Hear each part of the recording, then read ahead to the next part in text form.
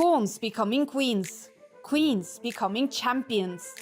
It's the Julius Baer Women's Speed Chess Championship. Wow! Oh my god!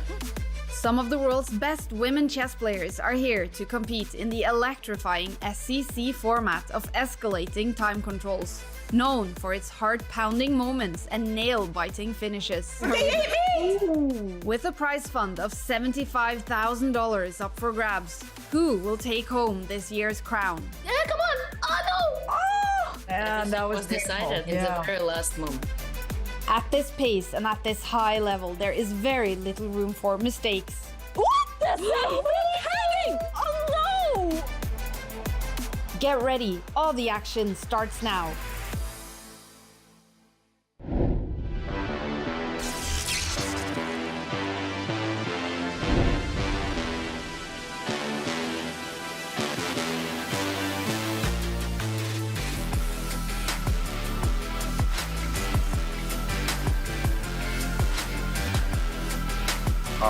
Welcome, everybody, to the Julius Baer Women's Speed Chess Championship. Sorry about that. Good morning, everybody. It feels like we haven't taken a breath because yesterday was the semifinals, and today it is time for the finals between Hou Yifan and Dronavalli Harika. Once again, I'm your host, Grandmaster Daniel Naroditsky, and alongside me today, my amazing co-host, Women's Grandmaster Jen Shahade. Jennifer, it is very, very early. I'm not going to lie, it's hard to commentate at this hour, but I think it's going to be a really exciting match. I'm so excited, Danya, for this match. And I just won some kind of bet because I had a wager on how quickly you were going to mention how early it is. But, you know, the beautiful thing about it being early is coffee and the Women's Speed Chess Championship final. So welcome to everybody joining us bright and early. We're so happy to have you. We are indeed, and you will not regret it. There is the bracket. Here is how Harika and Hou Yifan got to the finals. It was not an easy path yesterday. We watched as Harika put together an amazing performance en route to defeating Kateryna Lagno by 2 points. Hou Yifan with a convincing victory over Alexandra Kosteniuk. Both of these players, Jen, have shown great form, a lot of consistency. They've really controlled the matches coming into the finals.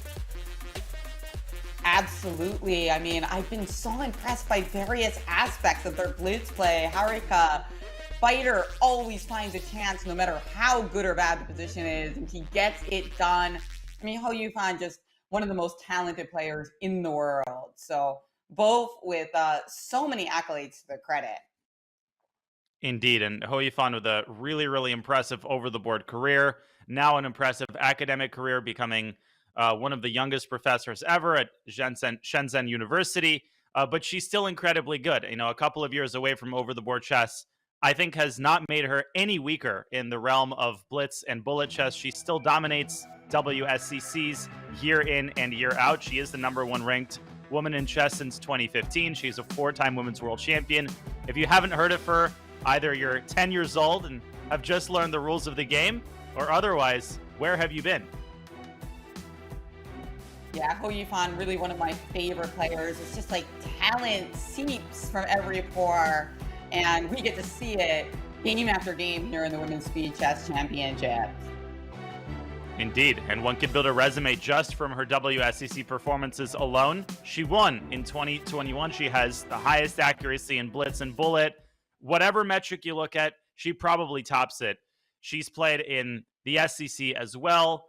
She dominates matches. You do not want to give her a big lead. This is an incredibly difficult opponent. She is the automatic favorite in almost any WSCC. So it's going to be a big challenge, Jen, for Harika. She needs to bring her A++ game, just looking at these stats. Absolutely. But you know what? I mean, Harika has so many accolades to her credit as well. She was a finalist in the Women's Speed Chess Championships 2 years ago, where she just narrowly lost the title to Hou Yifan herself. So she has been in her 5th appearance. She's a mainstay here, looking for this to be the one that she wins. 2nd female in India to become a grandmaster. But I tell you, there's going to be a lot more now, and it's players like Humpy and Harika who have really started that trend. Absolutely. And honestly, 13 of 15 is a really impressive score against Hou Yifan. If she can stay close once again, you never know how this match is going to go. So this is once again going to be the recipe for Harika to succeed in this match. Keep it as close as possible. And there is her 2021 path. She defeated Kosteniuk in the very first round, then beat Muzichuk, then defeated Lagno. That is a brutal path to the top, and only lost to Hou Yifan by 2 points. The critical segment in the 2021 title match was the 3+1 section. That is where the money was made for Hou Yifan. She won that section by 4 points, but notice the 5+1, that went to Harika by 2 points. She would love to repeat that today. That's right. Just get in there with an early lead. I mean, what we saw from Harika yesterday was just her handling of the clock was phenomenal. Time scramble. It just seemed like when she got into a time scramble, she didn't blunder and she induced blunders from her opponent. So I feel like if she does that today, hey, I mean, sure, on paper, Hou Yifan a favorite, but it could be extremely close if we see that Harika from yesterday. Without question. I think the openings are going to play a very big role in this match, and we'll have plenty of time to discuss how things are going to go because there is an extended time control in this match, and we'll get to that in a moment. First, we need to get to the Smarter Chess predictions because as much as I hate to say it, Smarter Chess knows what they're talking about, usually at least, and Smarter Chess is predicting another incredibly close match. Smarter Chess believes that Hou Yifan will win by a hair, by a single point, with a score of 14.5 to 13.5. I certainly would love for that to be the case, Jen, for us to see an incredibly close match. And given the kind of form that both of these players are in, I think something like this is very, very likely. Oh, yeah. Wow. Even closer than their match from 2 years ago, which was 15-13. Smarter Chess is predicting even narrower than that. Wow, that's something because, in Blitz, it's a lot about momentum. So we do often see somebody rack up a lot of points in a row, but these two players, so tightly contested. I love Smarter Chess's prediction there. Yeah, it definitely adds to the intensity. There are the players. Harika on the left, Hou Yifan is on the right. Well, we will have the camera view of the players as the games unfold. As usual, we'll have all of the emotions, all of the big moments captured on camera. This is going to be an amazing event, Jen, and the time amounts for each segment are extended because this is the finals. The cash prizes are also extended. There's $20,000 on the line, but the time control, very important. There isn't 75 minutes of 5+1. There's now 90 minutes of 5+1. There's an hour of 3+1, followed by 30 minutes, half an hour of 1+1, the bullet segment, which has decided so many SCC matches across the years. A lot of time to build big leads, a lot of time to mount big comebacks. Nobody knows what's going to happen. And obviously a ton of cash for grabs as well, Jen. Although pride is always the biggest motivating factor, I think, in any SCC or WSCC match. Absolutely. I definitely think that Harika wants to take down her first title and Hou Yifan wants to win it again. But yeah, the extended time controls, I'm super excited about that. I love classical blitz chess. So getting an extra 15 minutes in this 5+1 portion is quite exciting. And perhaps it's exciting to Harika as well. As you pointed out, that was the place that she had the edge 2 years ago. Now, how much credence do you put in that, Danya? Is it just noise and randomness, or does it really make an impact, the different time controls to each player? I think it makes a huge impact. I mean, obviously, each player has their favorite time control. I think for Harika, it might be 5+1. It's hard to say what exactly she likes. She was really, really impressive in the bullet yesterday. Building up that big lead against Kateryna. And, I mean, her resilience in bad positions. I mean, if you take all of the positions where she was losing, or even worse, she probably scored something like 75% out of them. So she needs more where that came from today, but she also needs great opening preparation, especially with the black pieces. So I'm excited to see what she brings to the table. I'm expecting 1e4 from Hou Yifan. She is an incredibly dangerous Ruy Lopez player. So I think it's going to be a fascinating battle on multiple fronts today. Yeah, and as we recall yesterday, Harika was kind of switching back and forth from double king pawn and a number of interesting lines in the Ruy Lopez and the French. And I mean, it's not that I don't like the French. but I don't like the French. But no, seriously, I actually really enjoyed calling those games because they were wild. I don't like people playing the French against me, but watching is actually quite fascinating. But I got to say, I didn't love Harika's positions out of that line. So is she going to repeat that against Hou Yifan, or is she going to go back to the double king pawn? I don't know. I'm thinking double king pawn though. Yeah, that is her main opening against someone like Hou Yifan. You want to play what you're comfortable with. With the white pieces, she also struggled yesterday, particularly in the 3+1 and even in the bullet. She tried a Jababa London. That didn't really work out. She had that 4-knight Scotch. She wasn't getting much there either. I think we might see some Sicilians from Hou Yifan, but really Harika has to make the white pieces go a long way and try to challenge Hou Yifan out of the opening. But it's a long match, Jen. It's impossible to predict how these matches go on the basis of the first couple of games. So people should, not rush to conclusions based on the outcome of the first game. I mean, we know that 2-0, 3-0 lead is not that much, given how much time there is to make a comeback. Absolutely. And, speaking back to time controls, I got to give a shout out to our Alexandra Kosteniuk, who, of course, played in this tournament. And, she did fall and she's not in the final, but she played fantastic chess. And I remember her saying that she didn't like bullet, but she was good at it. And I thought that was a really interesting point, how the time control you like might not be the one that you're best at. And by the way, we are starting off with a double king pawn, probably going to be a Roy Lopez. So your first prediction was right, Dania. Danny? Italian. Okay, maybe it's too early. Maybe she didn't have the strength to put her bishop on b5. Like the old, Russian chess joke. They asked this old Soviet GM, he played e4, c6, d4, d6. They say, Vladimir, why didn't you push the pawn all the way to d5? I just didn't have the strength to push the pawn 2 squares. So Hou Yifan, of course, also an excellent Italian player. These two openings are quite related. And a big shout out to everybody joining us for the WSCC finals. If you've just arrived, you haven't missed any of the action. This is only game 1, Jen. It's a great feeling. We have the entire match ahead of us. Yeah. And I was actually a bit shocked. I stumbled there, and when I saw bishop c4, because I just was assuming it would go to b5. But especially after you pointed out, Hou Yifan's skill in the Roy Lopez. In some ways, the skill of a player is often determined by how good they are at the Roy Lopez, because the Roy Lopez is just chess. It's every part of chess, right? Opening preparation, history, strategic, and also, of course, tactics. But the thing about the Joko piano is certain lines of the Joko kind of almost feel like the Roy Lopez's, don't they? It's very similar plans, just you don't get the bishop going from a4 to b3, right? This looks quite similar otherwise.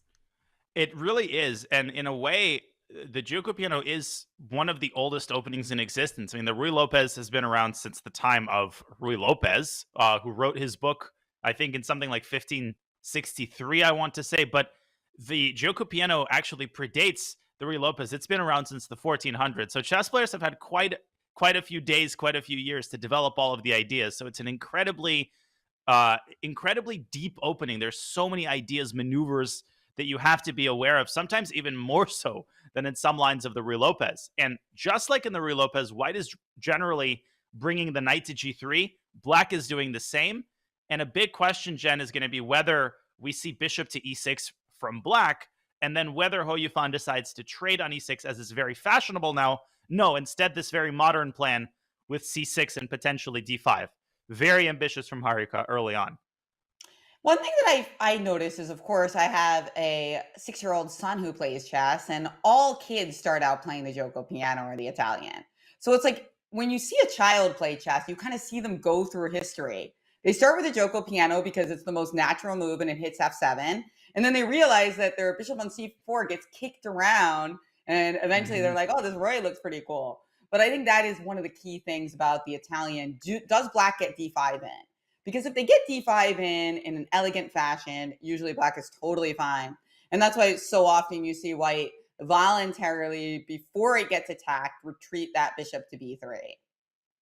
Exactly. And this takes the sting out of d5 because it no longer comes with tempo. But just to illustrate, just the tip of the iceberg, the kinds of tactics that hide behind the scenes, if we could pull up an analysis board, and I won't bore people with too many analysis boards today, but just to illustrate how complicated this can get, actually d5 I think is very possible here. We might even see it because e takes d5, knight takes d5.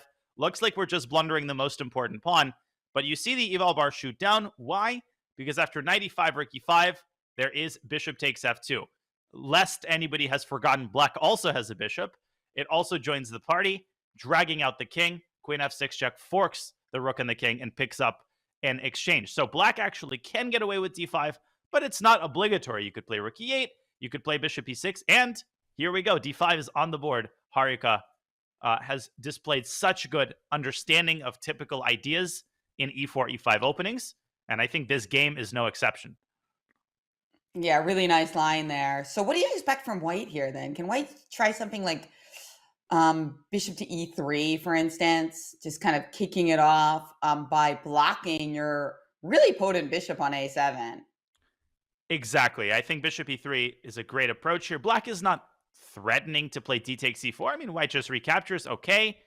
And if the queens come off the board, white might seize control of the d file. So I really like the look of bishop e3. I think Hou Yifan is evaluating what happens after e takes d5, knight takes d5, and then, of course, white does not have to take on e5. Okay, so she's going to go for that. Maybe d4 after knight takes d5. The position strikes me as very close to equal here.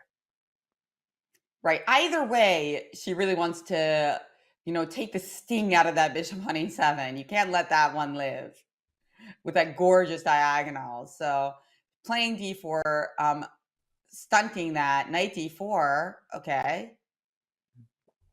Knight so now we takes see d4. two knights. But it's funny, both knights are in the exact same configuration, right? Both kind of poised at the f4 or f5 squares. Yeah, and both are being pressured by the enemy bishop, but it's a little bit harder for black, I think, to figure out a move because this other bishop on c8 is undeveloped. I mean, the position is almost exactly symmetrical. If you shifted black's bishop to b6 and you brought white's pawn down to a3, I think we would have literally an exact symmetry. Harika with rook e8. Now I think Hou Yifan could trade on e8, trade on d5, and get this isolated queen-pawn structure. But on the other hand, that would involve handing over the bishop pair, and the knight on g6 has a lot of prospects in the center. It can jump to e5 and later to c4. So I don't think Harika is too unhappy at the way this game is unfolding so far. No, I like her opening. I think it turned out quite reasonable for her. So indeed, bishop to e3, and look at their handling of the time. Both really playing good moves quickly, which is the name of the game here at the Women's Speed Chess Championship. So I feel like this early start kind of bodes well for the match. An exciting opening, lots of strategy, lots of tactics, and they're playing quickly.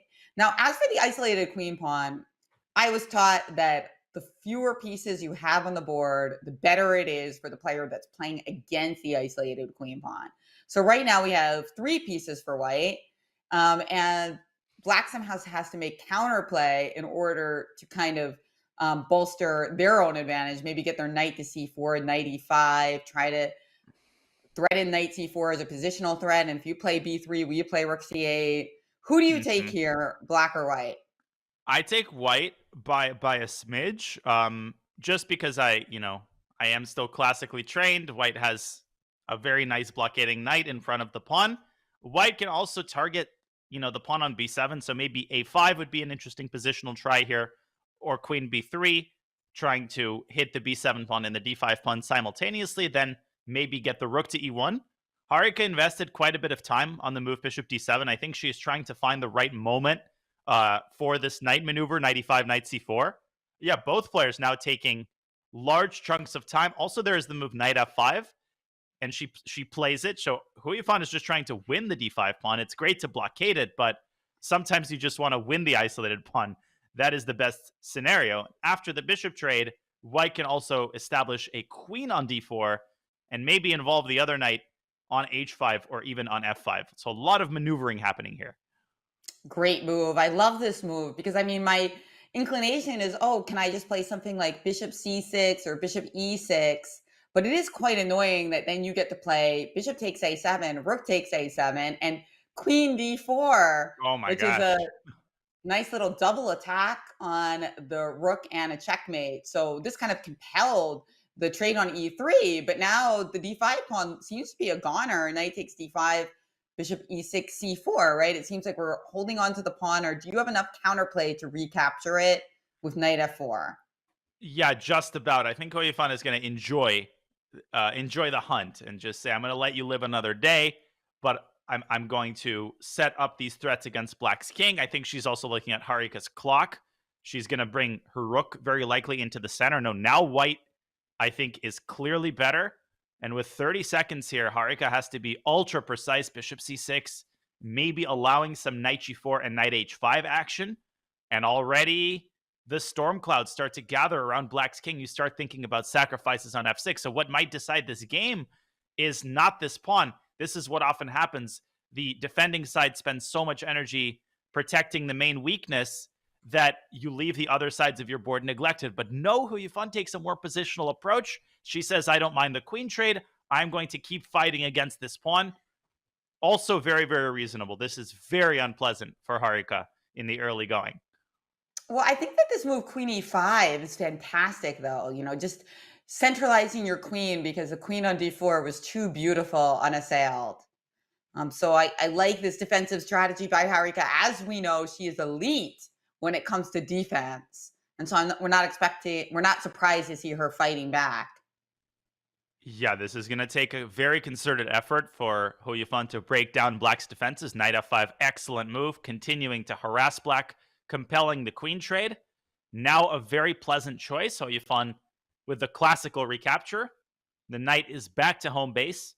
The other knight very nicely positioned on e3 to kind of restrict its vis-a-vis from jumping into c4. But how does White add heat to the flame here? King f1, okay, but what now? Because king e2 does run into knight c4. Have to watch for the pin. 20 seconds, Jen, and we might get our first time scramble of the day. Just 10 seconds for Harika to defend this position. Knight g4, love the move. Getting the good knight rather, versus the bad bishop. I love to see it.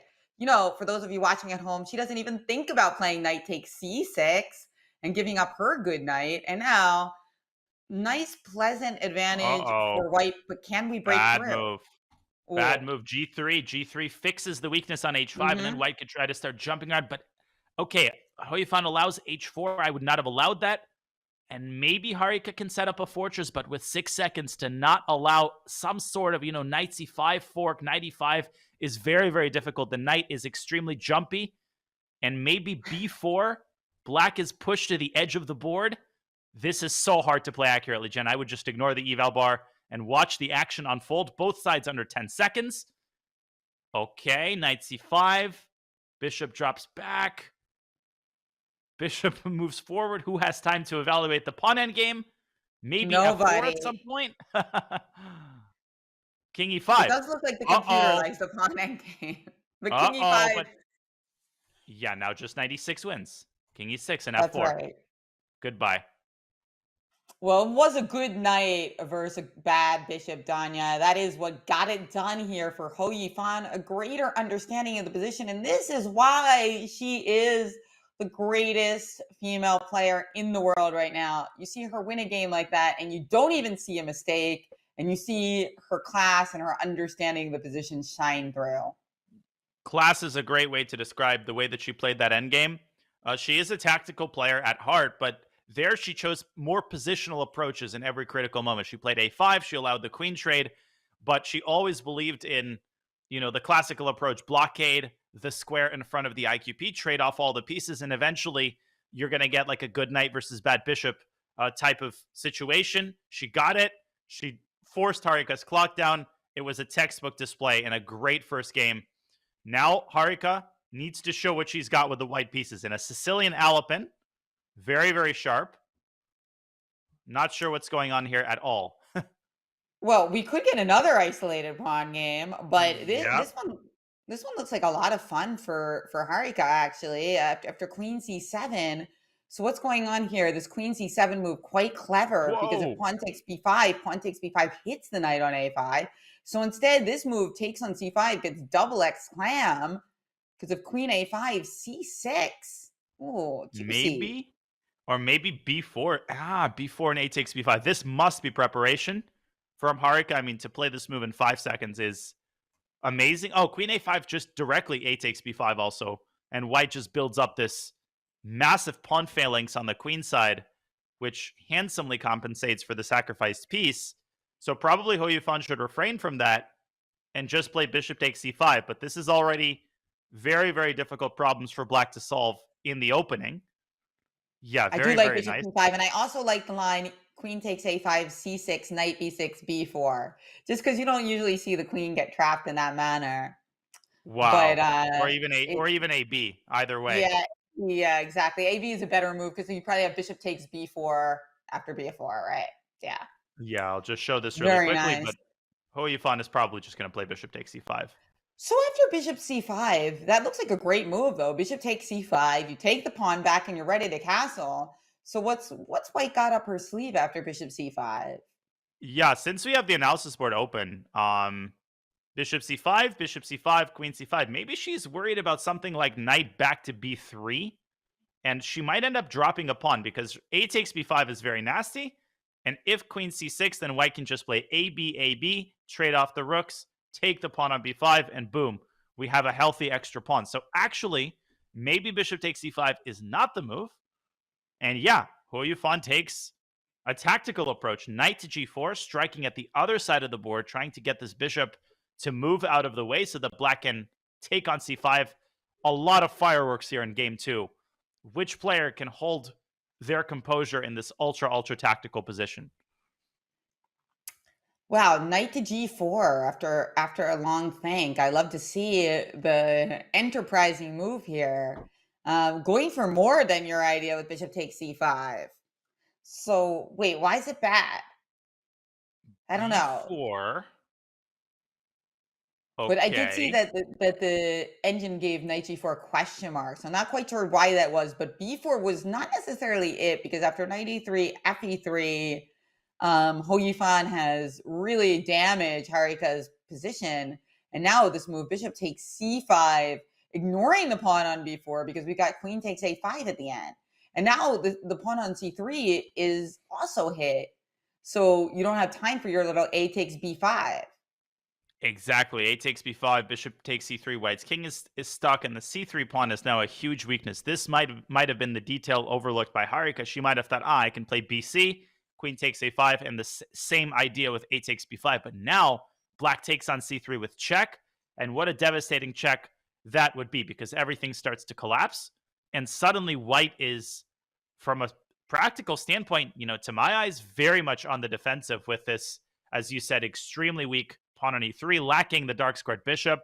And once again, Hou Yifan, I think, has taken over the driver's seat here in this game. Maybe knight d4 should be tried, but this is a difficult position to handle accurately. Yeah, exactly. I mean, this looks like a great idea by Hou Yifan, and there's something there, I suppose, for white other than b4. But Harika now in the tank, as it's always an unpleasant feeling when you out-prepare your opponent, but then somehow things go awry and your preparation is out the window. Never fun.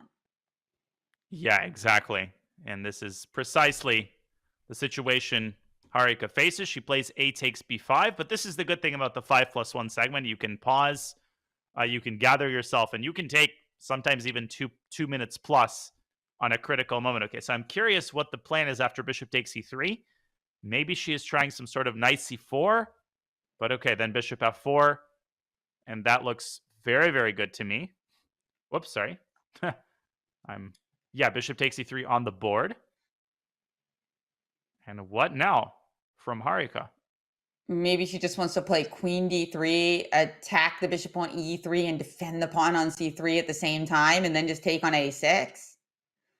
Very we can't sensible. really take on a6 that easily with that bishop coming to a6, but we can at least hold on to the pawn that we've captured there. Knight c4. But bishop f4. Maybe there is this move g3, chasing away the bishop. And the thing is, if the bishop drops all the way back to h6, then the d6 square is very, very tender. And white can actually try to force an endgame with queen d6 or deliver a nasty check with knight d6 check. But I think the former option is likelier because knight d6 check, the king just walks up to e7. But queen d6, if you can force the queens off the board, then white's king starts feeling a lot more comfortable. That's right. And so bishop f4, g3, bishop takes g3 check. Even though we get 2 pawns, it doesn't really lead to anything after pawn g3, queen takes g3 check. I guess just the cold-blooded king e2. Exactly. I think white survives, lives to tell the tale. Black does not have enough wood in the fire.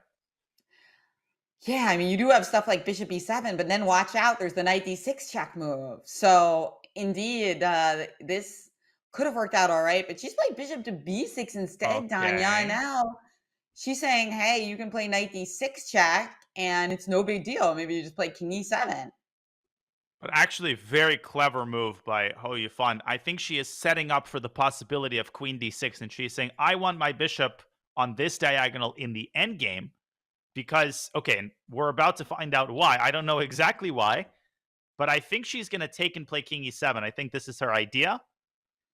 And there could be a further trade on c8, and ultimately the weakness of the c3 pawn could still come back to haunt white.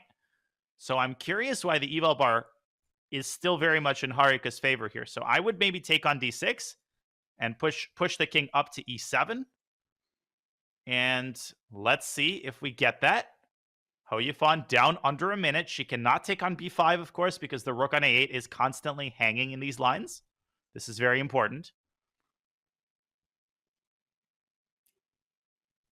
So yeah, queen d6, knight d6, king e7. And instead of knight takes c8, does white have something better there? Oh, she's played bishop to b7, Wow. unlike not queen d6 as you expected. Okay. Okay, what a Gordian's knot of a position here. Impossible to understand what's going on. Don't play knight takes b6 because obviously the queen must remain protected. Rook d1, okay. Fantastic move. A takes b5. Suddenly there's knight takes bishop, and black has no good way to recapture. Either you give up the queen or you give up the knight with check. Wow, Harika's tactical awareness in this position has been incredible. 20 seconds now for Hou Yifan. She can no longer trade queens because you already dropped the bishop, and she blunders knight takes b6. Oh, so well spotted. It's a little bit of an optical illusion here. You can't take with either piece on b6, and queen takes d6, rook takes d6, king e7. Well, No, but no wasn't king leading to F2. anything, so queen takes c3 check. Best try. Best try. Oh, knight d2. Weird move. Queen e3. She blunders the knight back. No. Unbelievable. King f2 was game over. Just get the king to g3. Now it's the game is on again, and Harika is going to find herself down a full pawn in the endgame. Black should win this now. Oh my gosh, what a heartbreaking moment. Oh boy. She did have over a minute, so she had time to figure that out, but unfortunately, yeah, she just missed that queen e3 check move. Arg. Yeah, I'll rewind, Okay. Jen, after this game to show everybody what exactly happened, but let's focus for now on this time scramble because the game is far from over. I mean, Hou Yifan with 11 seconds. Harika can keep fighting, and she will. We know that she Okay. loves to fight. b5. Let's go. Let's go. Let's go. Maybe not b6. Yeah, King f2. Great move. I have to say, it's kind of hard to understand. Again, disregard the eval bar, because when I look at this position, I'm like, oh, white has a lot of chances. You know, we got that b pawn, right? And it's like keep White saying can that win white's this. losing, right? White absolutely could win this. You let the pawn through to Yeah. b6, and suddenly it's on b7, and it's b8 is around the corner. So Hou Yifan has to keep her rook on d6. Ah, rook takes g5. Maybe there's some sort of f5 to trap the rook. Oh, nice idea. F5 and king f6 would be trapping the rook. That is very cute. But Harika didn't even fall for it. But Hou Yifan saying, I have some pawns too.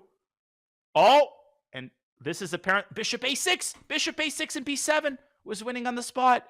Oh, And now again, it's a boy. game. White is stuck now. White cannot move the rook out of c6. Oh no. We are stuck. That's a great way to put it. We can't do anything. We can move our bishop to a4. And that is Don't the only play move bishop she found e8. it. And rook c7 was a trap. A beautiful tactical trap. Harika wins the bishop. And Ah, nice probably one it's a by draw. Harika there. Staying in the game. as now we've got a very interesting imbalance. The 2 pawns for the bishop. Probably a draw, but Hou Yifan has to be very careful because if you are unable to get rid of the last pawn, eventually you're going to get pushed off the board. Oh, okay. King G5, H5, H4. Fantastic. H5, H4 Draw. is coming, and it will be a draw. What a well-played draw. Well, okay. It was a very exciting draw. Of course, there were some mistakes in the time scramble, but that really kept us on the edge of our seats. Wow. Incredible. I'll spotlight 2 critical moments just for people who kind of missed the action in the moment. White should try bishop takes H5 and king F5, but this is a theoretical draw. Black gets the opposition. Maybe king F4 can be tried. Very good. Harika doing everything to test her opponent. But again, Hou Yifan was not born yesterday. And all right, don't forget, this pawn endgame, you need to know it. If you couldn't draw against Hou Yifan or Harika in this position, you got to review it, right? Right, Danya? Because this one comes up over and over again. Did you want to highlight or? Yeah, definitely. Let's pull up an analysis board. I just wanted to quickly run through the 2 critical moments. It was amazing play by Harika, but this was the first moment. Just king F2, I think. She was maybe worried about this check, but there's nothing to worry about. Just king G3. And Hou Yifan loses, just gets mated here because knight takes B6, queen D8. She would have resigned in this position. Instead, knight D2 is a sloppy move. Queen E3 picks up the knight. And then all the way at the end, an amazing trap by Harika, Jen, when she played bishop A4. Looks like she's walking right into this bishop E8 skewer, but suddenly rook C7. And you do not have time to take the rook because the pawn is unstoppable. You do not have time to take the bishop because the rook hangs, and you have no choice but to give that bishop up. And that is how Harika reemerged in the driver's seat. But then, great concentration by Hou Yifan to pull out the half point. Okay, back to the current game. And now we've got a French. So I mentioned at the top of the show that Harika was tossing between E4, E5, and E6, right? So she chose to play the French in this game. And we've got a classical setup by Hou Yifan. And I love that we're going to get this line a lot, Danya. This is very exciting. Yeah, this is a very challenging line because White's knight on T4 is under serious fire. Knight to A4 is a pretty standard idea here, but then Black's queen can slide over to A5. That is a check. White typically covers the check with C3. I'm pretty sure this is still theory, but it looks like Harika is the better prepared player here, just looking at the times. Oh, yeah, that's a good point. Already down an entire minute and a half is Hou Yifan. I hope there's nothing wrong with her time connection or anything. Because sometimes when people start thinking for a whole minute in these types of situations, you start to worry. But she's played knight to B5. Okay, Harika continues blitzing out her moves. Knight B5 was a nice move, by the way, just solidifying that D4 square. Maybe B4 can be tried, forcing Black's hand, trying to get as many pieces off the board as possible. Yeah. Okay. Yeah, we like the Yifan is out of the treatment by woods. Hou Yifan. We saw her win her first game of the match by using a beautiful knight on D4, beautiful blockading knight. And she's hoping to do it again. Yeah, the way I've seen Black respond is takes, and like knight D7 to B6. When White plays B4, of course, the C4 square is weakened, but instead Harika with a more classical approach, F6. We saw her play this yesterday in a completely different position, but of course it's a very standard French idea, trying to cut into this pawn chain and get yourself some activity on the king side. Now, don't forget, pawn takes E5, rook takes F1 is now a threat. Oh, Because we'd end up getting 2 pieces for the rook, which tends to be good, especially in the middle game. So White has to be wary of that, and she'll probably develop her bishop on F1 to avoid such things. very true. Of course, E takes F6. She is probably contemplating and thinking, is it worth allowing Black's rook to jump into the action? She starts with a queen trade and bishop D3. You called it. Yeah, so she keeps the tension.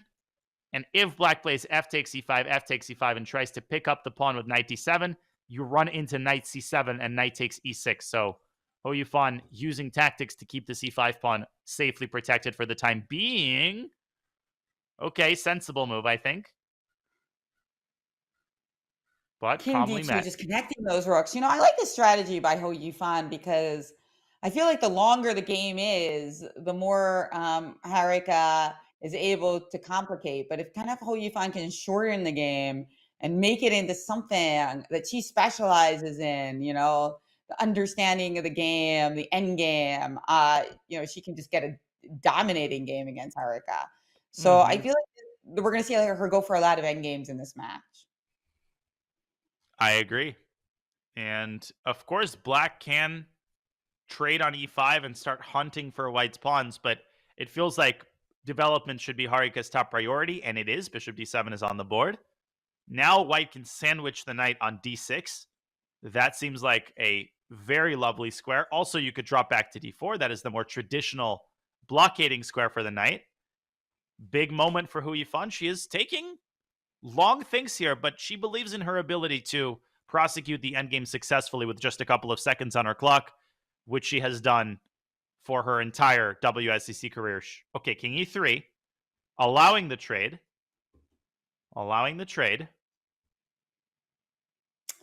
Yeah, I feel like she thinks that this is a critical position, right? Because there is potential activity. Takes on e5, takes on e5, rook f5. We do have to keep our eye on how to defend that pawn. You're really just going to put your king on d4. But then we have rook f4 check. So I think rook f5 is a bit of a nuisance here. That's exactly right. I think this was overlooked by Hou Yifan, this move on the side. She was focused maybe on the queen side. Now you're right. King d4 looked very, very awkward. She wants to maybe trap the rook, but you're not really trapping the rook. Rook takes e5, king f4. The rook still has h5. It can trampoline back to the king side. And I think rook takes e5 is a clean, healthy pawn. Maybe but king white d4. has... Yeah. And something like rook e1. And king coming to c5. The D6, king is a fighting D7, piece. yeah. Sparta. This is Sparta. Yeah. Actually, very possible, by the way. King c5 is a candidate move. Yeah, you do have knight a4 at the moment with a check, but then it doesn't seem like it really leads anywhere after king d6. So rook to g5 was the choice instead of rook h5 hitting the g2 pawn. Yeah, king c7, king b7, vamos Carlitos. I mean, rook a e1, slightly surprising. Intuitively, I would prefer to put the other rook on e1 so that the rook on a1 could be kind of lying in wait in the event that there's a trade on b4. But wait a second, rook hf1 and bishop f5. Hello. Harika overlooks a tactic. Bishop f5. Forcing black to give up the exchange. Bang. Wow, Hou Yifan is not going to miss that. Wow, great enterprising play here by Hou Yifan. So you're saying it's forced to sack the exchange here? I don't have anything else? I don't think so. I think rook takes d6, just devastating, I'm pretty sure. Maybe king d8 and knight c8, but ugh. Yuck has been called. Wait, what about rook f8? How am I doing there? Rook f8, rook e6, king d8. I take the knight, you take the bishop, carry the 2, divide by 1. I take on b7 at the end. It looks like you're taking too many things. I get it. We need different colors here. Those mustard yellow arrows are just showing me all the pawns that I'm gonna lose. b7, and then when the arrows come a5. out, you know it's bad. Yeah. And that is the problem also, that when we move that rook on a8, pawn takes a5 could be a kind of nice tempo as well. Well, this bishop f5 move seems to have stopped Harika in her tracks. She wasn't ready for this one. No, she was ready to pop the champagne. You know, king gets to d6 and she plays e5. I'm comfortable. I'm up a pawn and boom. This is what elite players do. They catch you unaware. You know, just when you're ready to relax and start to enjoy the torture, you know, they come up with a tactic to turn the tables. Harika does not go for the exchange check. She allows rook takes e6. Maybe she wants to hide away on d8, but then maybe the calm rook fe1 sets up the threat of rook e8 check. I think Hou Yifan is going to take this, but bishop e6. She wants king d6, rook f7, but there is knight e5 in that position. Very careful if you're Hou Yifan. I don't like bishop takes e6 at all. Because the king is now super safe on d6, huh? I mean, you could play rook to f7, but you're not really threatening anything. Yeah, and this knight e5 move cuts off the connection between the rook and the bishop, so I think she kind of outfoxed herself here, trying to play for maximum, but instead, now Harika has a new lease on life. Maybe you just go g4 and try to stabilize the position, or g3. And what's in bishop d5, by the way? Ah, bishop d5 is also possible. Rook d5, king c4, probably a draw. Yeah, is there anything better after bishop takes d5 and maybe knight d2? No, rook e6 check. Yeah, there's some wild tactics here, but bishop d5 knight d2 needs to be checked. This is what Hou Yifan is calculating. She's got 10 seconds. h4 on the board. Doesn't Okay, rook feel h2. right, but sometimes. So you had mentioned knight to e5, rook e5 also a possibility. Yup. Same as is idea, rook just takes pawn. yep, but she's taken on g2. An immediate Sure. bishop to d5 now that we don't have any of that rook takes d5 business. Okay. Liking it for white again, I have to say, for practical purposes. True, because now black can force that rook endgame, rook d2, and maybe has to rook d2 and rook takes d5. But in that position, it is white to move, and Hou Yifan can take that tempo to establish a presence on the 7th rank. 30 seconds now for Harika. Rook g4 check, by the way, would be met with rook e4. Yes, we are going to get this endgame. Maybe rook c8 check will be thrown in. b5. Giving up the pawn. I think this pawn can be captured. And the king will live to tell the tale. Just go back to c4. King c3. Don't blunder mate in 1. And Hou Yifan is chilling. She was going King for the b2. mate in 1 trick. Rook c1. Safe and sound. And now 2 passers on the queen side. But look at this. Harika's going to get one of her own over there, but It's going to be 2 close. against 1. Okay, seatbelts fastened. But now white is firmly in the driver's seat. There goes another pawn, which you can't defend. King b5, rook a5 check. Harika has to rely on her sole passer to generate counterplay. But I don't think it's going to be enough. No, there's 3 against 1 right now. That's a rough task. Even though black has a little bit of a head start, what you start to worry about is just that move, rook a4. And now, how do we stop all 3? Hou Yifan is too good not to convert an endgame like this. She's going to close her eyes and just rook h6, b5, autopilot, easy clap, very patient, king b4, rook h6, a6, yeah. And that rook is right where we want it to be, behind, and there it is, 2.5, half. Hou Yifan gets off to a big lead in this match, having won the 2 endgames so far, and here we have a Sicilian. Last time we saw the c3 Sicilian, and we see it again. We see it again, and Hou Yifan with the classical d5 main line. Yeah, knight a3. Yeah, I mean, this is the fashionable move. Yeah, I think that this is a reason why people thought the c3 Sicilian is good for black, because you get this d5 move in, and these forays of the knight by Harika are kind of like this new fashion to kind of keep the c3 Sicilian theoretically viable. This again, it got a question mark. What's up with the question mark? What is white winning here? So apparently the correct move is, our Silicon friend informs us, but this is typical computer, word salad, or move salad, I should say, like c6. Nobody will find these moves, c6, knight f6, b4. It's some crazy computer line. I love that Hou Yifan is repeating this because she thinks, yes, I got into trouble the last time, but she senses that if she had played correctly, then probably she has a good position. Bishop e7 here apparently is correct, but that is very hard to figure out. So let's see where the improvement is going to lie. Yeah, a takes b5 simply. The last time I think she played bishop takes e3 and ran into this very nasty knight c4 idea. This time she starts with a takes b5, and after bishop takes b5, bishop takes e3, let me put this on the board. The critical difference is that now if you play knight c4, black can trade on a1, and there's no longer the problems with the d6 square. You're just going to castle, and you're going to have a great position because of your bishop pair. The knight is going to come to d5 later. I think Hou Yifan making the right call to repeat this line, actually.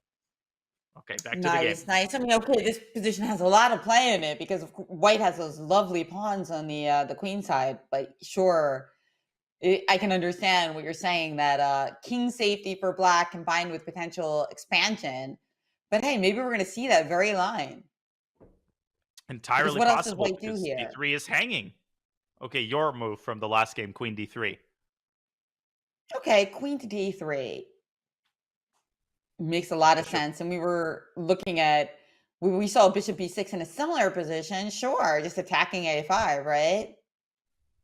Yeah, on the board. Rook d1.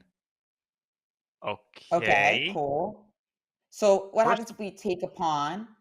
Then there's what is there? Like if bishop a5 and rook a5, where's the tactical blow there for White? maybe Is there just keep one? the tension with c4. By the way, Black can also just probably Black can castle here. And bishop takes the... Okay, no, Hou Yifan goes for bishop a5 and asks this very same question. Like, essentially, what do you want? How do you add pressure to this knight? Because knight e5 is never possible. This is the problem with White's ultra-exposed king. And I think now castles is possible. Castles, bishop d7, rook d8. That's a nice one. The fact that you can get out of dodge with castles with this tactical maneuver, bishop d7 doesn't win a piece because of rook d8. Oh, that's nice. Beautiful. That's such a buzzkill when you've got you make all this work to stop Black from castling, and then they just castle anyway. They That's castle, like the yeah, worst exactly. feeling. Like these incredible machinations by White, sacking a pawn, and everything is trained on the knight, and you can't castle. All right, in your face. Castle's kingside. Bishop takes d7, rook d8 cleanly picks off the bishop on d7. Black is going to be a healthy pawn up.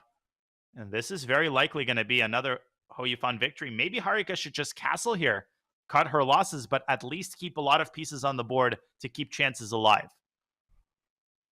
Yeah, I agree. Bishop d7, rook d8 just looks too easy for Black, right? Just a really, really nice position. And then the pawn on c4 is going to be loose as well. So I think, yeah, castling seems like the right play.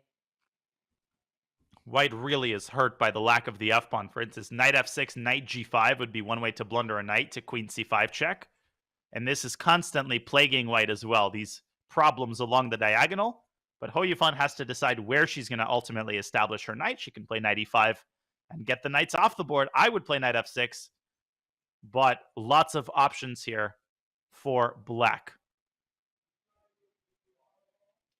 Yeah, but that was part of Hou Yifan's original idea when she played knight g4, right? You take on e3 and you really damage White's king safety forever.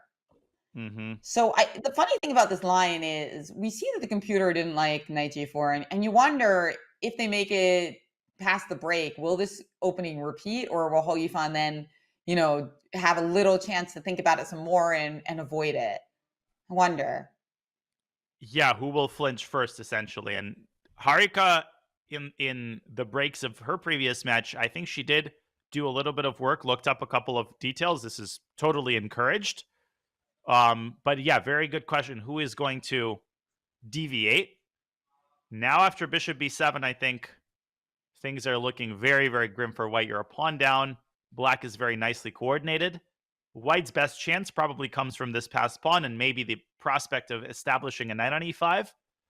But I'm not really seeing it happen. Black also has rook a2 at the right moment to hit this g2 Yeah, I mean, pawn. Black can, that's the problem here. Like Black can actually improve her position quite a lot with like bishop to e7, and it's really unpleasant for White. White, I think the main thing for White is just to keep the game going, not blunder anything, and see if you can take it into like the 30-second range where the randomness reigns. Exactly. We've got a lot of great chat in the Twitch chat. So welcome everybody. Those of you in Europe, in the afternoon spending with us, and those of you waking up bright and early all over the United States, everyone in Asia watching these players. It's just great to see this kind of cross-continental crowd we have here. And we welcome all of you, no matter what time zone you're in. Yeah, we all share the language of chess. We might speak different languages and wake up at different times, but we can all come together and watch a fantastic match. And this has been a great match so far, and it's only beginning. I mean, Harika already finds herself in a rather difficult situation, but these games have been very topsy-turvy. She is no stranger to adversity. She knows how to fight back, and Hou Yifan knows that, the brunt of the work is still cut out. So we have a trade on f3. Now we have a knight versus bishop situation, but the bishop is completely contained. The knight is controlling this money square on d7, so white never has rook d7, and it's safely protected by the queen. So very comfortable setup, but how is Hou Yifan going to actually continue expanding? Are we going to see e5? Is she going to try to use her heavy pieces and go down the a file? A lot of difficulty here in converting this advantage for black. There's been a theme here of the good knight versus the bad bishop. Oh, in the chat, the one Lord God said, I forgot half the continents. What did I not say? Antarctica, Australia and Africa? All the people in Antarctica on McMurdoch Research Base watching this show, and they feel left out. Yeah. Oh, I would love to go there. It's 1:45 a.m. apparently in Antarctica. I don't even know. Oh, okay. So that's why we don't have anyone from Antarctica in the chat. Exactly. If you are here, though, tell us. Yeah, Rook near A1, one rook E1. Mbps internet.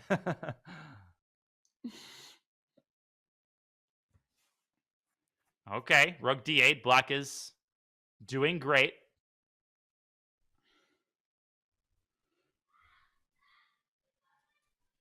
E5 also very possible. Just push the pawn up to E4. Yeah, that's the thing. I mean, we eventually have to use this king side majority, right?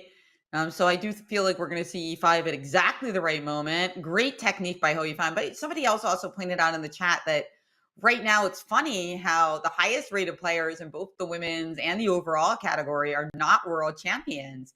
But in the women's side, Danya, that's actually really normal.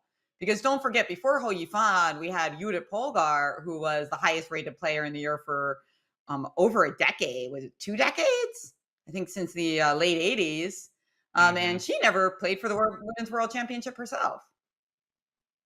Yeah, it's a very prestigious, august title, but there's more to chess than just the title.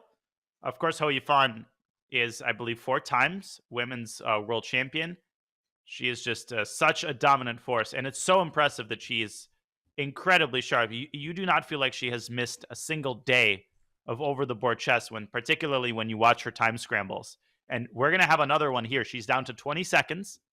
She needs to watch out for tactics related to the weak e6 pawn. The knight is going to be evacuated via d3. And then it's going to threaten to jump back to e5, forking the bishop and the queen. It's just impossible to play against this feisty knight here. Just the bishop on c6 has nothing to do, and the knight can do everything. It's actually frustrating, I think, for white in this position, because Harika loves to complicate things. You pointed out knight e5 might have been a nice move, but this is going to be great too. Yeah, knight e5 was winning on the spot, actually, because knight takes f3 was checked, but nothing wrong with just snapping off a second pawn. Still completely winning as long as Hou Yifan can keep her knight safely protected. Maybe bring the rook to a defended square so that the knight can eventually be... Yeah. Okay, king h7. Very good. Very classy move. Now knight e5 once again is a threat because rook takes d8 no longer will come with a check against the king. Excellent. Same idea that you had. Put the rook to a defended square, but kind of like a different interpretation of that. Get that king out of the way. And there we see it, knight e5, crushing move. Just no chances. The technique is, chef's kiss. Doesn't matter if she has 16 seconds or 36 seconds. She is going to find the key moves, and she wins another game with the black pieces, extending her lead to 3.5. Harika finding herself in a big hole to start the match with half of the 5-minute segment having elapsed. Jen, incredible form once again, as we've come to expect from Hou Yifan. Yeah, just fantastic to watch her play. Learn your positional chess, those of you watching. Learn your positional chess, indeed. Well, Harika will have to do a little bit more homework during this break. Just catch her breath. But, of course, the match is still very, very much alive. There's half of the 5-minute segment. There's so much chess yet to be played. And we wanted to remind you, before we go on our first break of the day, not to miss out on Chess Kid's Black Friday and Cyber Monday deals from November 24th to 27th. Get an extra 6 months of premium membership when you purchase 1 year of Chess Kid Gold. Chess Kid Gold is the perfect gift for young chess fans and rising stars with exclusive features like unlimited lessons, puzzles, bots, and more. Use !CK in chat to check it out. And don't forget to use code BLACK2023, BLACK2023 at checkout to unlock your savings. Well, we will unlock the second half of the 5-minute. You're watching the finals of the Women's Speed Chess Championship. We will see if Dronavalli Harika has a comeback in her on the other side of this break.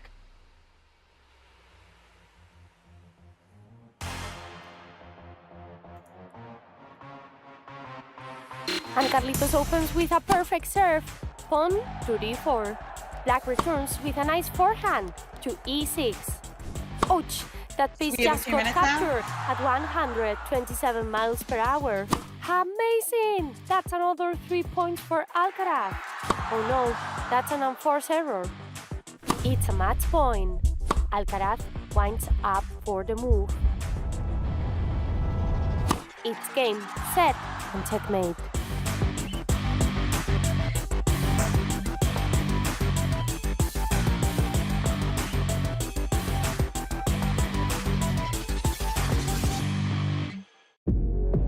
I can guarantee that working your way through this course and solving all 1001 exercises will reward you not only with a greater tactical knowledge, but also with spotting more tactics in your own games. My name is Fiona Steil-Anthony and I'm a Women International Master. I wish you a warm welcome to the course 1001 Chess Exercises for Beginners, authored by Franco Mazzetti and Roberto Massa, with videos by me.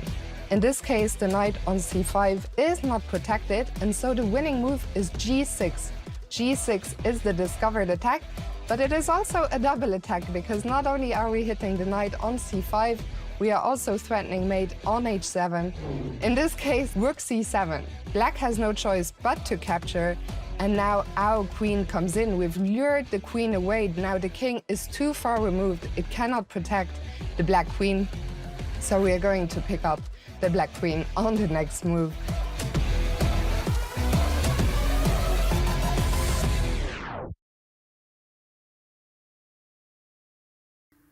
It changed a lot. I think the whole last year, I played a lot of online tournaments on Chess.com, like especially the Saturday tournaments and like Speed Chess Championship.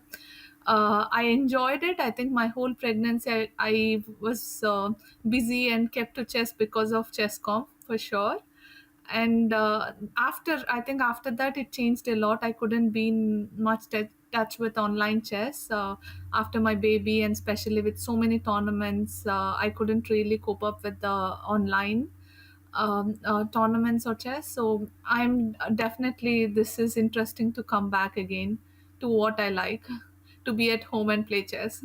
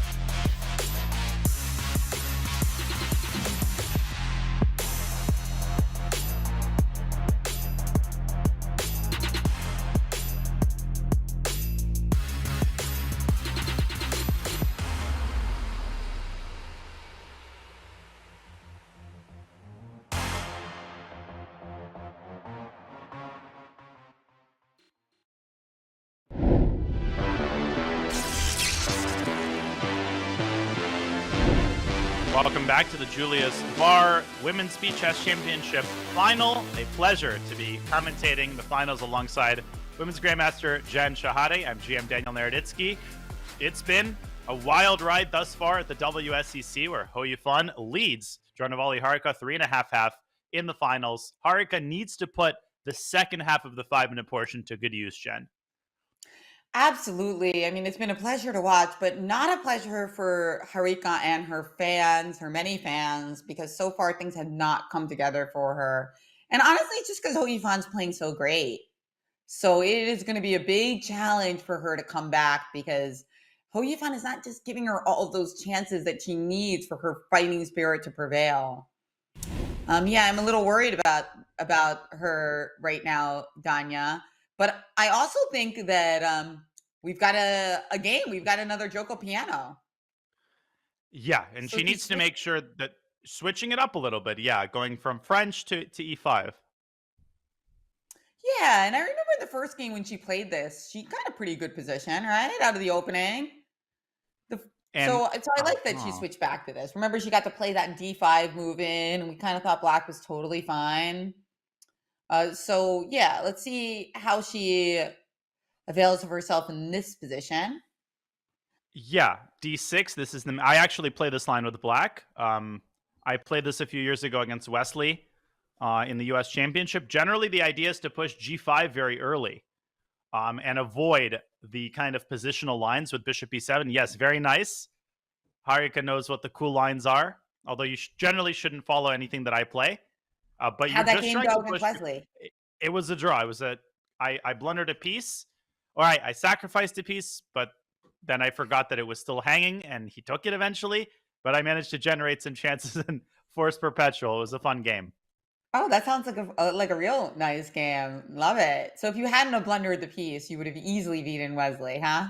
Easily. Actually, I was close to winning at one point, and there's no worse feeling than coming back to the hotel room and you start kicking yourself. And if only beating Wesley with Black would have been nice. But this is exactly the right setup that Harika is playing. The bishop is fianchettoed, and this is the kind of double meaning of the move G5. You are also preparing the fianchetto, but also you're preparing the pawn storm, right? G4, H5, H4. And it looks like you're kind of a beginner trying to push your pawns, but no, this is actually a very, very dangerous idea that Hou Yifan is taking seriously. Everybody is playing this type of line now with Black. Yeah, one thing you just got to watch out for is when White castles before Black. It's not always automatic that Black will just instantly castle. And that's when you have to fear these ideas with the early G5s. Exactly. Keeping the king in the center. Whoa, C3. Hou Yifan allows the trade on F3, and she believes that the F5 square is going to compensate for the ruined pawn structure. I actually really like this move. The computer can go take a walk, or it can go have a glass of coffee because it's early, but I like the move C3. Wait, but if you're giving the computer a glass of coffee, that's like a nice thing. Okay, but bishop takes F3, it does strike me as very odd to allow that move. Bishop takes F3, pawn takes F3. So you're excited about the square in F5, but can I cover that square with knight to E7? And maybe that is the reason why this is a slightly over-optimistic approach. Or maybe Black can even play D5 and simply eradicate the weakness entirely.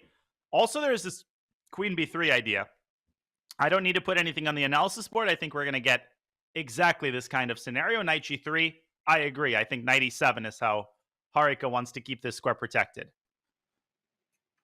But I see what you mean. Like, this idea of allowing G takes F3 seems so terrible in most positions, but it's not as terrible in a situation where we have the F5 square and also your bishop on G7 looks kind of blocked in.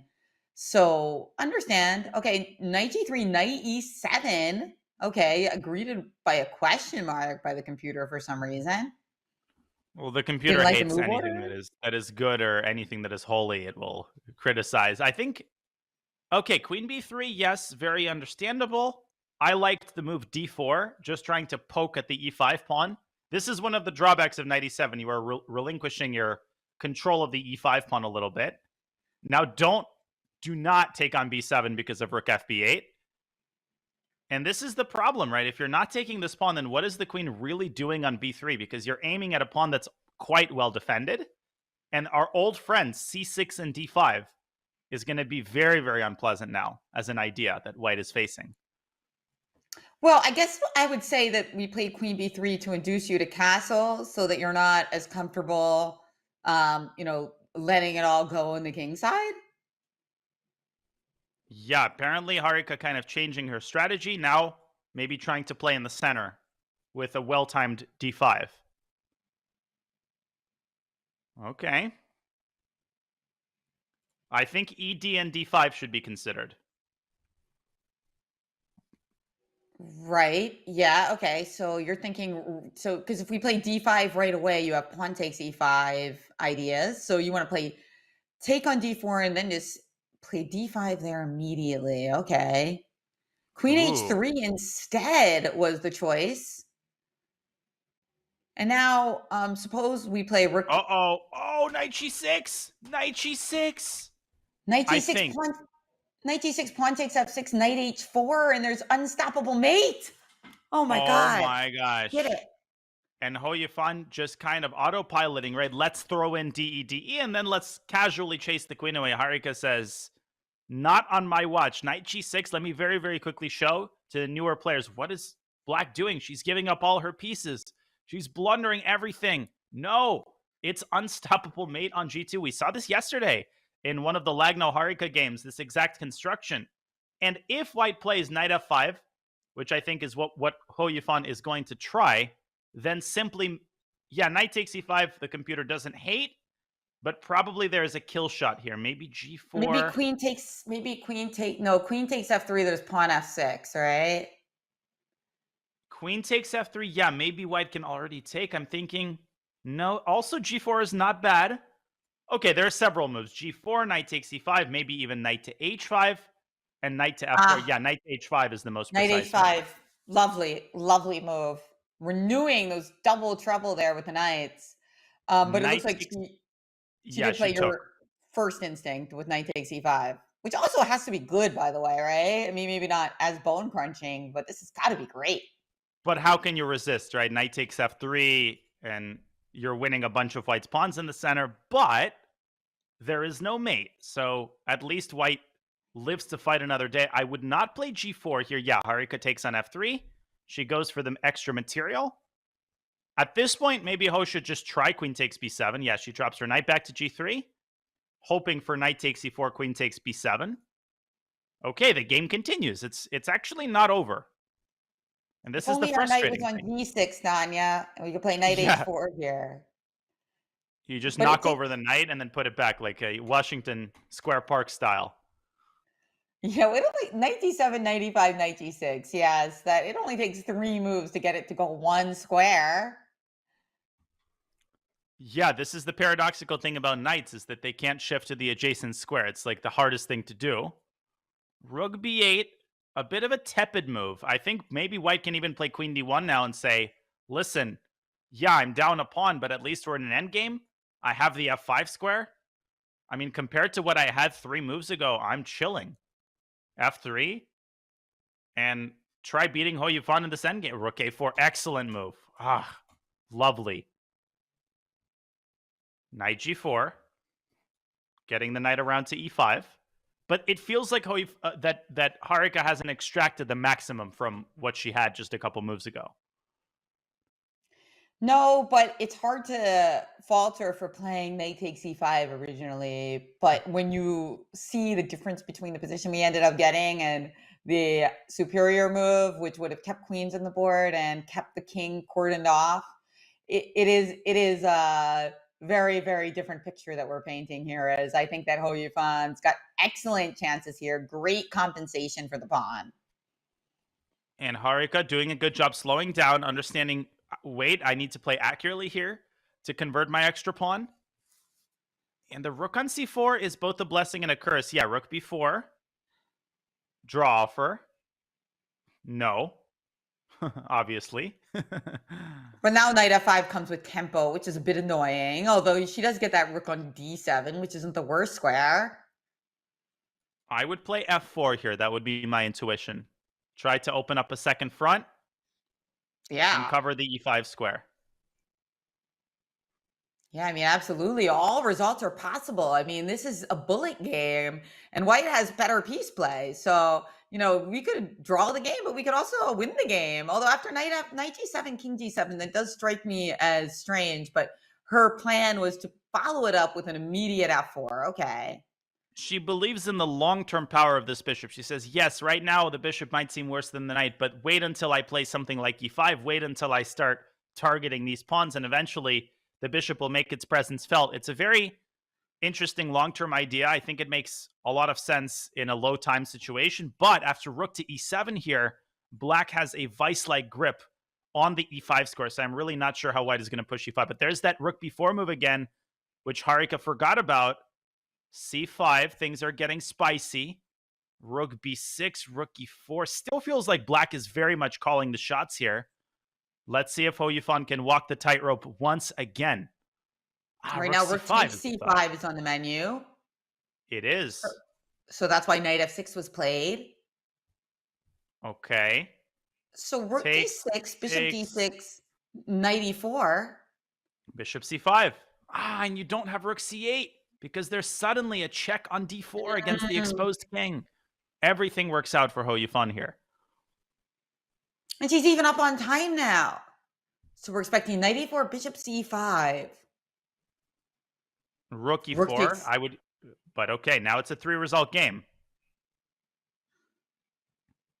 Great move, rook e2 by Harika. Fantastic move. Opening up the e4 square for her knight. Yeah, I expect bishop e5. We got to stop that knight. Rook d5? What does she want here? No, rook d5, rook b5. Uh-oh. Here we go. Seatbelts fastened. c4. Now black might lose the knight. Very, very careful Harika has to be. Rook d6, rook e6. We're still hanging in there. So bishop f6, king f6, rook d6. But there is rook e6 here. Yeah, and Hou Yifan just wants to hold the draw with rook b6. Just says, yeah, I'm down a pawn, but... yeah, but she might lose another pawn. But Harika's going to try, that's for sure. Anything is possible. I mean, there's a lot of skewers in these rook endgames. You have to watch for the skewers. Hou Yifan trying to get her king into the right position. Harika advancing her pawns. Feels like black is making a lot of progress here. Yeah, getting that king all the way up the board where, yeah. Black is winning now. h3. Barely made the move. Oh, with 0.1 seconds. Oh, gosh. Still trying. But it's Harika who's got 6 seconds now, so it looks like she might get her first win of this match. She needs this win. She has to convert this. Hou Yifan barely getting off her moves. Just trying to make sure she doesn't lose on time. Rook a4 still holding on. She just doesn't die. Man, what does it take to bring Hou Yifan down? She just keeps finding ways to keep the game going. Get the king to the other side, though. And now Harika should win this. King c6. Still not so easy. Rook b5. Bang. Nice move. Liquidating move there. So now we change 2 pawns for 2 connected pass pawns, inducing resignation as the break. Did Harika Dronavalli well as she has won her first game in the match. Incredible. She just kept pounding and kept trying. There were so many times when it feels like she was on the cusp of winning. Then suddenly Hou Yifan found a chance. But excellent composure and time pressure. And I think this is Harika's maybe biggest strength in this match, is her ability to thrive in these low time situations. This is why she needs to keep it close going into the bullet, because I think she's got a serious chance of taking the advantage in the bullet section. What a game. And we've got a lot of fans of Harika in the chat. Big clap. And don't forget, it all started with your move, Danya, g5. And more precisely, it started with this beautiful move, knight g6. If you didn't see that, you got to review that game and look at knight g6. Lovely move there. And Harika doesn't stop there. She plays a kind of a souped-up Benko gambit, a reverse King's Indian Benko gambit mixture. I love it. I used to play like this b4, c takes b4, eighth. Ooh. This does not look right. Maybe because of b5, but then... Okay, knight a5. I can understand why this move was played. You can understand why a move was played. It's so different than I like that move. Yeah, would I have played it? Is it a good move? I mean, b5, knight a5, d3. The knight is going to be stranded. And this is a big problem for Hou Yifan.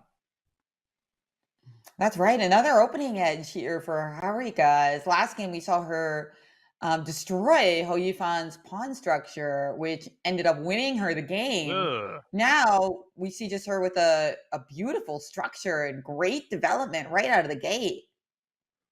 Yeah, this pawn on b5 is really a bone in Black's throat. You could play a6, but White's just not going to budge. Like, absolutely, trade on b5. Be my guest, give me the c4 square. And quickly e3. The textbook prescription here is just very quickly open up the center. Of course, Harika, she knows this. She will play it. And if Black plays e5, maybe rook e1. You might not be able to develop your pieces in time here. White is starting to pile up on the e-file very, very quickly. And if you play e takes d4, you run into this classic situation that's so instructive. White just piles up on the e-file, and you cannot castle because after queen takes e7, rook e8, queen takes d8, I mean, the rook is also defended. Sometimes there's this trick where you play rook e8, but here it doesn't work. And guess what? All of this is on the board. Rook e1, bishop e7, queen e2 on the board. Knight f8 to attempt to either play knight e6 or knight d6. Now, Danya, if we recall earlier in the match, Harika played 2 c3 Sicilians and really didn't get anything, kind of got less than something. She got worse positions. And now she's just playing knight f3 and g3 and out of the gate with a gorgeous position. It's like, why even bother with e4? And I'm a lifelong e4 player, but how is this happening? Same. And this, I have a rant prepared for this over my years commentating SCC, WSCC matches, which is somehow players get emotionally attached to the openings they choose initially. And I've seen so many matches where just players keep repeating the bad line over and over and over again. Just, you know, you're playing the match. You're not playing, you know, a game of who can play the same opening the most number of times. Every one of these GMs is a modern player. They can play e4, d4, knight f3, keep changing things up if they're not working out for you. But this f4, f5, very direct approach by Harika, trying to force this knight away from e6. Maybe she wants some tactics with knight c6 and queen takes e7. We'll see. Right. So what is the line here? If we play knight to, I guess, c7, if knight to c7, okay, knight g5 instead. So we do have this discovery with something like knight g6, but does it gain us anything? Or is it just a trade? Or knight c6? We play knight c6, pawn c6. Do we have time for the in-between move, bishop takes c6, with the idea that we can, once you move the rook, we then take on e7 and end up a pawn? I'm worried because the queen side is left undeveloped. Yeah. So maybe Black can sack the rook on a8. Harika continues to chip away at the king side. But again, look at these pieces. They're all in their initial squares. White's got some weaknesses that might be exposed if the position opens up. If you push g4, then suddenly Black will start to pile up on the e-file. I think Harika might be losing the thread a little bit here. Yeah, there's g4.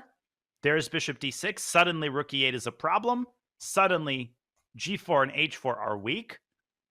And maybe you just go full steam ahead with g5. But that feels very, very precarious. And it looks like that was what was played. g5 on the board. But rook e8. And White is way overextended. I mean, you just don't have enough. You know, you're trying to make it from San Francisco to New York on a single tank of gas. I mean, you need your other pieces. That's true. I would love to play something like knight f7 here, but it doesn't work. I mean, you just play rook takes e2, knight takes d8, and e1 is hanging. But, you know, that's the type of move that, hey, maybe it would have a chance of working if we had more development. Now, bishop f4, similarly, pawn takes g5, pawn takes g5. It seems like you can just play knight takes d5. Exactly. Again, not enough development for these tactics to work out in our favor. Good call. And on the board is bishop f4. There's hg, knight takes g5. Maybe knight d7 can be worked out to Black's favor, but I wouldn't bother with it. I would play the old man approach here with just hg and knight takes g5. And I mean, up a pawn, great position. But Hou Yifan she is going to calculate. This is what makes her so powerful. She's not just going to satisfy herself with the easy option. She will work this out and try to play for maximum here. And I'm quite sure she's looking at knight d7 right now, or HGHG knight d7. But she is running a little low on time, right? So she's getting close to the 1 minute mark. Of course, if she has a totally win position, that'll be plenty. But we know that Harika likes to mix things up in those spots. And I think she's going to find a way to keep this game competitive. There we have it, knight g5, your option, Danya. Yeah, and the problem is the second pawn also might be falling on f5. How do you defend this lone star on f5? I don't think you do. Yeah, finally, the knight is brought out, but it's a little bit too late.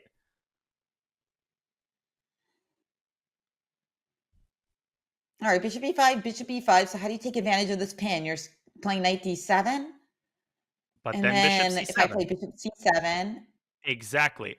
Rook takes c2, bishop takes d8, and suddenly the knight on g5 is hanging. Wow. Very nice tactics there. Very so good. bishop takes f5, avoiding all that and connecting all the majors. Can you take on b7 here? I mean, maybe you just do it because you're 2 pawns down. What do you have to lose? Love the philosophy. Don't forget, No. Hou Yifan now under a minute, but she's played bishop takes f6 instead. And so what's going on after rook takes e2, bishop takes d8? Okay, the computer hates that move. I think they preferred queen takes f6 going in for the queens versus rook endgame. Definitely, because now first of all, there's rook e5. And yes, black is up 2 pawns, but as you pointed out, Jen, it's not about the quantity of pawns. It's really about the quality in the endgame. Apparently, this was not the most accurate move. But look at what Harika is doing. a5, b6, and a6 is going to come very, very fast. And black's pawns are still on their initial squares. Suddenly, it's become a 3-result game. Oh, absolutely. And look at this. 4 times as much time for Harika as Hou Yifan, who's going underneath the 30-second mark. Now, we know that Hou Yifan handles her time very, very well. So I don't think he's going to flag, but this is ominous. This is very ominous. Hou Yifan underestimating the power of these pawns and the speed with which they move. And she is starting to panic here. Rook d7. Okay, let's push. a5. I think Harika has 2 minutes on her clock. She has been playing very fast, and this is where that extra time will come in handy. Maybe throw in a check on e8 to get this king further away from the queen side. Maybe Hou Yifan trying to go rook g6 and actually go after white's king. Okay. Oh, nice idea. Very sharp endgame. I love that idea. Smart. And I think that therefore playing rook e8, getting ourselves a little bit more room for our king to slide over to f2 might be in the cards. Okay, knight e6 played instead. Okay. I would probably move the bishop back and try to squeeze through b6 because, of course, b6, rook takes c6, there's b7. But b6 black can first play a takes b6. So that doesn't quite work out for white. Now, what about a move like bishop to e4? Thinking that if you play bishop takes e4, knight e4, the pawn on c5 is under take. Oh, but the knight on e6 guards that. So that was kind of the idea of knight e6. Yeah, solidify the c5 pawn. I would be deciding between a6 and just bishop, let's say back to g2 or back to f3. How do you play against your opponent's time pressure? You want to give them a maximum choice. You want to give them big decisions to make. King f2, exactly just such a move. a6, there it is, setting up a potential b6. Okay, knight c7. So you always got to worry about that move. Careful, rook e8. Almost mate, but that knight is holding everything for the time being. Yeah, that knight is very useful now. So if b6, just rook takes c6 and all of the pawn moves, black is able to defend. Okay, g5. Now, what about that knight on d2? It's doing a good job protecting c4, but I do have higher hopes for it. Oh, there's your move. Bishop And e4. now, and it's such a good time for it because now c5 is unprotected. Black is suddenly getting overextended. I think Hou Yifan might try bishop e2. She has. Rook e1. Okay, bishop f3. Harika insisting on the bishop trade. Who is playing for a win here? I have no idea. It looks like she's going to go for the draw. But I want her to keep playing because she's got more time. Great Just decision. played Bishop Bishop B7. Whoa! Hou Yifan gives away the knight to prevent b7, but now she is starting to drop all of her pawns. She's going to flag. Knight takes c5. She's going to flag. It looks like She's she making might her flag move. indeed. And besides that, Oh, amazing. She's holding on, and she's actually building up time on her clock. Suddenly there's counterplay. Oh, and she flags. but she's lost. Harika has won on time. And she was also turning the position around in her favor. Whoa, that's 2 wins for Harika. As she is Wow. storming back into the match in the second half of the classical blitz. Incredible. And another vintage comeback. She had a dominant position out of the opening, got over ambitious on the king side. She was completely falling apart, and then suddenly managing to get it into a complicated endgame. Hou Yifan underestimating the counterplay. And then what a gutsy decision to decline the repetition, sensing, yeah, Hou Yifan is too low on the clock to hold things together.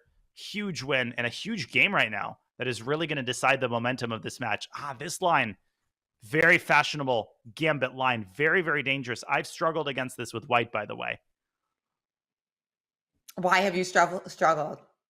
Because the thing is, if you play e takes d5, let's pull up an analysis board. This is a new line. E takes d5, bishop b4. And if you just casually take on e6, you can get destroyed here. Bishop takes e6. Black is coming out very, very quickly. Let's say knight f3. I think the line, yeah, castles, bishop e2, very quickly black plays knight c6 and rook d8. I mean, everything is coming into the center, and you're getting really, really stormed here in the center. So let's see how Hou Yifan handles this. Yeah, she declines the sacrifice, prioritizing her development. But now bishop b4, and black is doing fantastic. Bishop pair, and you've got c5 coming. Another good opening choice by Harika. Yeah, really nice. I love what you showed there, and now she's also gained a time advantage yet again. Now, I will say about Hou Yifan, I feel like there's been previous women's speed chess championships where she's like actually struggled with her connection. A lot of players have that from time to time, depending on where they're playing from. But she's not actually struggling to make the moves. It was just that Harika's position was great, and it was just hard to continue playing on the 1 second increment, right? Yeah, I mean, 2 seconds just evaporate instantly. You know, from our perspective, it actually might sound like, oh, 2 seconds, you know, how can you not make a move in 2 seconds? But when you're dealing with like 50 different threats at the same time, it's almost impossible to make, 10, 15 consecutive moves. And look at this, queen a5. Of course, the bishop cannot be captured, but you can move the rook away and try to force black's hand with bishop takes c3. Right. So you're predicting rook to d1. Or maybe even rook to b1. I think Hou Yifan likes moves like rook b1. Trying to eventually get pressure on the b7 pawn. Probably going to be an equal endgame if white takes on c3 with the queen. But what a turnaround of the match since the halfway point, Danya. I mean, I was not expecting this because Hou Yifan seemed so smooth in that first half of the 5 minute. But I have to say, of course, a lot of our fans welcome it, especially those who are mostly rooting for a competitive match, because we've just got a great match in our hands. And after that first half of the 5 minute, it didn't seem like it might be competitive. Definitely. And as commentators, and really people in the chat should understand this, particularly big fans of one of the players, that we never root for one player over the other. We respect everybody equally, truly, but we always want a close match. And close match is always more interesting. So it's not like we're rooting for one player to win, but a close match is just more fun to watch. So it's great that this match is a little bit closer. It did feel like Hou Yifan was completely in control, but my commentary experience with SCC matches is that you have no idea what contour the match is going to take based on the first couple of games. Truly, it can change at the drop of a hat, and it has. It has, and it's all about that flexibility that Harika is employing. She can play so many different openings, and that's so crucial because when Hou Yifan shows her, your C3 Sicilian isn't working out today, she's able to switch it up, and that is so key. That I think is what is keeping her alive today. Now, what's up with these last few moves? H4, knight c6. It's actually kind of a hard position to understand, Danya, for those of us who don't really play these Frenches. It's just you've just got your bishop hanging on b4, and white's just playing a rover, rook h3 to g3. Like, what's going on here? Nobody's castling? Yeah, no, apparently castling is out of fashion now. But in these lines, you often see black play the move king f8. And in this particular situation, castles might run into queen takes h6. Of course, after rook g3. And I'm worried that Hou Yifan is just kind of collapsing in the center. And Harika is waiting for the right moment to play c takes d4. Yeah, there's that rook b1 move. bc, okay, so she doesn't want the queen trade. But maybe black can gobble up the pawn on a3 and create the outside passer on a7. cd. Okay, but that helps white. Feels like Harika could have gotten more than this, even though black is comfortable here. I mean, yeah, this looks like a really nice. You think black's comfortable here? Or, I mean, it seems like a nice game for white. Yeah. Yeah, I mean, rook c, I think we're going to see some sort of rook c8, knight a5. Black does have this c4 square. And for that reason, I feel like practically black is okay. But I agree. I mean, it feels like white has a space advantage, maybe some long-term prospects on the king side, even with the queens off the board. We'll see. This is going to be a very interesting endgame. Knight h2 now, knight is coming. h2 to g4 to f6 is very exciting for Hou Yifan. She's going to get a lovely square for her knight. So many knight versus bishop advantages she's shown us in this match. And, you know, that's one of the reasons black isn't playing a quick knight c4 check. But knight b3 was missed. Play bishop b3, bishop c4 maybe. Yeah, very positional. Also knight b3. And I think Hou Yifan might have forgotten about this move. Now she's going to drop the c3 pawn. Oh, good point. Because we can't play king c2 because of knight takes d4 or any number of discoveries. And if we move away, the pawn just hangs. You're right. So bishop a4 was a really nice move. Yeah, you think black is setting up bishop b3, bishop c4, but suddenly there's the check. An amazing decision by Hou Yifan. She sacks the exchange, and she goes after the h6 pawn. This is going to give her fantastic compensation after knight takes h6. If she can find a way to extricate that knight and keep her h-pawn alive, I think this is actually a very, very double-edged position. Black is not necessarily better here. Bishop c2? So, we should point out that in general, Hou Yifan will want to take on h6 with the knight, not with the rook, because we want to keep our rook, both because it's well posted on f6, and also because it's the only rook that we have. If you have two of something and I have one of something, it behooves me to keep the one. Yeah, you need this one to keep your minor pieces well coordinated. Black has a hard time finding a move here. Maybe you can start expanding on the queen side, b5, a5, and after knight takes h6, you go rook f8 to protect f7. But I'm not totally sure. Whoa. In comes the bishop. Okay. But immediate g3 played here by Hou Yifan. Fair. A little easier, I'd say, to play for white, right? I mean, this position seems harder to play for black. Yeah, black has a hard time finding a move, and white can now start expanding on the king side. g4, then maybe f4 and g5. And once the pawn reaches g5, finally the rook is free to move. And I think this might be kind of walking into g4. But Hou Yifan is playing this a little bit more slowly, kind of just enjoying it. Let's go, g4. Where are you going to get your bishop out? If you play bishop g2, we cut it off with f3, and then we just march our king around, and you might just lose that. Exactly. She starts with king e3, but still the bishop is not getting out because f1 is controlled, f5 is controlled. Both exit points are controlled by white's pieces. But at least you can play g4 idea, right? So that you don't lose it. But then it's like you don't lose it, but it's not doing anything. She tries with bishop g2, but there's that f3 move. The doors are starting to close. Harika has to manufacture some counterplay here, maybe even g4. The last chance to somehow get this bishop out at all costs. Absolutely. g4 with the idea that knight g4 runs into rook takes h5, but instead you play bishop h3 and then g4 on the board. As you point out, the doors have all slammed in the bishop's face. No, and now F7 is lost. Allowing rook F7. No, can't do it. Can't do it. Hou Yifan is going to win this game. Bishop B5 checks on the board too. Oh, goodbye. Rook D7, Rook H7, just winning all of Black's pieces. And Harika is going to resign. What a momentum breaker. And what an endgame display by Hou Yifan. That was a frustrating one, given how well Harika started out of the opening. Oh, very frustrating indeed, but well spotted by Hou Yifan there. That exchange sack, which, according to the eval bar, was fine for Harika, but we saw the way it played out. It was so much easier to play for the white side, and that is the name of the game in Blitz. You don't want a good position. You want a position that's also good and easy. Yeah, and that was very well done.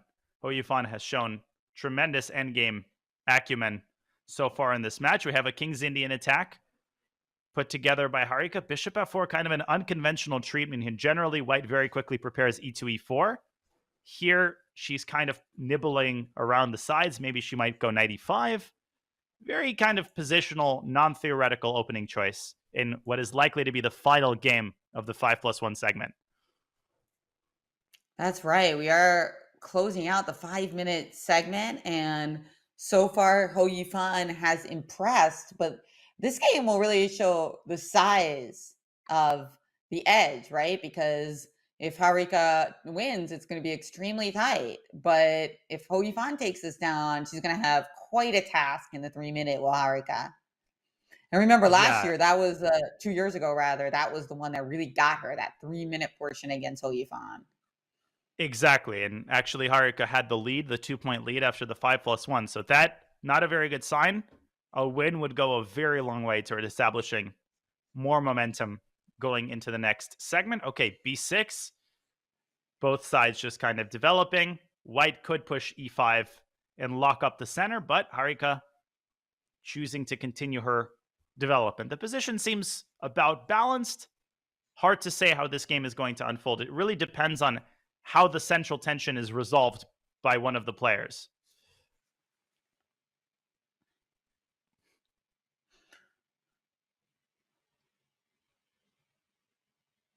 Yeah, play along at home. What would you do? Would you play e5? Would you play e takes d5? Well, Harika chose to take. Okay, careful. Yeah, queen takes d5. There was knight e5, so correctly played by Hou Yifan, but d4, very nice move, aiming for the IQP structure. Of course, black is very unlikely to take on d4. I'm expecting a move like bishop f6 or rook e8, just keeping the tension, but feels very pleasant for white. That's right. If you could take on d4 and play bishop f6 and win on the pawn on b2, maybe. But there are a lot of ways to counter that. For instance, pawn d4, knight d4, queen d4, bishop f6. There's bishop e5. There's also queen to b4. So I like bishop e5 better. But yeah, this if it's not winning material, you don't want to change things in that way.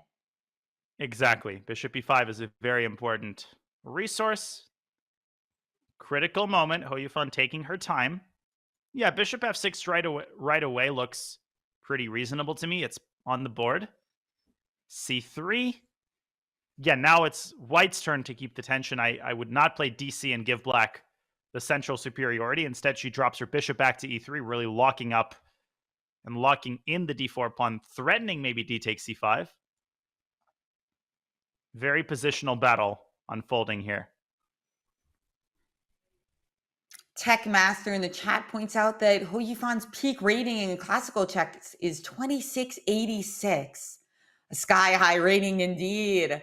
The second highest rating ever recorded by a female player, outside, of course, Judith Polgar. Yeah, incredible career.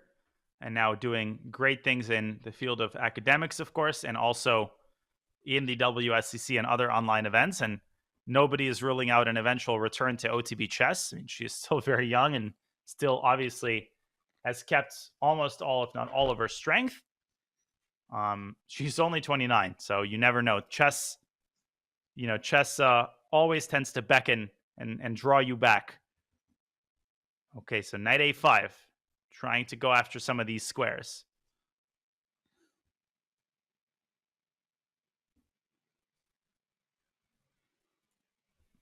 Nice move. Yeah, very nice. Nice setup by Hou Yifan here. Who would you take, Danya? Would you take the black pieces here or the whites? Already at this point, I think black is maybe for choice after c takes d4, because once you eliminate the possibility of an IQP structure, black is probably even a smidge better. The bishop can come out to a6 if necessary. You could go rook e8. Of course, the position is objectively very close to equal. But I like the way that Hou Yifan has positioned her. Knight on a5, maybe queen d7 can be thrown in to coordinate the rooks. Looks pretty fun for black. Knight c6. Now, okay. I wonder why white didn't take on d4. And I think the answer is that even though, like, positionally it seems viable, bishop takes, if you go back a move, like, it seems like bishop takes d4 was a good idea. But I guess queen f6 at the end would have been kind of annoying, right?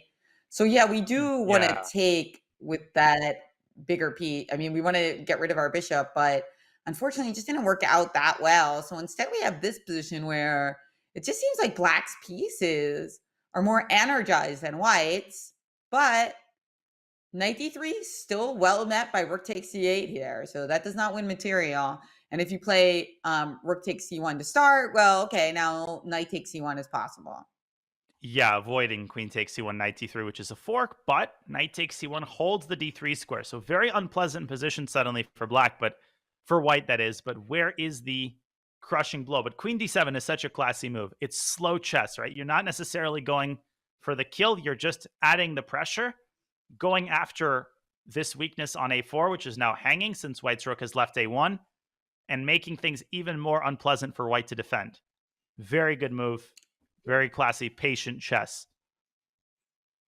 Yeah, really nice one indeed. And now you do have to worry about knight d3. Bishop c4 is also something to worry about. Yeah, Bishop things c4 might kind be of starting to clogging up the crumble. c-file. Yeah. Mm-hmm. Very nice What looking to position do? for black. I mean, it's like surprising to me when you look at the evo bar and it thinks white's it's totally fine, because to me it feels like so pleasant for black. Yeah, computer only I guess it assigning a does very give black an slight edge plus. here.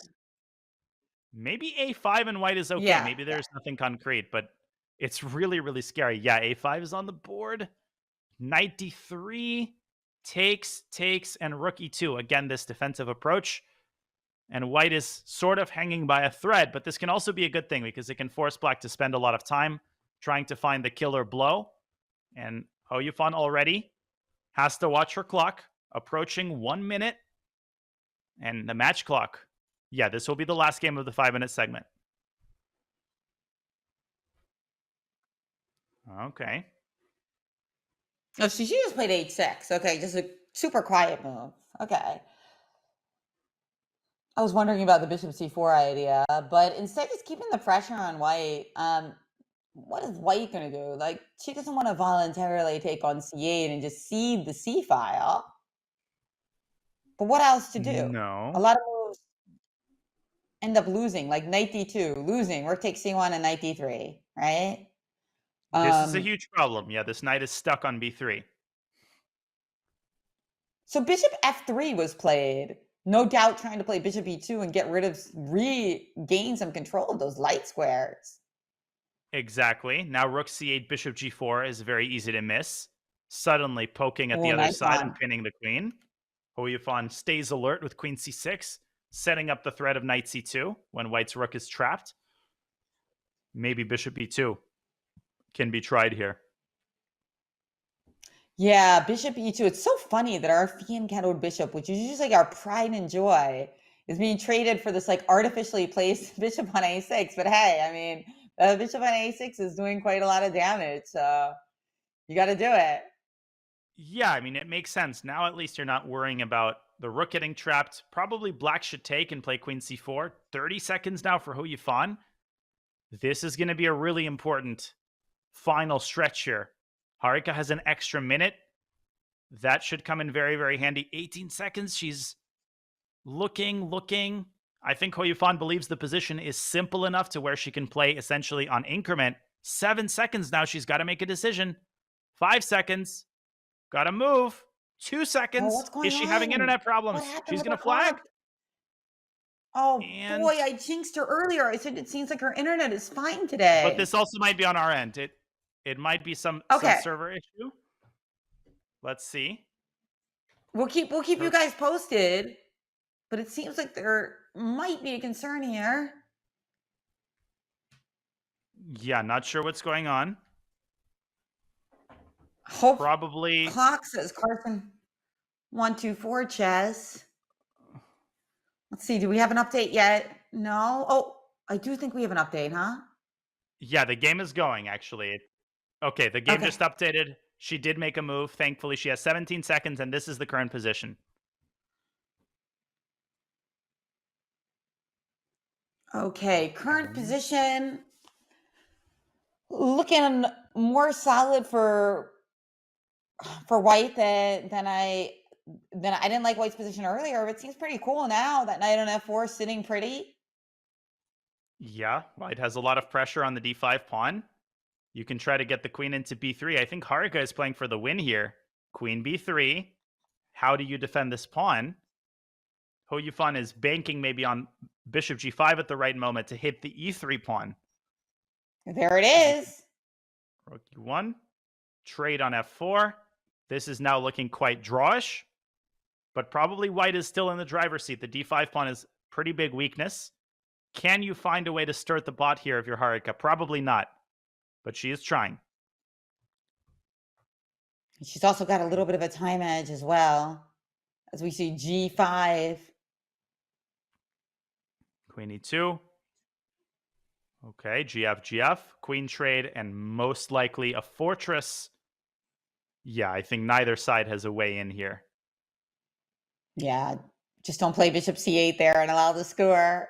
But otherwise... Oh, careful.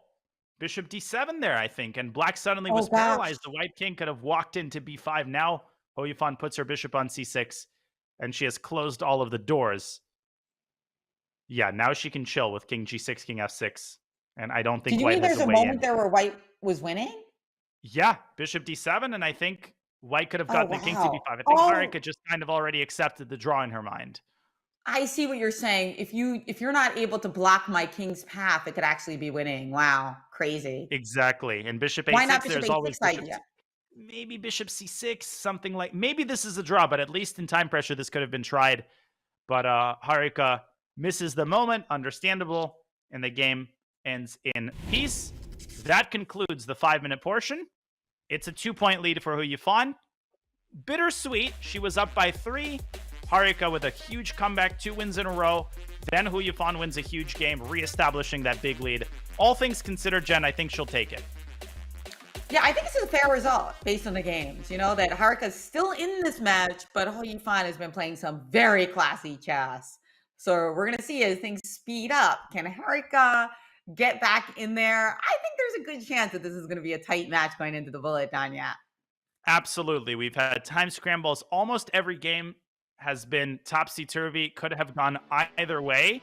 And Harika should not get discouraged. She's gotten pretty good positions in the openings.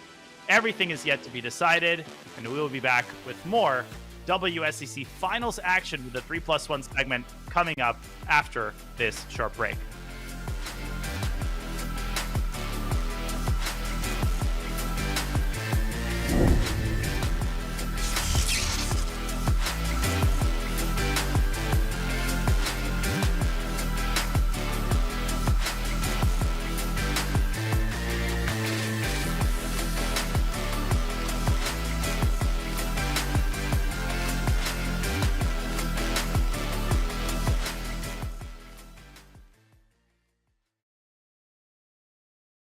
Today I have the privilege of having a conversation with Judith Polgar, an amazing woman, a complex woman, and someone that I think we will all derive great pleasure in listening to today.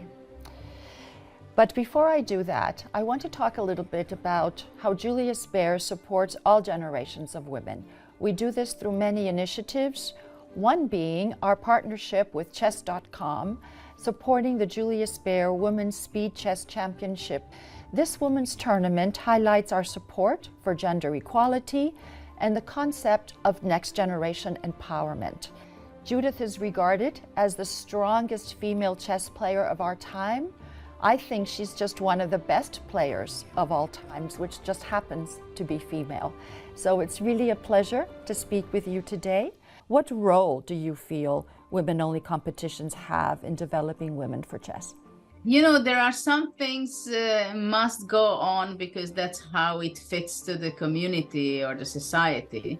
Most of the competition should be open section and inspire ladies having inspirational prizes as the best lady player or best junior girl player.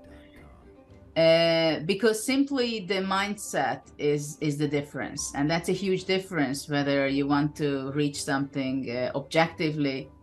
For example, just to say numbers, the women's world champion is not in the 200 in the book. So there is a big gap. At the same time, she's working very hard. She's challenging herself and she's really having a hard time to become a world champion, right? But still, when we limit someone or they limit themselves, it is a big question where they are going to be reaching by positioning themselves or the society on a much lower level. I think it's also very important that the top of the women's field support the idea that, yes, generally speaking, it is possible that a woman can be in the open section in the top 10, 20, 30, whatever. But for now, I feel that they are not supportive enough, probably because they don't believe themselves that they could be a much better player. It takes time and it takes a lot of communication, talks, and also to convince girls and ladies especially that they can do it or they could do it. What do you think is the most important thing everyone can do in our everyday lives to boost that gender equality? First of all, I think it's very important to give positive feedbacks to girls that they can do it. And you know, there are many things which can contribute to this, which does not cost money. It's just simply a motivational support. Because, I mean, if we parents and coaches would already not say, for example, a coach, it's very typical if the coach sees a 7-year-old boy and a girl who are about the same talented, obviously you cannot see what kind of great success they're going to reach. Even if the coach wants to motivate a girl and a boy, they would say to a boy that, wow, you're so talented, you can become a world champion.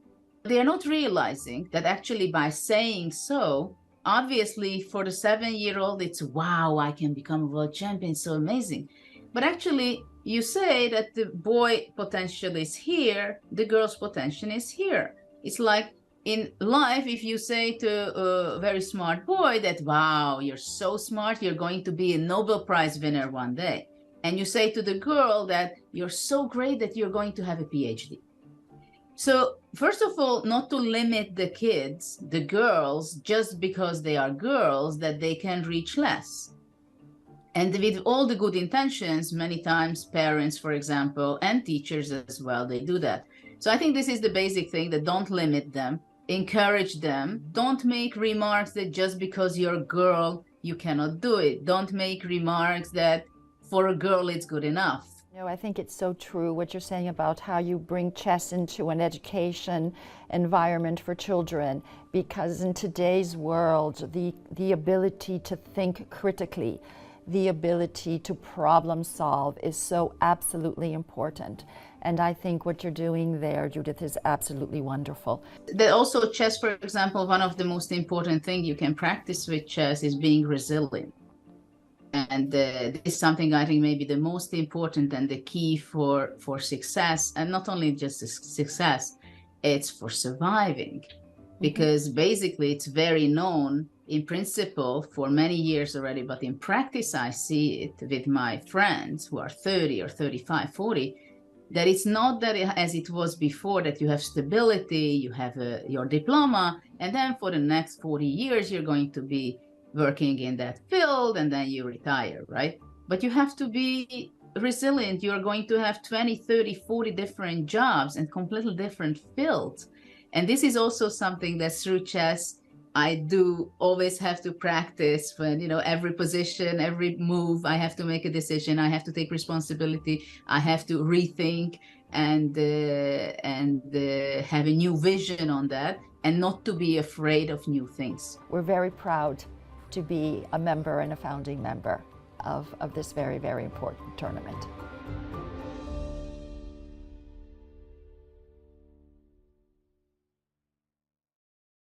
Your subscription makes shows like this possible, which is why our Twitch subscribers will never see ads on Chess.com. Connect your Chess.com account and Twitch account at go.chess.com/connectaccounts, and bang, boom, voila, you're done. 100% ad-free bliss forevermore. Whether you're following our events on site or on stream, type the command connect in the chat, and thank you for helping bring these shows to life.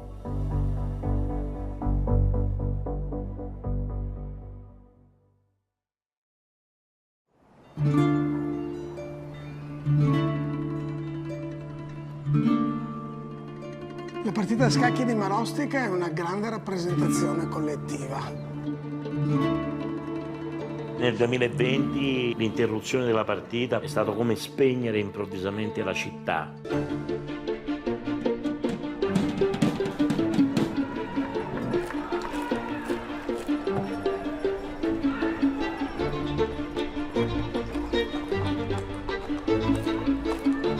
Purtroppo sono stato qui in zona il paziente zero del Covid. Questa prima edizione dopo la pandemia è senz'altro un'emozione.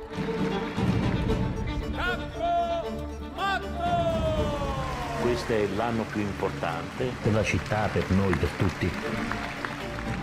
Do un'occhiata al meteo. Mamma.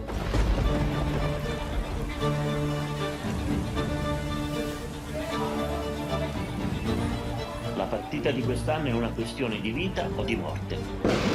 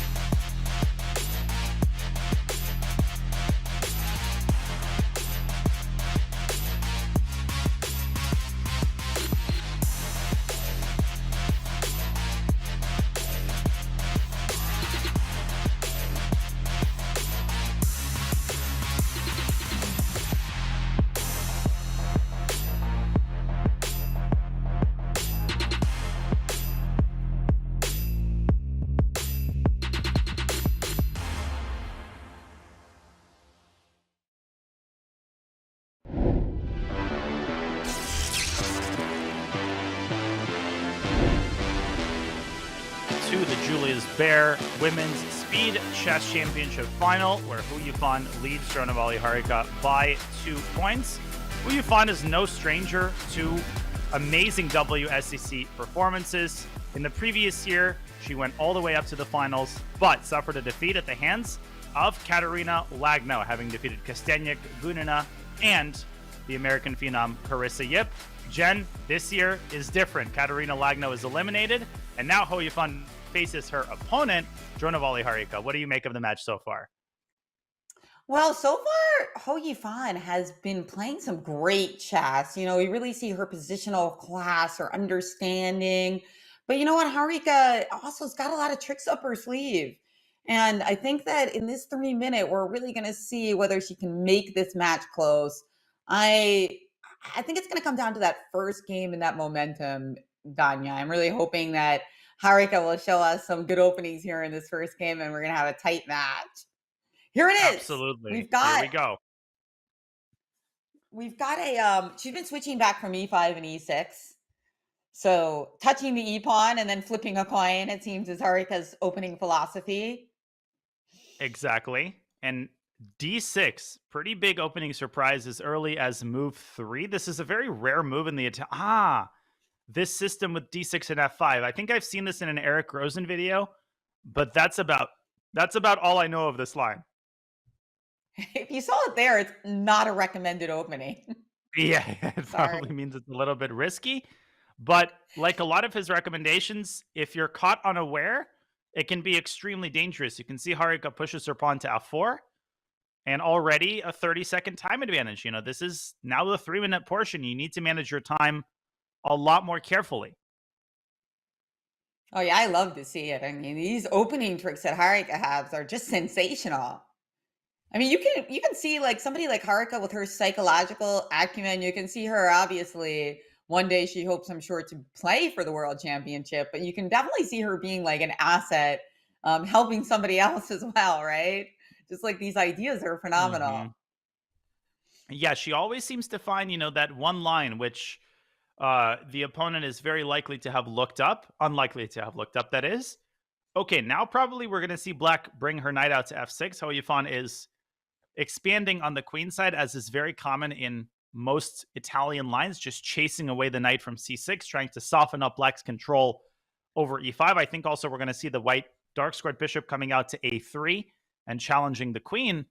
It's going to be a very interesting early middle game. Super sharp. g5. Wow. What? This is modern chess at its finest. I feel that was said with a little bit of salt, but seriously, it looks like Black's getting all of the pawns onto the dark squares. That was a key point there. Take with the queen or take with the pawn? I would have taken with the pawn initially in order not to allow this check on h. I think Harika might have just forgotten about this check. Now the king is forced onto the d file. Is it a total disaster? Probably not, but white now castles. Rook d1 becomes a threat. And suddenly it feels like Black has to tread very, very carefully. Maybe c6 and king c7, and Black is okay, but it's going to be a little bit scary.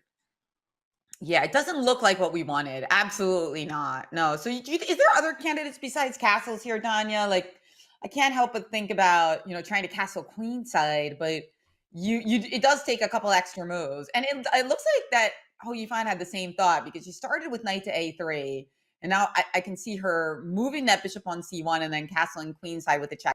It's always so exciting to castle with a check.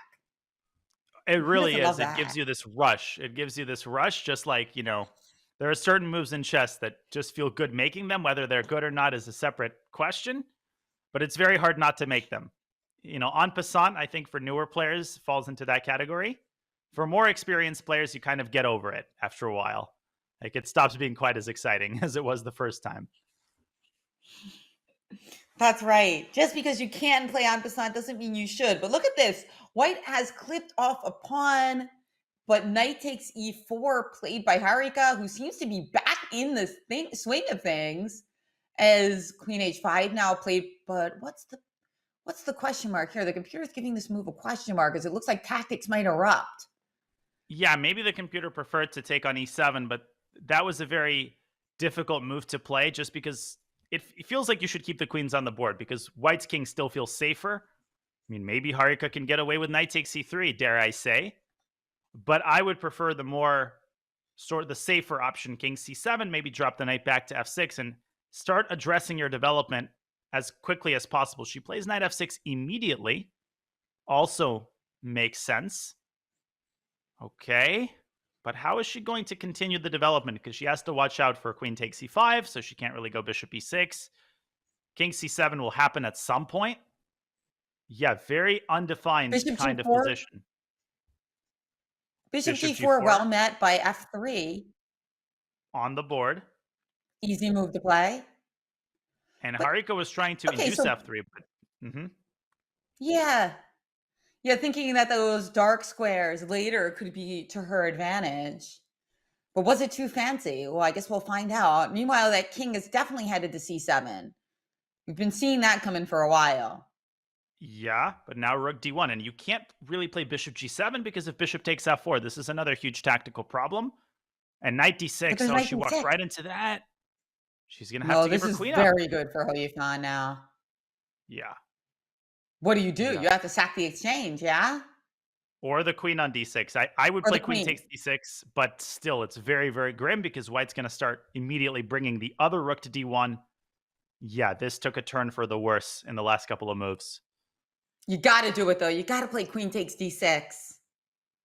Instead, bishop g6, but now it's easy. Easy game now. Yeah, There's now also white is bishop just takes up an exchange. f4 in some positions. Right now, the queen is protected by the bishop. Yeah, I forgot about that, but maybe, bishop d2, bishop e1, bishop f2 is a nice maneuver.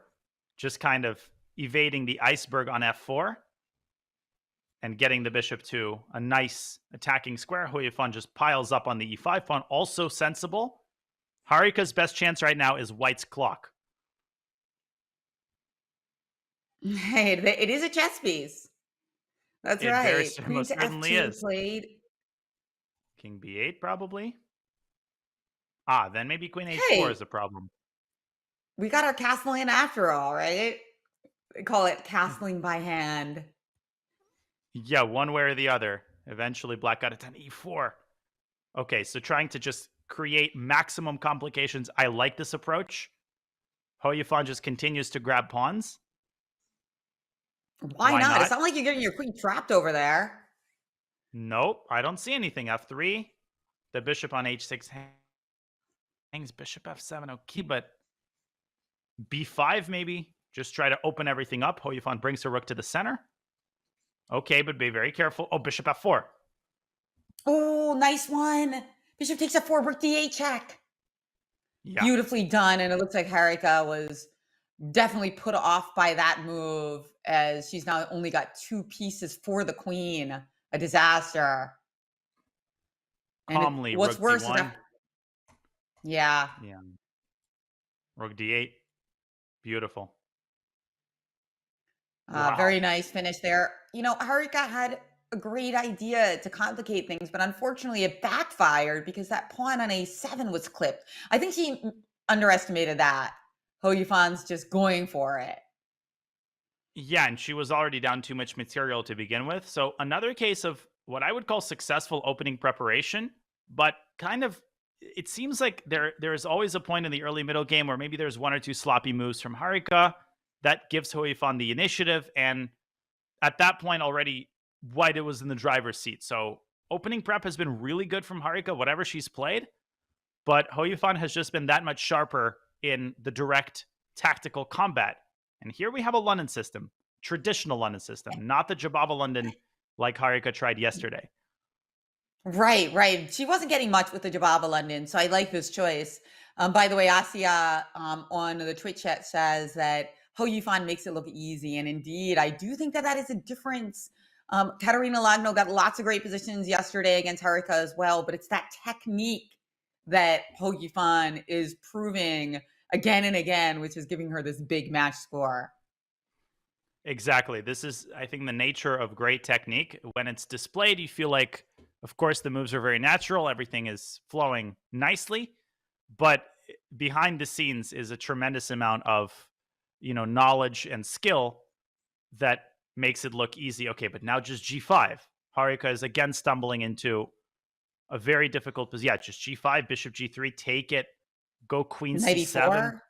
This looks terrible for white after g5. You're not going to be able to hold on to that square. Knight e4 and queen c7, and you just can't defend it. The only time you can defend it is king f2, but that walks right into knight e4. I think maybe queen g3 was rushed, or maybe not, because now queen f2. Knight f2, just a fork. White just drops just a knight fork. f2, queen e1, knight takes h1, protects. Oh my gosh. Wait, we're just losing a whole rook? Not even just an exchange? A whole no, rook? the knight gets back out. It resigns. I mean, Harika just might resign here, and she tilted this one away. Oh, that's a bummer. Look at that. After such a tough game last week, she's going to keep playing. thinking that maybe after knight h1, is there some bishop move we can make to trap things? No. You're just coming right back out to f2. Bishop b5, knight e5, but okay, just rook c8 at the right moment, or even castles short. There is literally nothing. Just castles. I mean, just get out of dodge. You can throw in knight e4 first. That doesn't matter. We're going to see resigns in a couple moments here. It's a rook, a whole rook. Yeah. Wow. The Londons just haven't been working out for Harika. Yeah, and she got a great position when she tried like the ready. But although I will say that it was Hou Yifan who chose to play an early d5 this time. But yeah, we'll see what Harika does. We know that she's very good at shape-shifting in the openings to make it suit her. Opening is not really the main problem that she's had in this match. It's been Hou Yifan's extraordinary technique, I'd say. Yeah, definitely. Okay, she just resigned. Yeah, there's nothing to play for. Down a rook. And biggest lead we've seen so far, Danya. 4 big points for Hou Yifan. Can Harika stop the bleeding and get this win? Huge game. She needs a win right about now. This previous game was the most one-sided game of the match. All of the other losses, she had her chances. It was double-edged. This game, she just gave away in the opening with bishop h4. One sloppy move is all it takes. That was a good illustration. And let's see. A calmer opening, I think, which is going to suit Harika well. She needs a longer game and preferably some sort of maybe a time scramble, something to give her confidence back. Yeah, in general, Harika's not much of a tilter. She's very smooth and she retains confidence even when she has a tough game. That game before was an exception. Okay, also sometimes people just make mistakes. So don't need to necessarily psychoanalyze everything. But I feel that you're right. That last game, very uncharacteristic of Harika. Yeah. And okay, now she's gotten, I think, a very decent position out of the opening. This is quite standard. And now Hou Yifan has a choice of different setups she can play. The fashionable line, I think, is to take on e6 and start going like b4 and a4. You can also play bishop c2. You can play knight f1. Okay, knight f1 is on the board. Now, talk to me about the pros and cons of capturing on e6. I have always been against this from White's perspective because after f takes e6, you're giving Black good control of central squares and you're opening up the semi-open f-file. Now, bishop takes c6 is a little bit more tempting now that Black's rook has left the f-file. On the other hand, potentially, you're getting a lot of queenside action with b4, a4, and b5. So computers generally like to take on e6, which goes against the kind of common wisdom. I think we might see bishop c2, which is the more conventional treatment of the position. Watch out for bishop takes h3, though. That could catch White very unawares. Because that bishop on a7 is lurking in the background, and it's a pretty good piece. After bishop h3, pawn h3, queen takes g3 is on threat. Yep. So very important super idea. Annoying. So maybe time to trade. Or bishop e3 at least. Just, yeah, bishop e6 on the board. I think Hou Yifan was afraid of this. F takes c6, and we have this structure. Bishop e3. Okay, d4, immediately expanding in the center. This is, I think, a really nice move. All right. Let's see how this unfolds.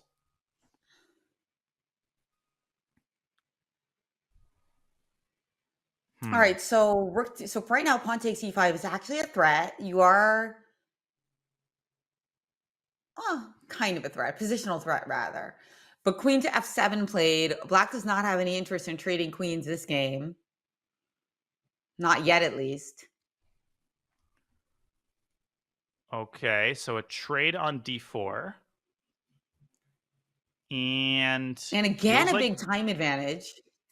Yeah, she's had quite a few of them, but she just hasn't been able to put them to very good use. White has very clear ways to develop the queenside initiative. Rook c1, queen b3.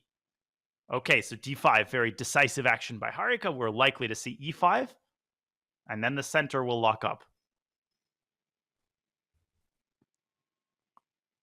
Knight e5, okay. Lots of trades. Knight e4, yeah, takes bishop a7. Feels like White is slightly better at the end of it. Yeah, because that misplaced rook on a7, that's the main thing, and that rook d4 just grabs that file. Exactly. Very By the important time open file. exactly it's on the board, now you can play maybe queen somewhere and rook a to d1, just keeping control of the file.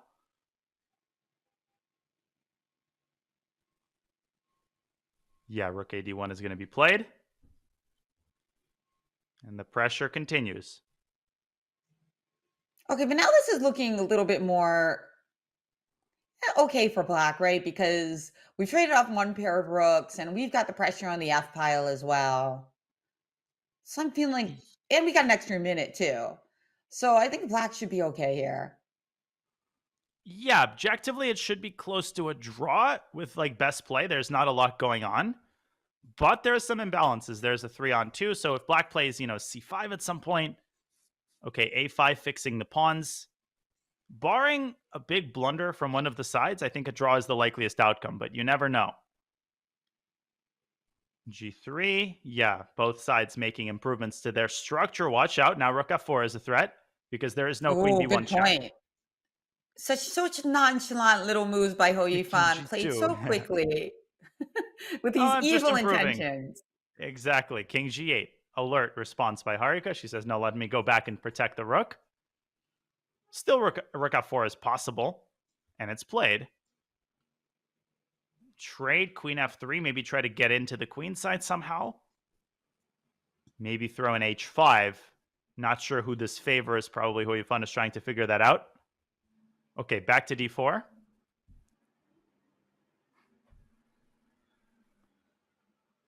A repetition is not unlikely here, I would say. Not unlikely. Gotta kind of unwrap that word. Yeah, it's too early in the morning for like double negatives. I think that's like, yeah, okay, it's likely to happen. I got it. I figured it out. H5 instead, though. Also known as likely. Okay, queen f5 hitting both of these pawns. Very low on the clock now. Queen e2, very nice. Guarding both at the same time. Okay, now a trade, queen endgame. Still very drawish. Yeah, still very drawish and still a big time edge for Harika. So any positional edge that Hou Yifan has, harder to convert when you're staring at that like 3-time time edge for Harika. G6 played, okay. Besides, what weaknesses do you have? The king, I guess, on G7 is a little weak, but it's not enough to win. Yeah, and I think a pawn endgame is probably not in white's favor because black can always create a pass pawn on the queen side with c6 and b5. Maybe Hou Yifan is trying to push g4. But with 10 seconds left and a big lead on the match, I think, yeah, simply repeating moves, very prudent decision. Okay, at least Harika kind of stops the bleeding and gets the white pieces back and goes back to what has been serving her well in the opening, which is one knight f3. And then she's liked the lines of the early kingside fianchetto. Let's see what she brings to the table here. That's right. The London did not work out so well for her. As we saw, her toughest game of the match with Hou Yifan just immediately capitalizing. So indeed, she decides to go for the G3 lines, which gave her a really strong opening much earlier in the match. So I like this choice by Harika. C4, this is kind of a semi-Catalan type setup. Of course, Hou Yifan is playing this like a semi-Slav. She'll play e6, I think. C5 is common here, if I remember correctly. Queen c7, bishop f4, queen c8 is one of the theoretical lines. You can also trade queens and go knight a6. So lots of options here. Yeah, very strategically rich. Queen takes b3, pawn takes b3. Kind of a nice structure for white with the idea of b4, b5. But knight a6 does prevent that. But instead we see knight to d7. And I thought here that like the idea of playing b4 and b5 was strong. But you do have, because a6 isn't really that appealing because there's like even b5 there, right? Taking advantage of the pin. The conventional wisdom is that if white can push b5, then white is doing really, really well in this type of position. But of course, there's a lot of concrete considerations at play. Like, okay, first of all, the knight now has to move back. If black can push e5 at some point, then maybe black develops counterplay, but this is a very hard move to engineer. I mean, right now, because white just takes everything in the center. So, okay, knight e4, trying to prevent white from pushing b4 and establishing this wedge on the queen side. All right, let's see how this unfolds. Bishop d2, okay, just castles, and g5, trying to fianchetto the bishop and pressure white's center.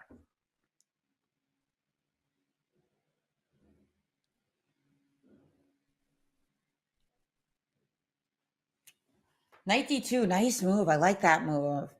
If just gaining you so much control over the e4 square now and consolidating the situation, we can play b4 later. That's the thing about playing b4 and b5. There's another pawn that's going to come to b5 later on. Oh, what's up with b6? Now b4, the problem is a6 is super weak. Very difficult to defend. Yeah, this feels really, really sketchy. Rook fc1, and then even bishop f1 is going to force this bishop off of d3. Black is just going to start crumbling on the queen side, and Harika has gotten all of the safety moves in. Everything is very nicely protected. e5 maybe should be tried, but it's clearly not going to favor black. Yeah, this is borderline losing. Harika has to take this game. Oh, very nice play so far by Harika as well. Elegant play. You know, earlier I said that Hou Yifan looked like she was getting an edge in the endgame, but that sure is not true in this game. No, this is... a5, what's the idea here? That if pawn takes a5, you're going to play pawn takes c5? I think so, but Harika's rushing here. I think she should have taken a little bit longer in that position, trying to extract the maximum. But here c6 is possible, right? Yes, knight b8. Knight b8, knight b6, rook c6. Oh. Okay, she's not sure what was going on there. She is playing very straightforwardly, just trying to promote the pawn. But black can go king d7 and try to get this king to c6. And again, it feels like Harika isn't making the most of her time advantage. I see. So rook c1, you're just going to play king to d7, and then if rook c7 check. Maybe rook c1 I can try b3? Because I have a passed pawn of my own. It's easy to forget. Oh, Black good also point. has b Good pawns. point. And bishop c1 was Harika's choice. What's the idea here? That she wants to stop that pawn, right? So even though it seems like a counterintuitive move, she's trying to prevent the pawn from pushing to b2. Yeah, I think she also wants king d7, rook a7 check. And maybe Hou Yifan should just say, I don't care about the f pawn. I'm going to give that away. Instead, I'm going to focus on containing the b pawn. But I'm not sure. It's hard for black to find a move here. King d7 played. Excellent. Rook a7 check. I think we will see this move, rook a7, and maybe just king to d6. Yeah, very curious how Hou Yifan plays this. Great time management from Hou Yifan, though, because even though it looks like she's low on time, she is, but she's using these time to make some really important moves that avoid her losing instantly. So exactly. That's the secret of blitz, that it is so difficult to get the balance right on. So rook a7 just played. Now you were mentioning that if king takes b6, rook takes f7, just bishop to f8. Oh, rook c8, better. Bishop d2, b3, and white's rook is jailed on the king side. The pawn marches forward. Maybe now you can rook c7. Okay. So Hou Yifan believes that in the bishop endgame, she will have the edge because of the outside. Of course, black is playing for the win here, no question about it. But maybe Harika's king is close enough to secure some sort of a fortress. I'm not sure what the objective evaluation is. D3, king b5. It is getting to the a4 square where you now have to reckon with king to b3. Uh-oh. Here comes the king. Harika just lets the king in. King a2, and then that's not going to be pretty. No, it isn't. I think she had to try something like with king c2, yeah? Allowing b3 check, but keeping the king at bay, because it's that king and pawn duo that is so devastating. Exactly. And black does not even have to rush b2. Bishop f8 and bishop a3, I think, is the clinical win. Just black will simply make a queen here. This is no fun for white. What a beautiful game this was for Harika just 10 moves ago or 20 moves ago. How did it end like this? I think the biggest problem was that she rushed the critical moment. She was probably winning with a couple of accurate moves, but getting a little bit overzealous, trying to, get the lead on the clock, and the frustration kind of showing there. This match starting to get a little bit out of control. Hou Yifan now up by 5 points, and plenty of time still, but she needs to get this under control before the bullet segment. You can't let this get to 7 or 8, then it will be essentially out of reach. That's right. That's right. She needs to make this a little bit closer. And that last game was such a lovely opportunity for her as she was dominating opening, middle game, end game. But then the technique, yes, you're right. Those critical moments, you had enough time to slow down a little. But it's a new game. And we got another end game with a typical imbalance. But I don't nice structure for white, a little bit more development, but those 2 bishops for black. Do you like the 2 bishops here, Danya? I do. I usually am biased in favor of the side of the bishop pair. I also like that the king on e2 can be targeted. Yes, a5, bishop a6. Harika displaying good knowledge of the basic ideas here. King d7. Okay, very nice. Bishop takes d6, king takes d6, keeps the knight on b3 at bay. Yeah, black is actually better here. Black is very much in the driver's seat, I think, in this endgame. Again, openings have not been the problem by and large for Harika. Weird move f6. I would just go knight f6, just get the pieces developed. She's trying to keep the knight contained, but giving white some time maybe to rearrange her pieces favorably. Yeah, she had that idea in mind to stick the knight on e7. Okay, king d2. There we go. Opening up the e-file for white's rook. Yeah, rook he1 coming, and you got to ask yourself what's going on with that bishop on c8. Yeah, where is that bishop going to find a home? Rook e8, okay. Probably we will see white's rook coming to e1. Okay, g3.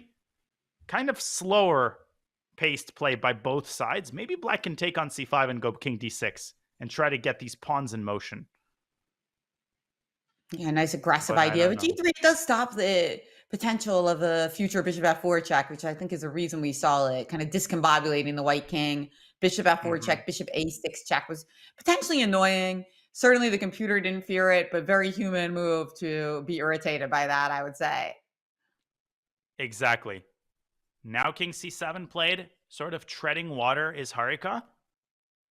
And suddenly white is starting to take over this game, I think, once again. Maybe knight e6 check, forcing some favorable trades. Looks like white's playing without risk in that ensuing endgame. Yeah, just throw that in. Get rid of the bishop pair, stick the rook there. Okay, h4 also good, just improving the position slowly. She's waiting. You know what interests me? I feel like a lot of players would instinctively play at some point to move pawn to c3 to protect the knight on d4, but it has some negatives because the king might want to go to c3 at some point, right? And it also weakens the knight on b3. So I kind of like that Harika's avoiding, that Hou Yifan is avoiding that. It's instructive to me. Very true. Every pawn move has to be very carefully evaluated in the endgame. Okay, give me the pawn. And where is black's comp? Because rook a8, knight b7, knight c5 is a very lovely maneuver. Black has to go c5 here, I'm pretty sure. Oh, yeah, I thought c5 was coming.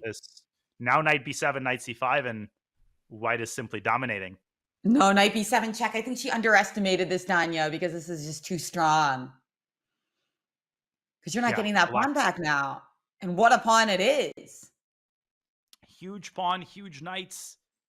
No play on the king's side. There are some weak light squares, but black does not have enough firepower. Just don't go rook e1, obviously, because of knight c4 check.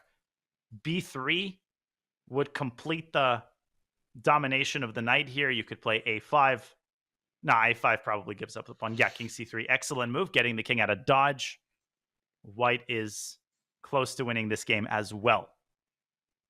Yeah, I like this king c3 move. And again, I would have played c3 earlier in the game. It would have been a mistake because it cuts off this beautiful avenue for the king. King on c3, you have no dark square bishop. The king is uncheckable in this square. Exactly. And Harika she's frustrated. The frustration is building up. And the elite players, they can smell the blood. They know when to just start pounding away at the opponent, winning game after game. And Harika really needs the half-point break. I think this will serve her very well. Remember, after the 5+1 break, she came back with 2 victories. She needs something even greater than that. And maybe a miracle save in this game will go a long way. But it looks increasingly unlikely. B4, clamping down on the c5 square. Very nice technique so far. Yeah, and the problem is so little active play for Black. I mean, really none. And that's really the name of Harika's fighting abilities, is that she finds ways to get it to active play, even in terrible positions, but it's not here. Knight b3, closing it down. See, she's not going to let you play c5, that's for sure. Yeah, knights are so good when there's these weak squares. The knight can just access them with pinpoint precision. Harika, back and forth she goes, trying to manufacture some activity, doing what she has to do. Maybe king can drop back to d2, and finally white can play the move c3 to close everything up nicely. Yeah, that seems very, very pretty. King d2 played. Excellent. White is totally winning here. This is over. Black has no chances in this endgame. We've seen so many good knights for Hou Yifan in this match. He's like a master with these knights. Somebody in the chat pointed out that knight, Antimony 2007 says that the knight on c5 is like a 10-point knight. We have seen a lot of 10-point knights for Hou Yifan in this match as she plays a5, and you see these pieces ensconcing themselves on the dark squares, and all you've got is a light squared bishop. Exactly. The first game actually was good knight versus bad bishop in the Italian. Exactly, right? Yeah, I was thinking that was such an instructive one. And I think there was one other that was also an instructive knight versus bishop by Hou Yifan. So this is like the third example, and it's just, yeah, she's masterful here. Yeah, look at how the knight just keeps jumping between these two squares. At the right moment, it either goes to d4 or c5, step c3, completing the perfect. Just look at this position. Every piece is singing. It's like a symphony. A6 is coming. Dark square. Beautiful. Every single piece is on a dark square. It's so sad for your light squared bishop. It's like, what, am I nothing here? I don't get to play? Hou Yifan is just enjoying. She's enjoying her position. Okay, now a6. Maybe already. Okay, but where is the win here? Yeah, come back for now. Maybe rook b1 and b5. Open up another front. Harika also has 1 second. But she's still trying. She's still fighting. Always. A7 is a little bit risky. You could end up losing that pawn. Okay, I don't love c4, but still totally winning. But she's going to play. I know. First game we've seen of, I mean, I didn't see her yesterday lose on time once either. And this is uncharacteristic for Harika. She is such a great practical player, does not lose on time very often. But hey, her position was really bad as well. And this gives us a devastating 6-point lead for Hou Yifan. And man, she's been instructive. And just like in 2021 in their title match back then, the 3-minute portion is dominated by Hou Yifan. No losses, 1 draw managed by Harika. And you can just sense the consternation. She just hasn't gotten her types of positions. Jen, she just has not been able to find her footing. No, not yet. But you pointed out, after last break, she went on a 2-game winning streak. Can she do it again? Pull some wins together before we enter the bullet portion of the match. I can't wait to see. Exactly. Can't wait to see it either. Before we go on break, wanted to remind you not to miss your chance to play the Duolingo bots on Chess.com and claim a free month of Super Duolingo. We've got all your favorite Duolingo characters like Oscar, Lily, and even Duo himself. And we're hearing that Duo is a real menace on the 64 squares. Have you been able to beat him with the Italian, Spanish, or other language-themed openings? Improve your chess and language learning by playing the Duolingo bots today and unlock your free month of Super Duolingo. Use !Duo in chat now or head on over to go.chess.com/play Duo. Remember to play the Duolingo bots, and obviously, don't go anywhere. We'll be back with more 3+1 action from the WSCC finals right on the other side of this break.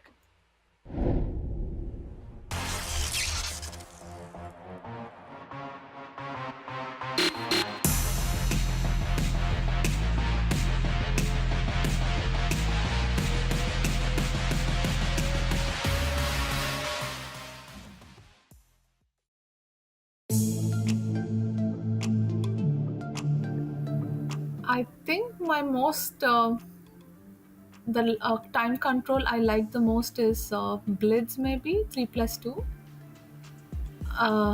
Definitely, I think nowadays even we are getting lost in touch with this classical time control. Though I played many this year, still I feel like the tournaments are really, really long. So I'm liking this more, especially after being a mother. I'm liking more of short time controls, so that you can quickly finish the tournament and you go back home. So definitely I would say shorter time controls I prefer, and especially Blitz 3+2. Yeah, it's interesting, definitely. It's also, I think, addictive once you start playing it.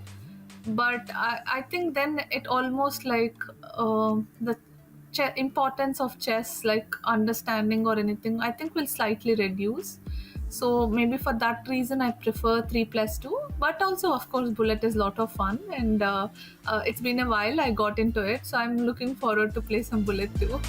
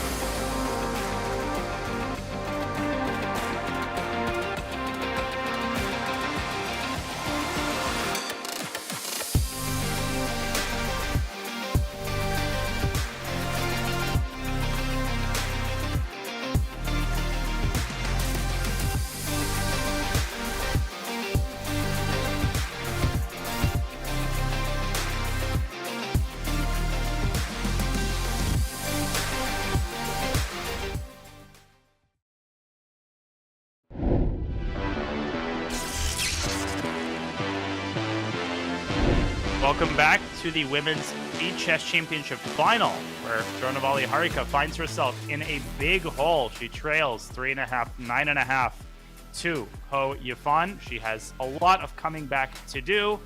Here is her 2021 runner-up bracket, where she faced Hou Yifan in the finals. That was a very close match. It was a match that has some similarities to today's match. She got blown away in the 3+1 segment.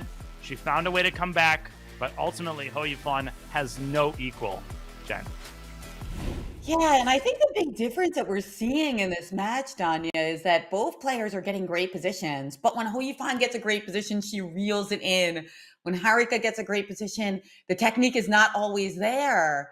And I mean, I just think that speaks to Hou Yifan's class. But I mean, as somebody who's written books about Endgame, who is known for your strategic mastery, how can we get better at technique?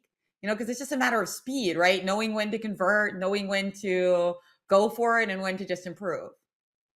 Yeah, it's one of the hardest skills, I think, in chess to acquire, technique conversion. I mean, nobody's perfect at it. Even the best players really, really struggle with it. But it's all about knowing when to make the patient move, when to go for the direct confrontation. And Hou Yifan has displayed an excellent ability to do just that in this match. Yesterday, Kateryna struggled to convert a lot of these winning positions, but Hou Yifan is almost perfect when she reaches her type of position. Here we go.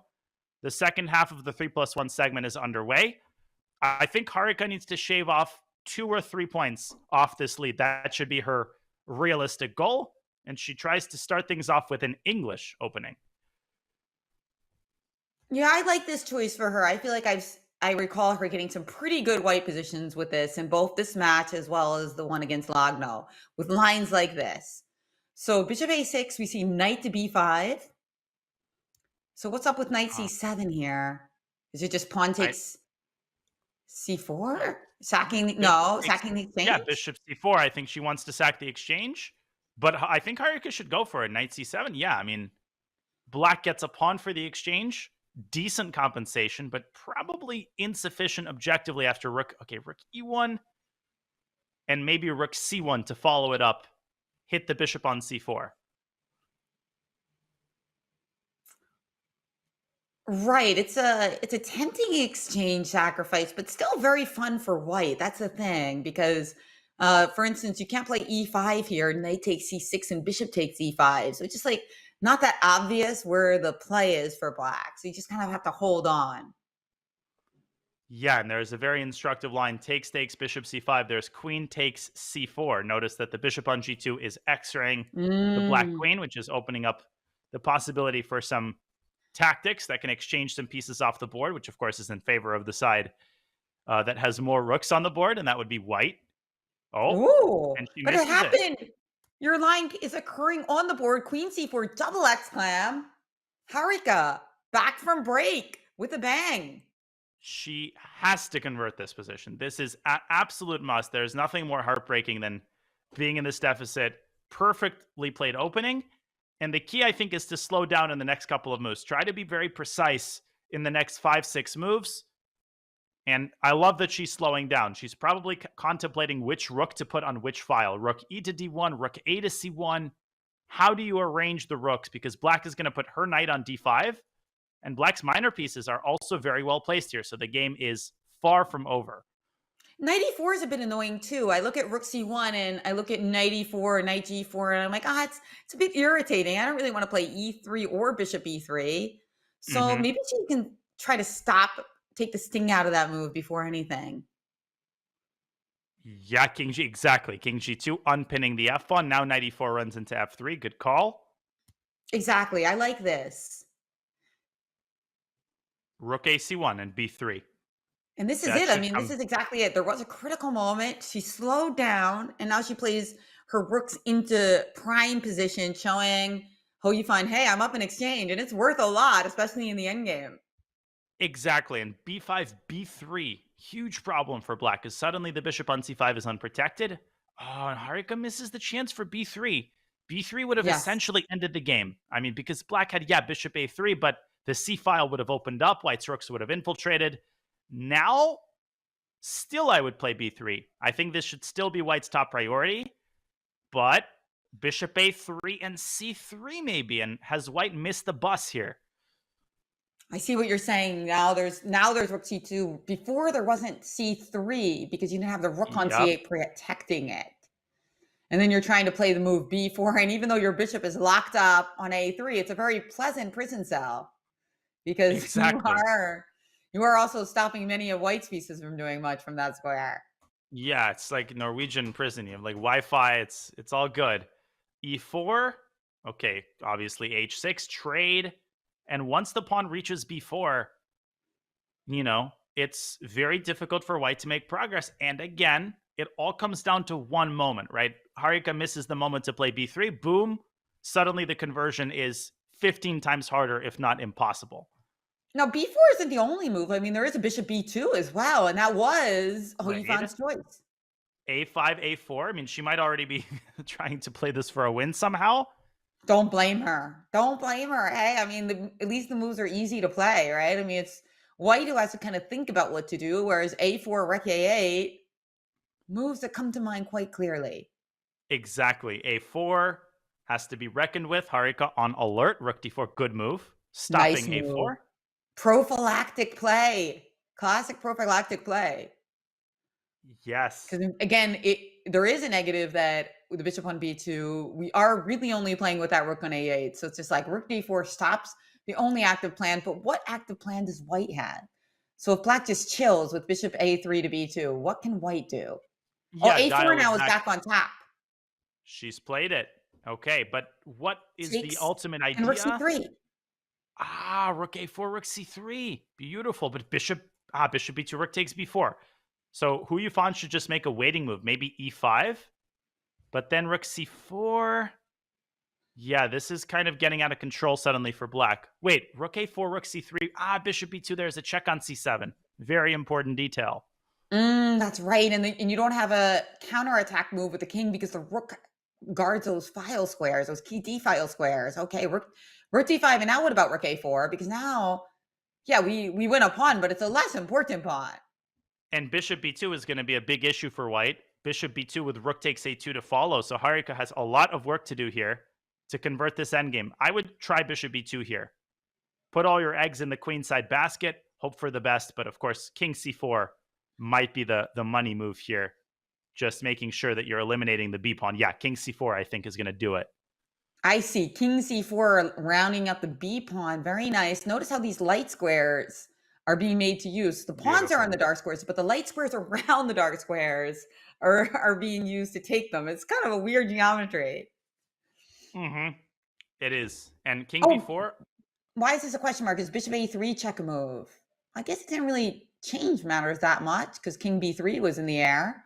But okay. Yeah, I have no idea honestly what it is, but there was some resource there. Still, the game is not over. I mean, this construction is ridiculously robust, right? It's going to survive until the end of the game. So your rook on C2 has a weight on its back.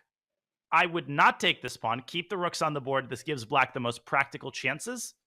How does white make that final bit of progress here? It's actually very frustrating to convert this position. H5, push, push, push. Okay.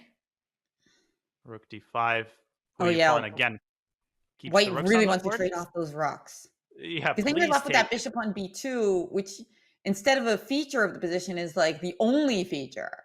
So it's very understandable why white wants to trade those rooks off, and black desperately wants to keep them on. At the right moment, white can sack on C3, but not yet. Hou Yifan also is very close to flagging. She just made that move with 0.9 seconds, but still keeping white contained. And again, some lag issues here for Hou Yifan, it seems. King D7. Can we take that pawn, or is C2 going to be a problem? Rook, C2 if we take might be a problem. C2 is annoying, right? Okay, rook H2 still surviving. How long can she keep this going? E5, and she almost flags there. King F7, still kicking, but here comes Harika's H-pawn. H6 is coming, a ladder mate is coming, and it's winning. Oh, nicely done by Harika. Those breaks, man. If we had a break every game, maybe this match would look very different, Danya. Wow. Every time we've had a break, boom, she comes back with a decisive victory. That one was under control the whole game. It wasn't perfect, but she kept the advantage throughout the game. She needs a 3-4 game winning streak to end this segment. That would be amazing going into the bullet for Harika. Well, here goes an opening that you enjoy. As we've seen this before in the match. She's been toying with playing G5. Sometimes she sticks her bishop on C5, but We've seen this earlier, and we saw a really cool game with her managing to take on f3 and win a real nice one. Exactly. And this time something tells me Hou Yifan is going to avoid that scenario. She's going to make sure that the knights are connected. Okay, I would probably go g4 here. Keep expanding on the king side. This is kind of the zen of Black's setup, is you delay castling, as we were discussing previously. But Harika's hesitating. Okay, a5. She wants to halt the progress of White's queenside pawns first.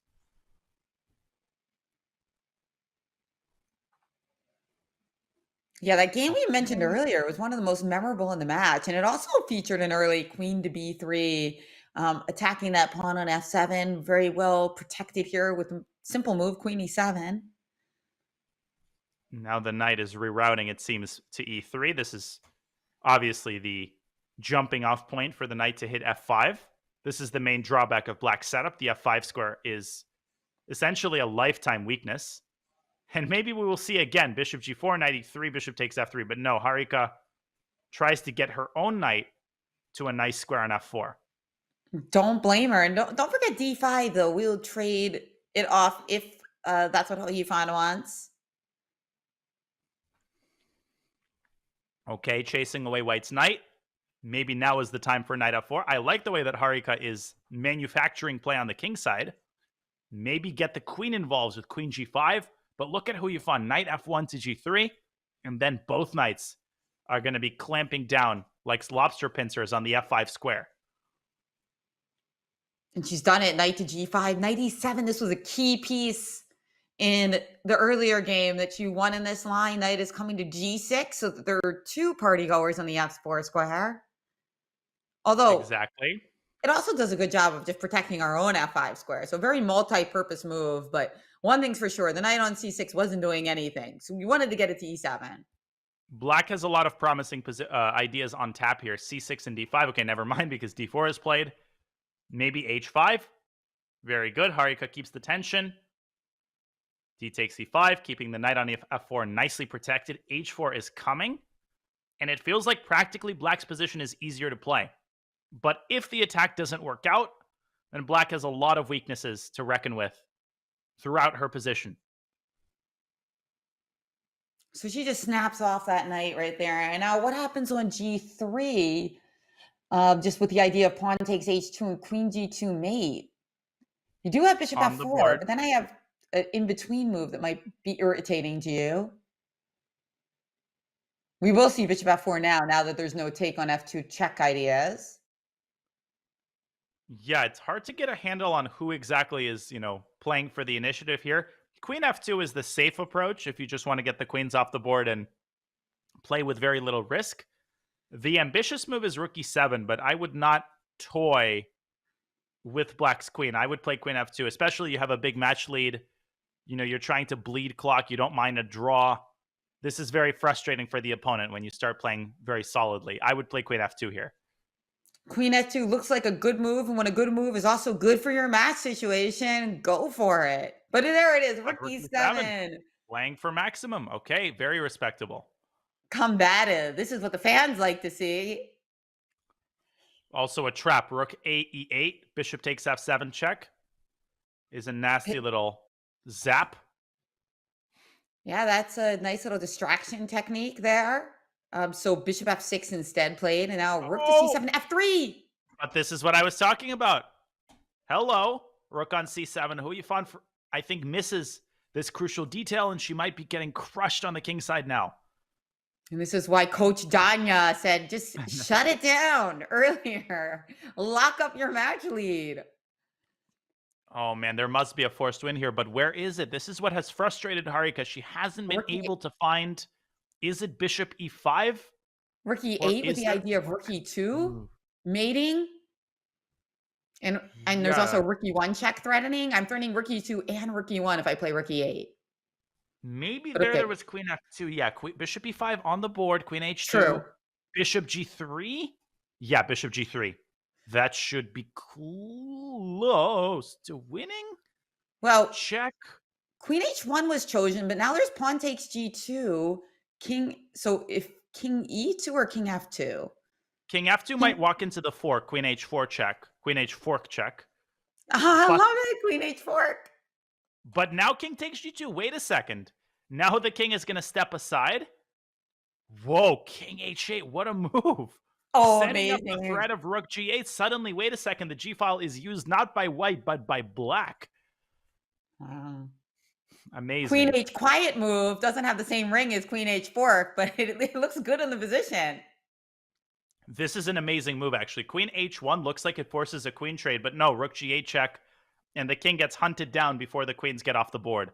Black can interpose with the rook on h3. This should do Amazing. it. Rook g3 check and rook h3, indeed. And if you go backwards, we just take the queen off with check. What a move. King to h8. Harika. You know, Wow. she's got a terrible match score, Danya, but the 2 games she's played with this opening have been class. This is honestly the kind of chess that she needs to play the rest of the match if she wants a chance at a comeback. This level of confidence. Her time management has been better after the break. Okay, now she just needs a couple more accurate moves. Do not, under any circumstances, let white's king escape to b3. Oh. Okay, it's mate in 2. Queen g3 and rook h4 mate. It's checkmate in 2 moves. And patiently, right, Harika? Waiting until she spots it, but she lets the king get to e4. Wait a second. Lets the king get to e4. It can't be safe there. And look at that. Hou Yifan actually resigned. So what was the mate there? Not sure why she resigned that, but she went. Okay, king e4 f6 was completely winning, but she should have tried it. I mean, I don't know. Maybe she wants thought it more was a games, forced mate. Tanya. I think she wants 2 more games in this 3-minute portion. I'm not sure she's going to get it, but she wants it. Probably, I would guess, yeah. Oh, I mean 3. Wait, definitely she's going to get 2. I meant, could she get 3? Doesn't look like it. Yeah. Yeah, most likely 2 more games, but Yeah. here we go. A 2-game winning streak by Harika. This is where, when the equivalent happened in the 5-minute portion, she was very frustrated with a loss. And this is a crucial game for the course of the match. Wow, it's just crazy how history is repeating itself here, Danya. Take a break. You know, Harika, terrible match score, but tosses out 2 gorgeous wins in a row. And imagine, I mean, she wins the 3rd game, and suddenly it's a 3-point match. I mean, that's nothing given how quickly you can win bullet games. So this is why this game is so important. We have another English, a very unbalanced structure. Hou Yifan, I think, trying to prepare b5 and chipping away at white's central control. Maybe a4 should be considered. Rook b1, very nice. So discouraging b5, setting up the x-ray. Wow, b5 takes, knight takes b5, and bishop takes f6 is very pretty. Very nice prophylactic move there. Rook to b1. Oh, but she's done your move. Knight takes b5. Thank you for the pawn. Okay, Harika has to see this. Knight takes b5, queen takes b5, bishop takes f6, and she spots it. She's And done she's got it. every chance now of winning this game.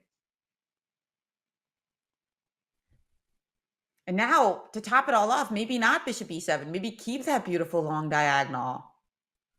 Drop it back to c3. I like it. She decides But to this is trade. good Also too. good. Healthy extra pawn on a2. Keep that pawn protected. Maybe rook b2 prophylactically. Discouraging knight b4. Maybe go after the c5 pawn. Can she convert a 3rd game in a row? That's right. Knight b4, a bit of an annoying idea for something like rook to b6. If we get too aggressive, like rook b6, knight b4, strong move, attacking a2, eyeing b3 as well, d3 as well. That's why we saw rook b2 instead by Harika, which the computer doesn't like, but who knows why. h6. I like this move from Hou Yifan, just kind of waiting for white to put her cards on the table. I'm not sure that I like the plan of d4, because all of these trades are going to make the position easier to defend for black. And it's also going to help black eradicate the weakness on c5. Yeah, this seems like Harika might be going in the wrong direction with d4. It doesn't feel right, does it? No. Just doubling your rooks up in this fashion. I get why, though. She wanted to, remove her own weakness on d3 and make it a more 2-result game. I understand the logic behind it, but queen to a7. Wait, but now check on c2 and go for mate with queen c8. I think white can essentially now use the a-pawn as bait. Harika is very sharp here. Queen c2, excellent. Queen c8 is coming. And suddenly, the initiative shifts from the queen side to the king side. Rook h8 check and queen takes e6 is under threat. So what do we do here to avoid total disaster? Queen f7 looks so passive. Yeah, it might be forced. But queen, some move defending e6. We can't allow that variation where you take on e6 with check. So one way or the other, if it's queen a6 or rook a6 was the choice. Okay. Hou Yifan. Maybe h4 and h5, trying to cover the g6 square. This is a very typical idea, and she's played it. Or there's also rook d7 type ideas now and go after g7 instead of the h8 square, especially with that rook hanging out on a6. Exactly. That could be very annoying. Rook d7. Imagine rook d7, queen a8, queen c7. Well, I guess you still have queen g8 though. Hang it in there. Yeah, you just need to find the right moment to play one of these moves. Now, first of all, black has to reckon with the threat of h5. So king g6 is forced. I like your idea. Rook d7, queen a8, and maybe queen c7. It's frustrating because I don't see a forced win for white. You need one of these slow, Soviet schoolboy type moves. Wait, what's a what's a slow Soviet schoolboy move? What is it? Rook d7, Yeah, rook d7 is played. You can't say we need it and then we don't have it. Oh, so queen c7 now, queen f8 h5. or queen c8. h5 is the Soviet schoolboy move. Force the king back into the box and then go back to the idea of rook d8 and queen c8. Instead, we see queen c4. Looks very reasonable, honestly, but maybe rook d6. And then don't blunder. Okay, never mind. Rook b6 is played. Uh-oh. Apparently not the best, but still looks totally overwhelming for white, to be honest. Yeah, looks fantastic, but is there some opportunity here for black to get back into the game? I don't see it. Is it with rook b1 check and queen f6 maybe? Consolidating things a little bit? Getting some play of her own?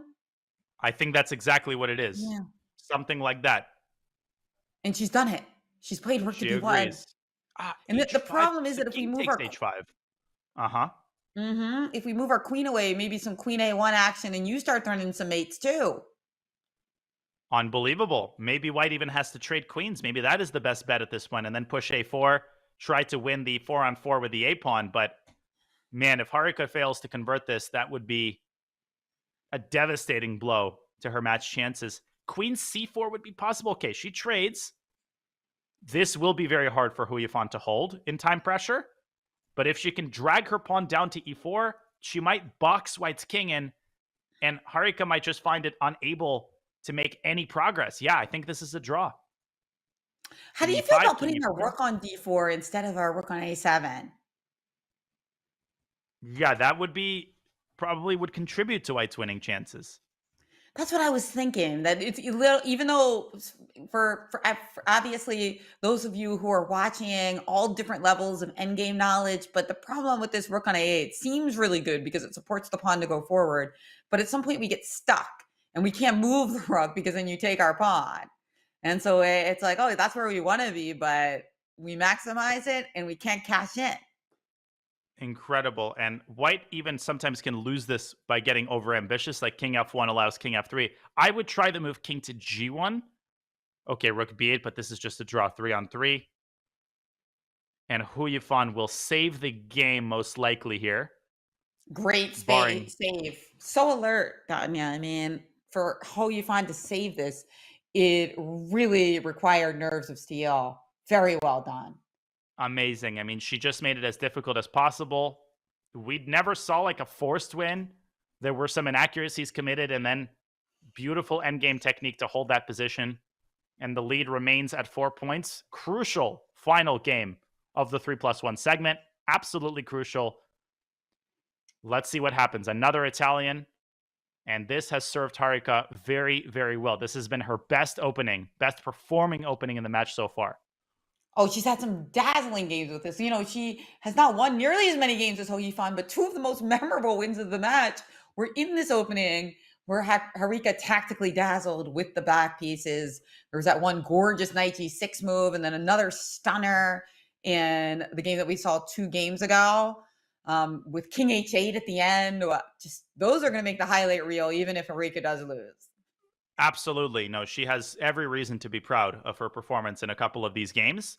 And Hou Yifan says, I'm tired of this structure. Let me play an early d4. But now you have to be very careful because e4 is hanging and it will be captured under the right circumstances. So maybe I was going to say e5, knight takes e5 and cd. We get an IQP structure with black having full control of the square in front of the pawn. But of course, there are also some kingside weaknesses. So the position is probably objectively close to equal. All right.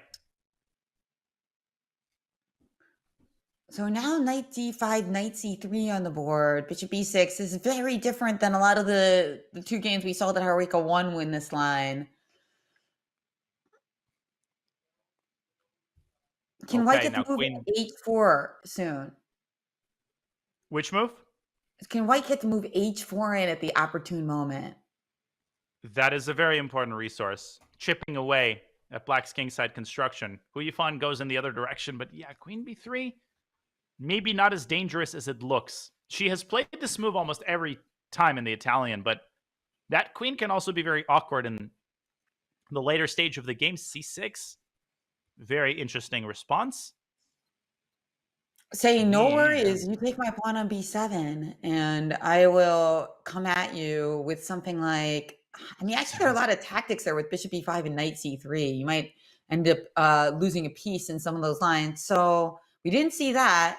b5, hey, you said that when we offer our time, we have to take it.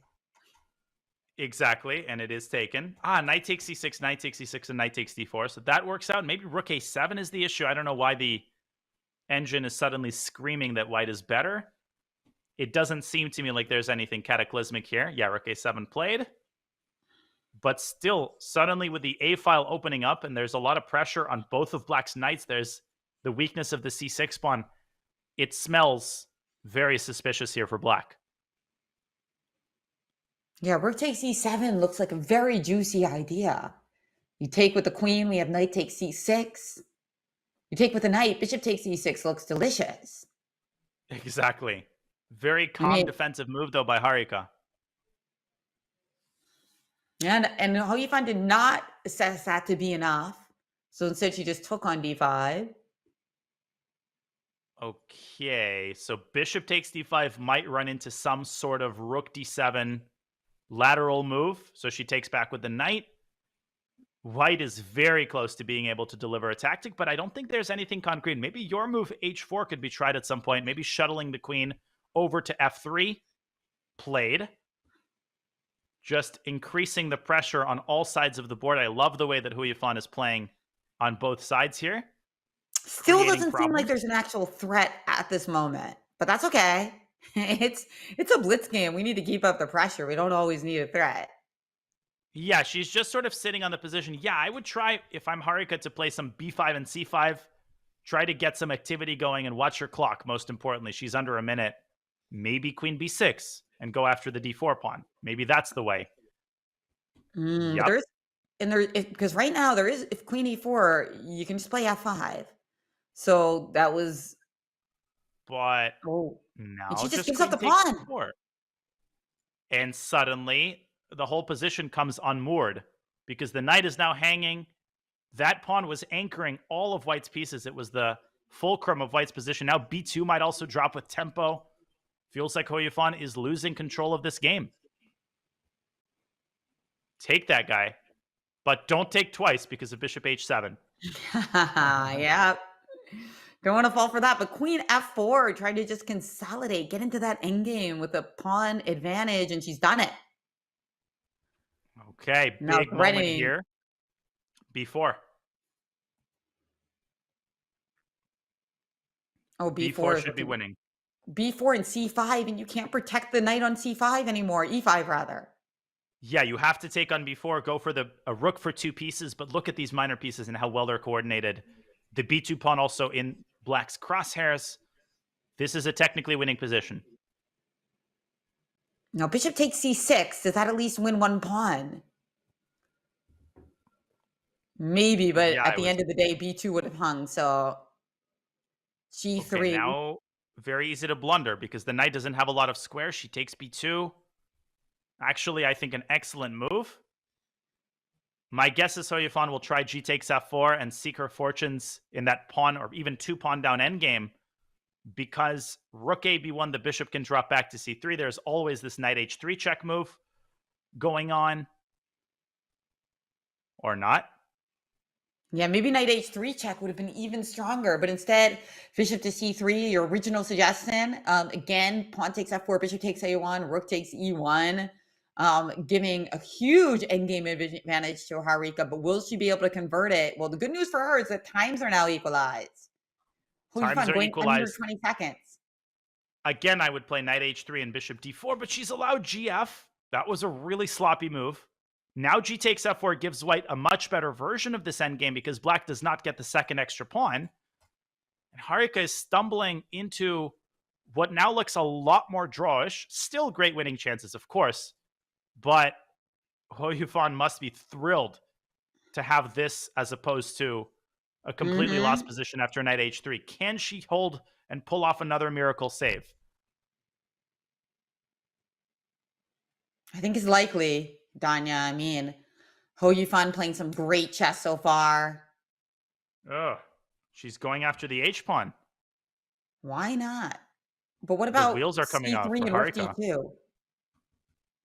I think she will try that in this position. No, rook b6, but she's just stumbling around, not doing anything. Bishop takes f5 even is possible. Ooh, that could have been a real opportunity. Is she going to take a draw Harika here? has to try. King g7, you've got to try. No, she's done the She goes for draw. the draw. Whoa, what a save by Hou Yifan there. 2 saves in a row, and that was some points left on the table by Harika. All she had to do was get that knight from f4 to safety. That would have ended it. Instead, Hou Yifan with some magic to pull off 2 draws and maintain the 4-point lead. Still, all things considered, Jen, this was a 7-point match. I think Harika will take it. She definitely gives herself serious chances going to the bullet, but she needs an outstanding performance in the final 30 minutes of this match. Yeah, she's got a chance. And that's what the chat loves to see. Absolutely. Well, speaking of outstanding performances and outstanding events, we want you to join us in the city of Charlotte, North Carolina. Don't know anyone who lives there. For the first ever Chess Kid National Festival in February. Book your tickets now for 4 days of chess festivities, including over-the-board tournaments and opportunities to meet special guests like Gotham Chess, Fun Master Mike, and Chief Chess Officer Danny Wrench. The festival takes place February 16th to 19th in Charlotte, and we can't wait to see you there. Use !festival in chat to learn more and register today. Jen, obviously, I will roll up. I think it's going to be like a 15-minute drive for me, so I get the best seat in the house. You will be there as well, correct? I'm so excited. I'm going to be there. I'll be one of the special guests, and I'm also bringing my son, Fabian. So we are really looking forward to it. You know, I love the concept, competitive chess, and also lots of fun activities. It'll be an amazing event. So many great people. If you like chess, if you want to meet, you know, the movers and shakers of particularly the online chess world, then definitely come to Charlotte in February. Come to Charlotte anytime. Okay, and keep staying with us because we have a very exciting bullet segment ahead of us. Harika has 4 points that she has to make up, and we will keep watching this fascinating Women's Speed Chess Championship final. But first, a short break. Stay with us. We'll be back very soon with the final segment.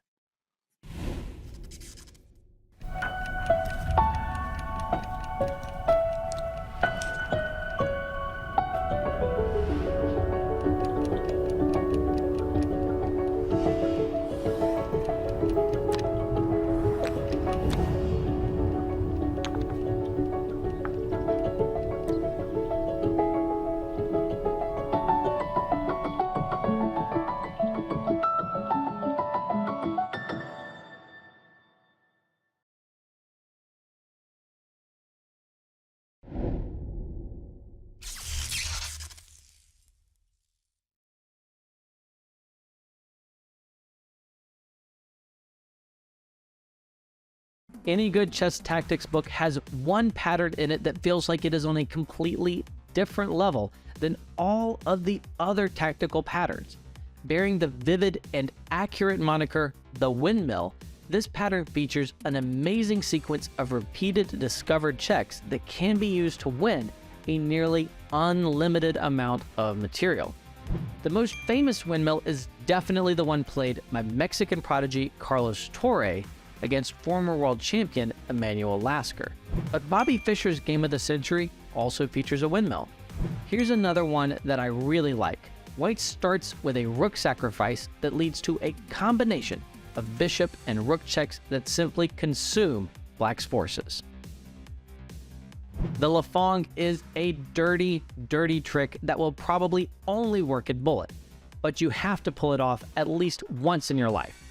When you sense that your opponent is pre-moving g6 and bishop g7 to start the game, you can play d4 and bishop h6 to try to win the bishop on g7. Shakes, guys. No one is watching. Oh, they all missed that. I see the tilt. I can feel the tilt.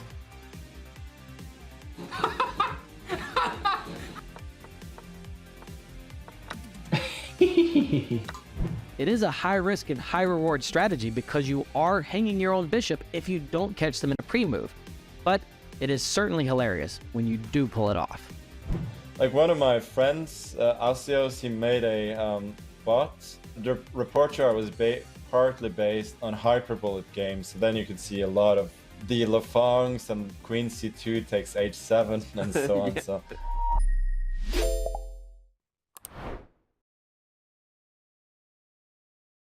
With Chess Kid's new live classroom feature, coaches can do so much more. Easily create or preload games from your library and invite your class in seconds. Teach face-to-face interactive lessons without having to leave the site. Teaching chess online has never been easier.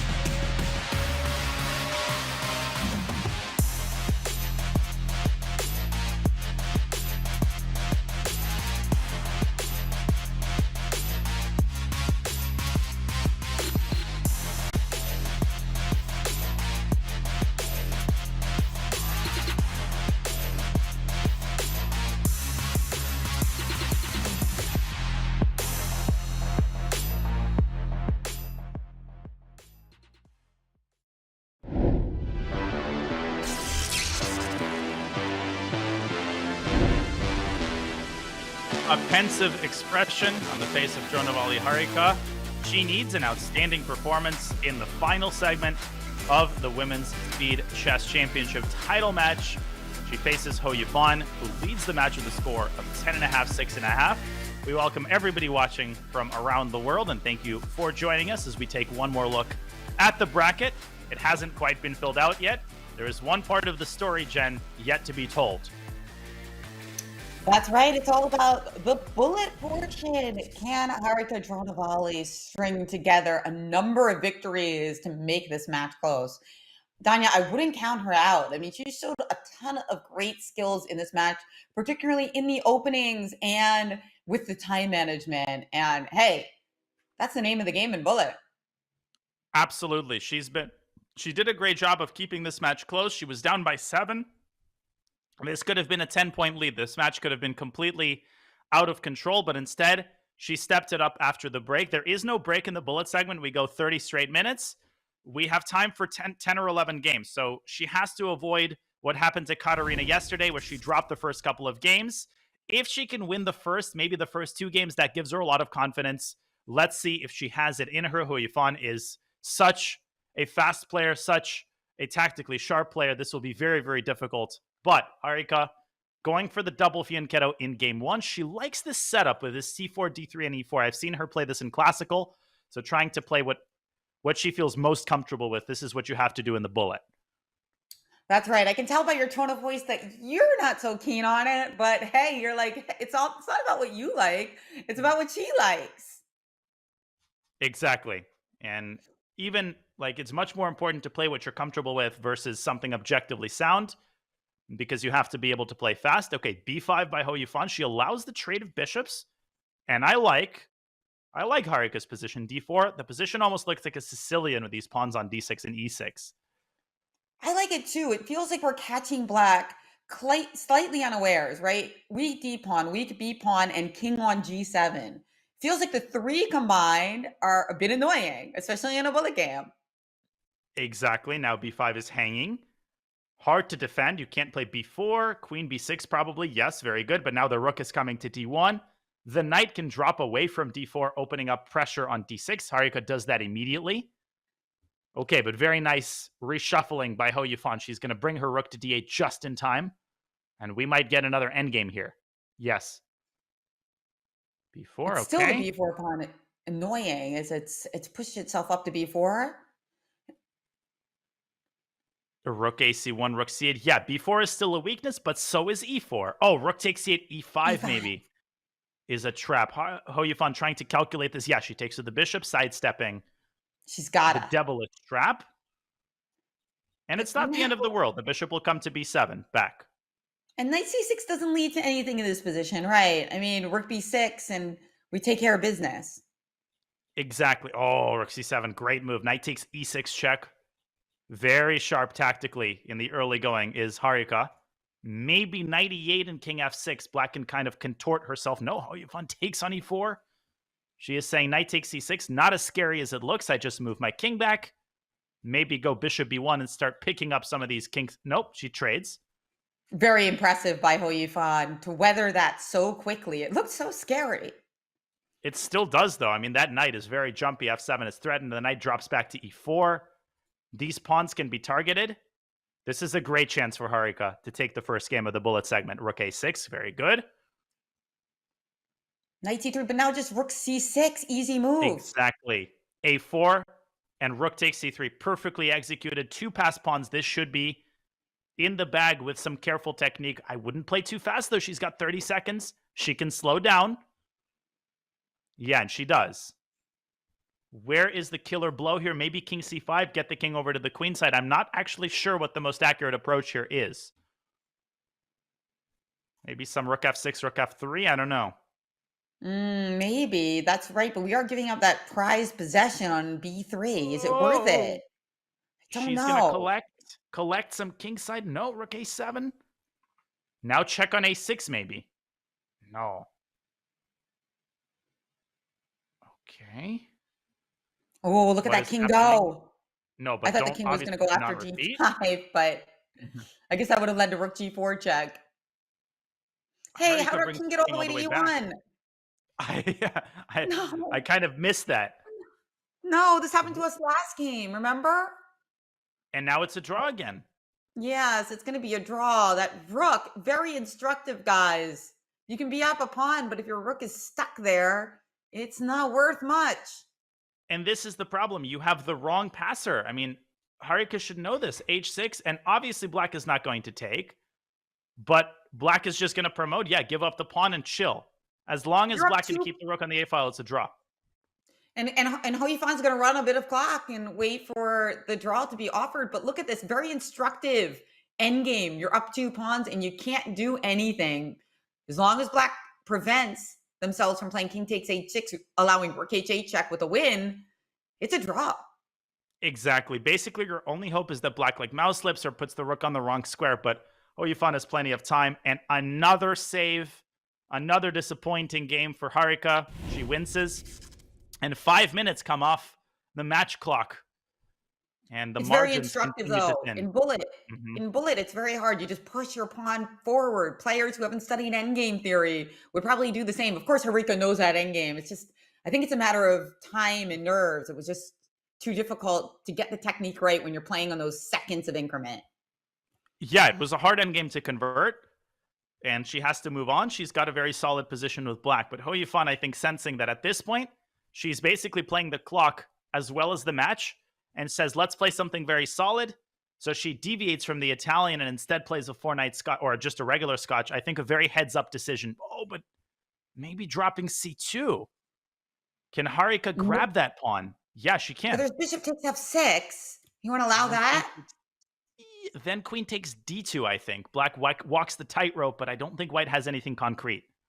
Oh, she's tried it. Yeah, now take the knight. Very good.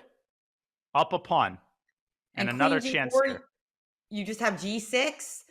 And after queen h4, we have no major threats as you're guarding that key h6 square. Exactly. Also, queen h6 is possible. Just bringing the queen back. And also that will threaten h2. So Hou Yifan needs a little bit more magic. What about queen g4, g6, rook e3 or something? Okay, well, she's tried something different. Bishop e5. Now we're going to see likely a trade. Black is going to go c6 and another pawn up position. Harika has had a lot of extra pawns in this match, but she hasn't been able to convert a lot of these types of positions. And white's got some things going for her too. She's got the e-file. Black has to find the right moment to start pushing. White will blockade it, I think, on d3 and just say, how are you going to make progress here? The power of occupying the only open file on the board. Exactly. Very, very difficult for black. And h4, white has many, many useful moves. Let's see how Hou Yifan defends this. h4, h5 likely. Rook e6 was possible. Huh, that's a amusing move. Possible. And she's done it. But hey, what about, well... What is the... Why okay, is so the draw if pawn takes e6, instant draw. I wonder... Ah, queen d7. But why is this so strong? Is queen f5 a good move there, maybe? Maybe we should have just gone... Rook e6. Now the other rook gets to e6. Beautiful. And now white is winning suddenly, taking off all the pawns. Oh, no. Or maybe not winning. Maybe this is still a draw. Yeah, because the pawn on d3 is so fast, right? Yeah. But so you can't, it's hard for you to drum up your own winning chances. Although apparently. Okay, she can always force perpetual. That's the thing. I mean, she always has this in the bag. Maybe just trying to take a little bit more time off the match clock. That is the problem with when you're playing against that queen. You know, when you have the two rooks, it's that there is often this escape valve of just going for the perpetual. And that is what Hou Yifan did as she maintains her big 6-point lead. Yeah. Sorry, 4 point. Yeah. But still very, very difficult. Now only 21 minutes left on the match clock.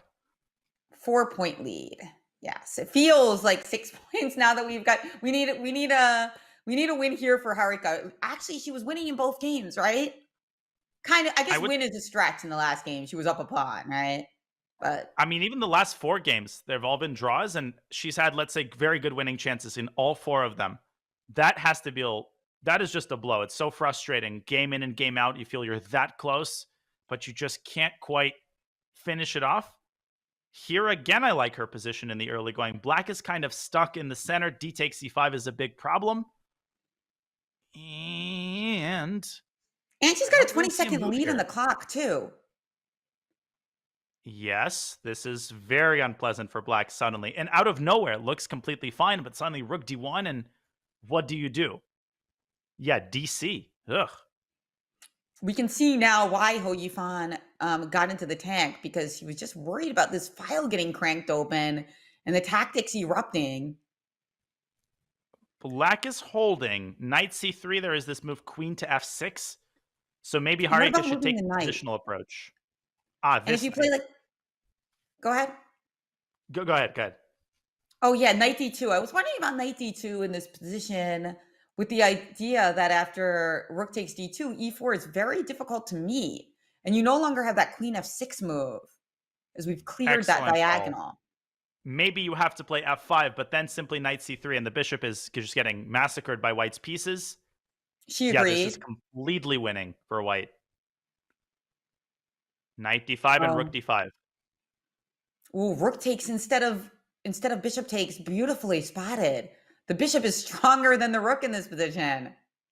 Absolute. Okay, also fine, bishop takes d5. Nothing wrong with this simple approach. Very classy. Oh, and she's this gonna is go the after a same. second pawn. So note that last game we were also up a pawn as Harika, but it was our opponent who controlled the open files. How different it is when we have the pawn and the open files.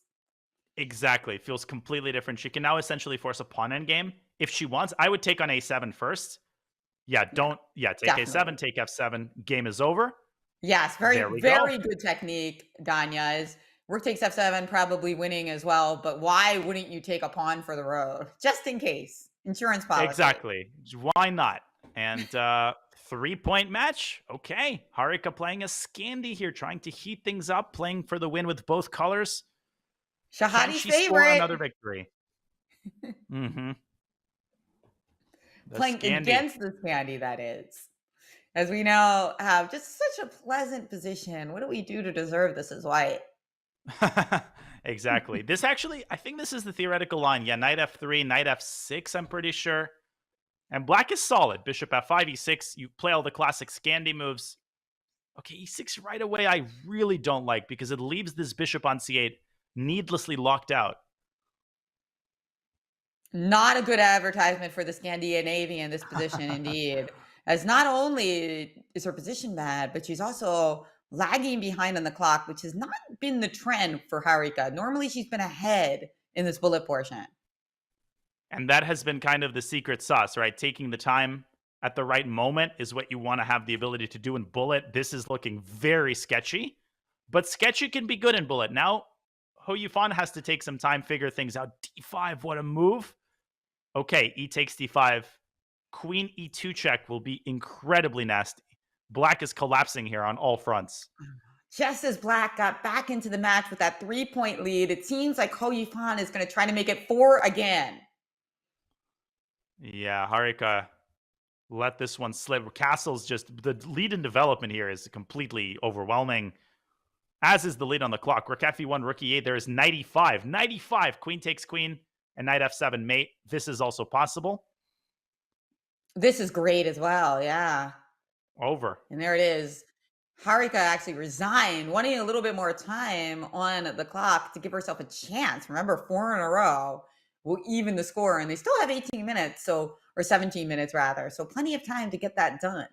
Plenty of time. And plenty of time to mathematically get it done. Of course, winning 4 games in a row against the great Hou Yifan, another matter. But Harika's got in plenty of great positions.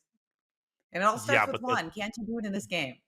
That last game, though, was so fresh. I don't think there was any need to, the Scandi is just, in the bullet time control, the Scandi is maybe not the best choice unless you know it really, really well. Harika has another great position here, though. The a4 pawn is now a serious weakness. a3 and knight c3 is coming. So she's found the right opening, I think, with white. These English structures, she understands them very, very deeply. She's able to play fast and accurately. This is what you want in bullet. Yeah, that's right. That's right. And then just what's up with knight e5 here? Ah. Knight takes e5, I guess. And then d3 is hanging at the end. Okay.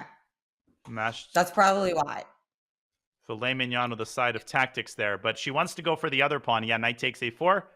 She will step back to c3 and I think eventually push a4, a5. But Hou Yifan producing some counterplay on the other side of the board.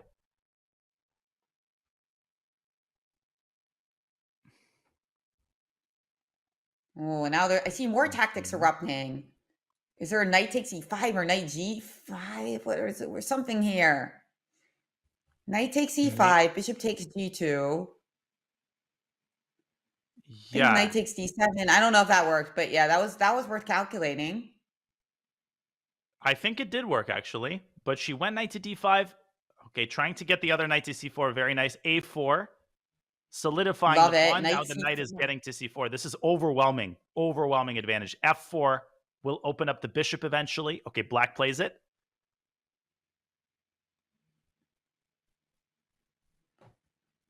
Crushing I would position take. for Harika. She has to convert this. Can she do it? Okay, two.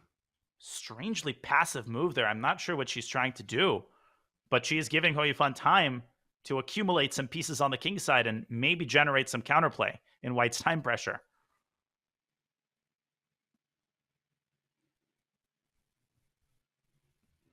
Gotta move. And she's going 10 behind seconds. in the clock here. Taking too long. And she's losing control of this game. You can just feel it happening. Yeah, you do feel it happening. But hey, you never know. Maybe she can regain control of it. A wild battle. 12 seconds left. Checkmate threat.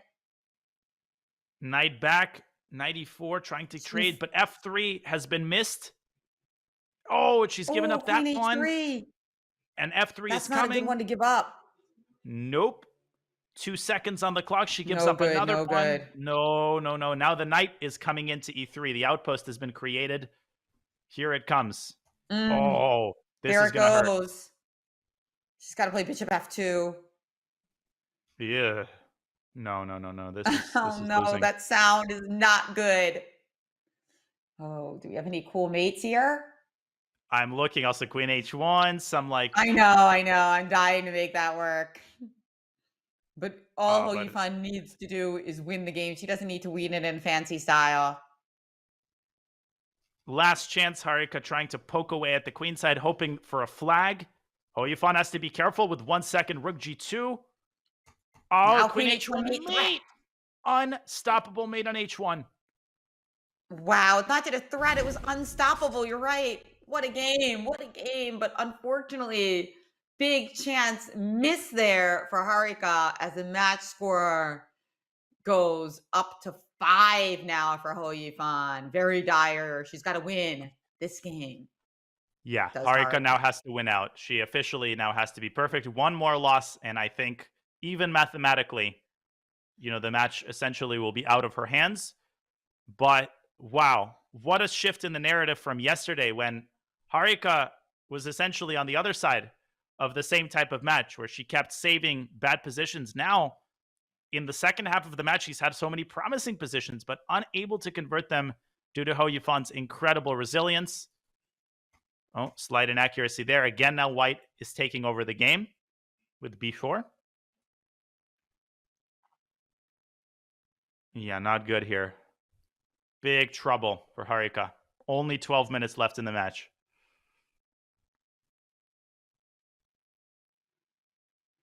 Okay. Trades. White is up a pawn. Healthy pawn. Just rook c1, yeah. More bad news in this game, it seems.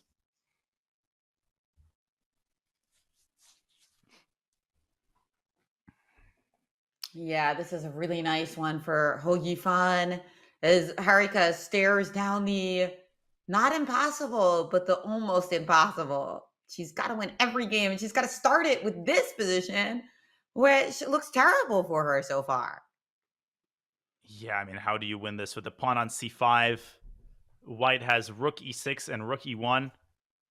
I mean, Hou Yifan is just about the worst opponent to have to make a miracle comeback against. She always manages to keep control, even when the match wasn't going her way. She never tilts. I mean, she is just incredibly level-headed, so professional. She will likely take this pawn on f5 and likely take this game. That's right. Rook f6 now is a threat. Oh, no, maybe it wasn't. But there's an X-ray. There is another threat, rook e7. It was possible, but yeah, she wants, I think, just c6 and d5. h4, your idea from an earlier game, can chip away. Okay, also, why not? Just take another pawn. Help yourself. All you can eat here, essentially. Pawn buffet. Bishop c1. Not even giving black a breadcrumb on the queen side.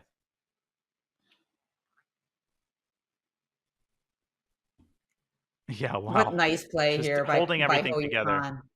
Mm-hmm. But still, She will play 18 h4 seconds left. But here come the pawns. That's right. Is there any play Another we one. can make on f2 if you play d5 too quickly? We know Harika is always out for whatever chance she can get. Always trying, but there's no purchase on the queen side. Everything is nicely protected. I mean, she can take one pawn, but that's about it. Yeah, now the pawn reaches c7. Check on a8 will be blocked. The white queen will make its way. But maybe rook b7. I mean, still kicking queen e6. Forces the queens off the board. Still fighting is Harika. Very admirable resistance. But even if the queens are traded and she loses c7, white will still be up 2 pawns. But Hou Yifan is down to 3 seconds. Weird things can happen when you get down to that many seconds. Without question. Okay. Harika actually has the time advantage for the first time in the game. And she's going to win h5. And she's somehow now back in the game. Unbelievable. Still losing objectively, but now serious chances because of her h-pawn. Oh, but those connected pass pawns look so much juicier. Yeah, this is Talking still about looking bad. buffets, 2 for 1. Rook h2. And if black loses the h-pawn, it's base. Oh, and Hou Yifan almost flags there. She needs to be very careful. Queen. She could flag. Queen. She could have made a queen. Oh, yeah. Good point. Barely getting off her moves. Harika hoping for a flag here, but she's not going to get one. I think Hou Yifan has enough time. She has a cushion. King g7. Is white winning? No, it should be a draw. Look at that endgame. Study it later, guys. Study that endgame later. As Hou Yifan, despite getting closer to winning this title, is not happy with her technique. She wanted that win. You know, at the end of the day, she's one of the greatest chess players in the world. And at the point where you don't win that, you're still annoyed, even if you're getting closer to the match win. Oh, yeah. What happened there? E5 was a funny move. I guess that pawn was untouchable. But this is a weird setup played by Hou Yifan. Of course, she would have been more frustrated if this happened in the 3+1 segment. She basically knows the match is in the bag.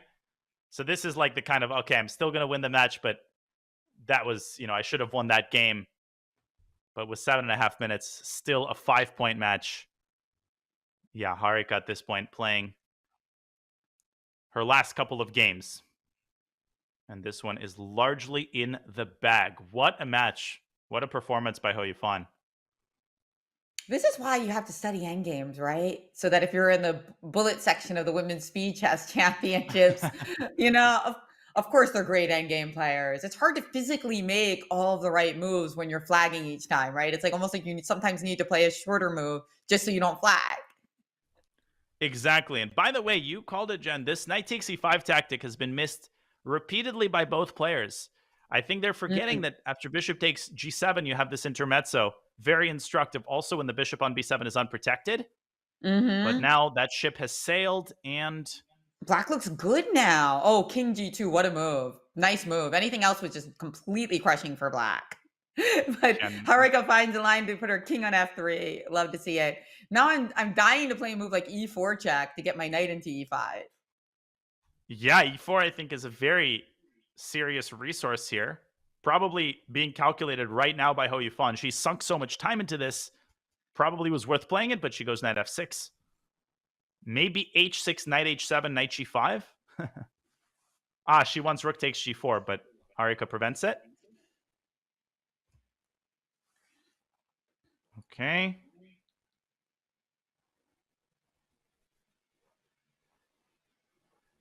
Yeah, this is now... Suddenly, white is in the driver's seat again, it feels like. h5 and g6 is coming very, very fast. Here we go. Rook c4 threat? Maybe not.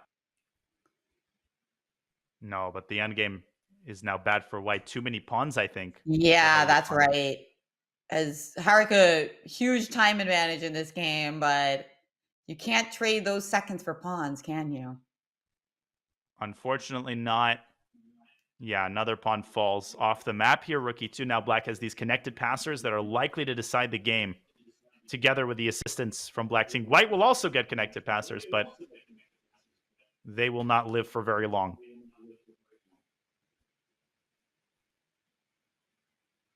Yeah. Yeah, it's also about that king. The king on f2 is going to get harassed as the pawns push forward. So you think, oh, the king's defending them. Not so much.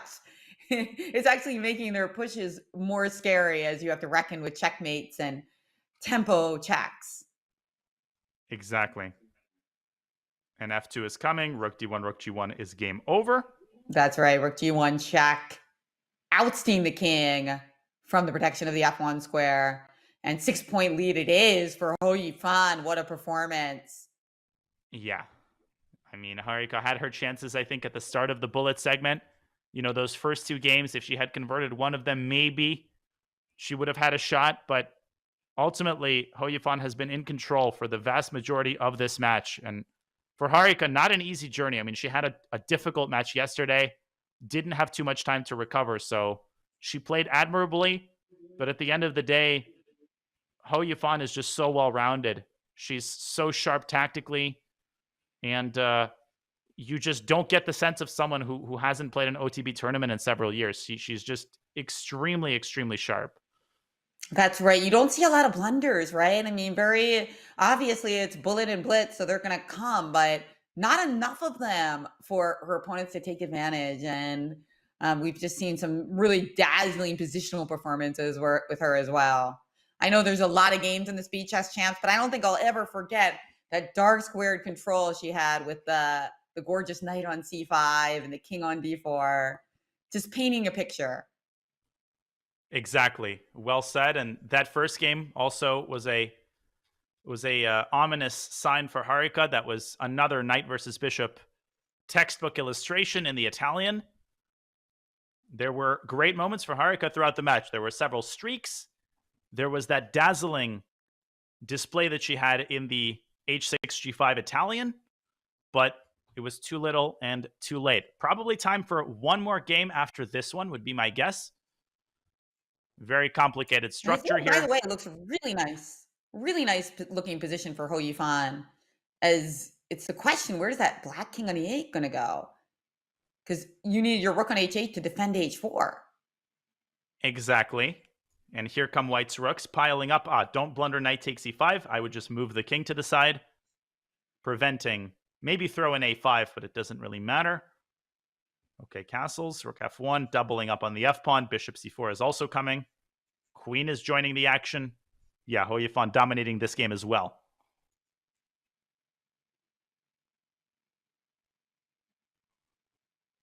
No. Rook f7, though, doesn't work. She thought queen takes because the other rook is defended. She blundered. But still, it's very dangerous. Knight f4. But there is knight f8. She's trying to stir up the pot here. Bishop e6 is beautiful. And the game continues. Well, that was, but you could see she made some kind of expression there, Danya. She did, I think, miss that the rook was protected by the queen. But her position was so strong that she had some comp anyway. Exactly. That tells you all you need to know. Yeah, you give up a full rook, and you're probably not even... Okay, at this point, probably Hou Yifan is worse. Trying to get that... was compelling there, maybe to reduce the complications, but okay, this is obviously smart as well. Stabilizing all of the key squares, and here comes the b-pawn. Harika will likely take this one.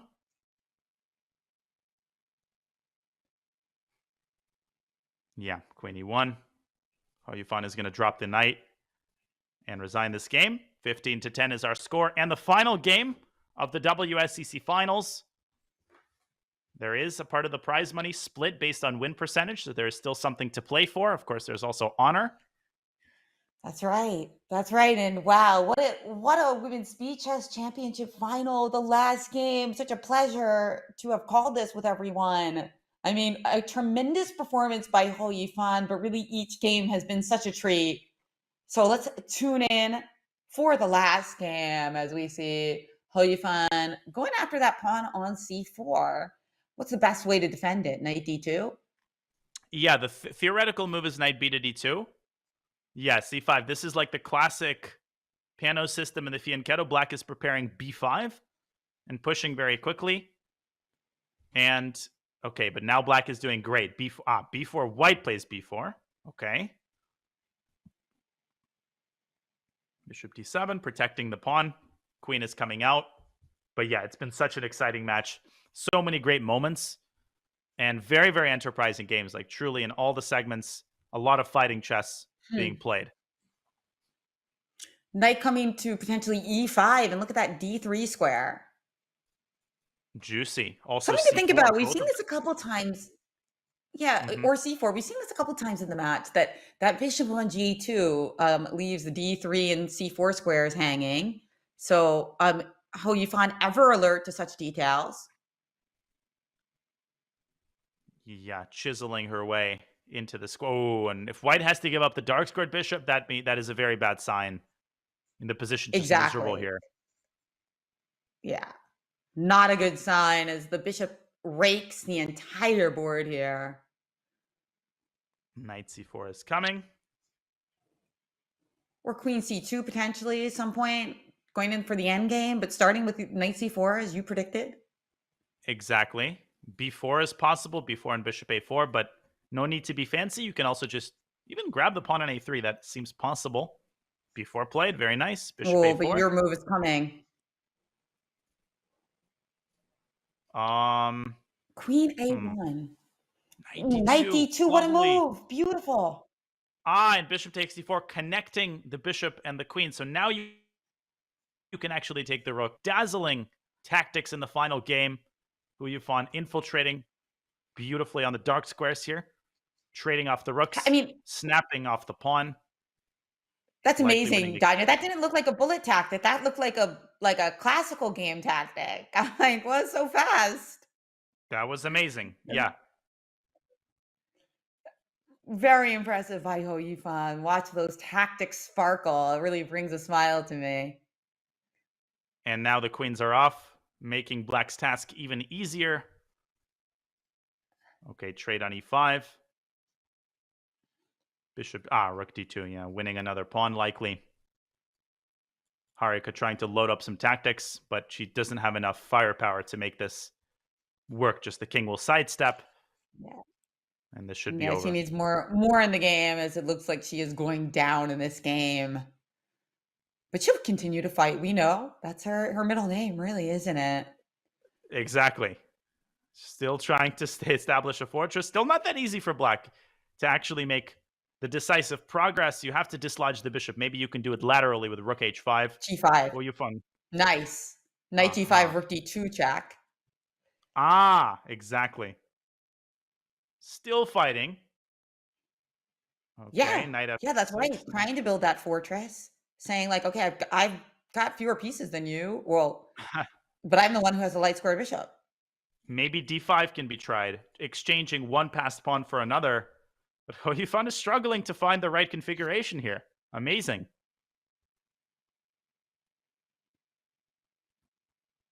Two seconds. I mean, of course, the match is over and she almost flags. And she flags. Oh, and she has flagged. And Harika, I was going to say, maybe she's going to go for a draw. But you know what? Harika Dronavalli, 11 points to Hou Yifan's 15 points, reflecting how competitive this match was. But Hou Yifan is our champion, Danyan. What a champion we have. Absolutely. Congratulations to Hou Yifan. It was a rocky final part of the match, but she kept her lead wire to wire ever since her first game victory. She never relinquished the lead. She displayed mastery in so many different areas, lots of great positional games, very sharp tactics. Hou Yifan is the deserving winner of the 2023 WSCC. She's a class act in every way, and just an amazing performance, Jen, by one of the greatest female players of all time. We will have Hou Yifan in the studio for an interview. We will ask her about her thoughts on this amazing match, so stay with us. We'll be right back with winner of the 2023 WSCC.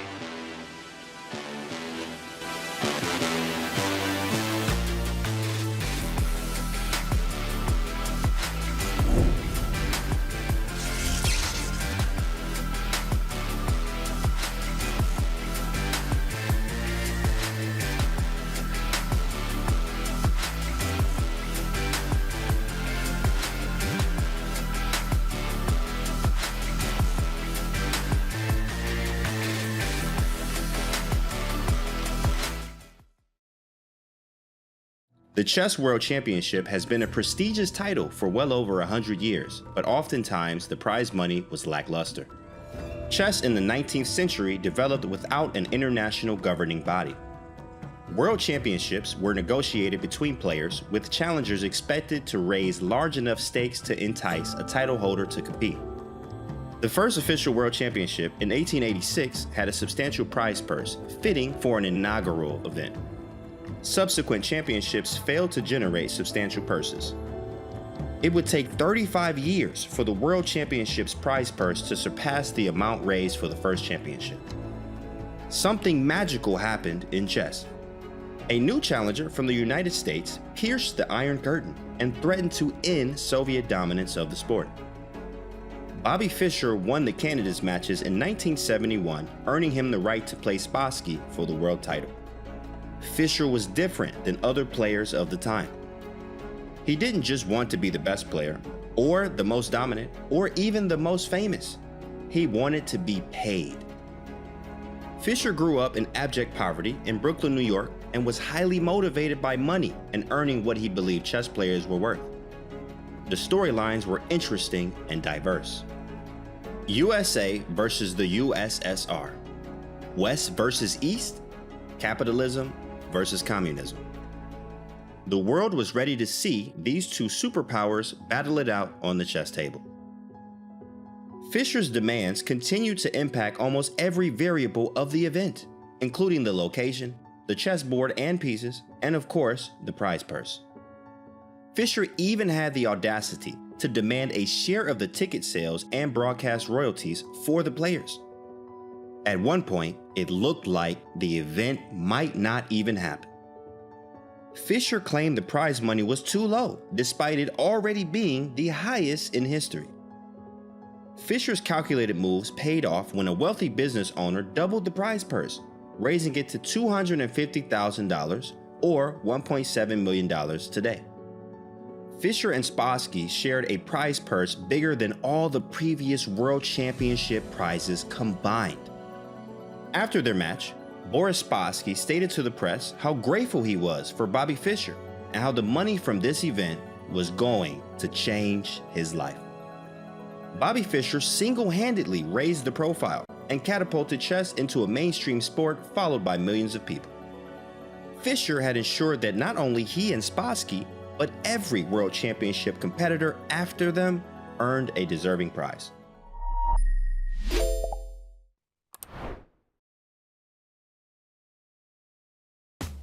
The Variance Community Series continues on November 2nd with 3-Check, where you can not only win by checkmating your opponent, but also checking them 3 times. 6 weekly arena tournaments held every Thursday will be followed by a championship event with cash prizes, including a $1,000 first place prize. The third and final weekly arenas will be streamer arenas featuring gifted subs as prizes. Win any of these events to qualify for the championship and show the world what you've got. Join the Variance Club today to learn more about upcoming events, how to participate, and much, much more. See you in the arena on Chess.com.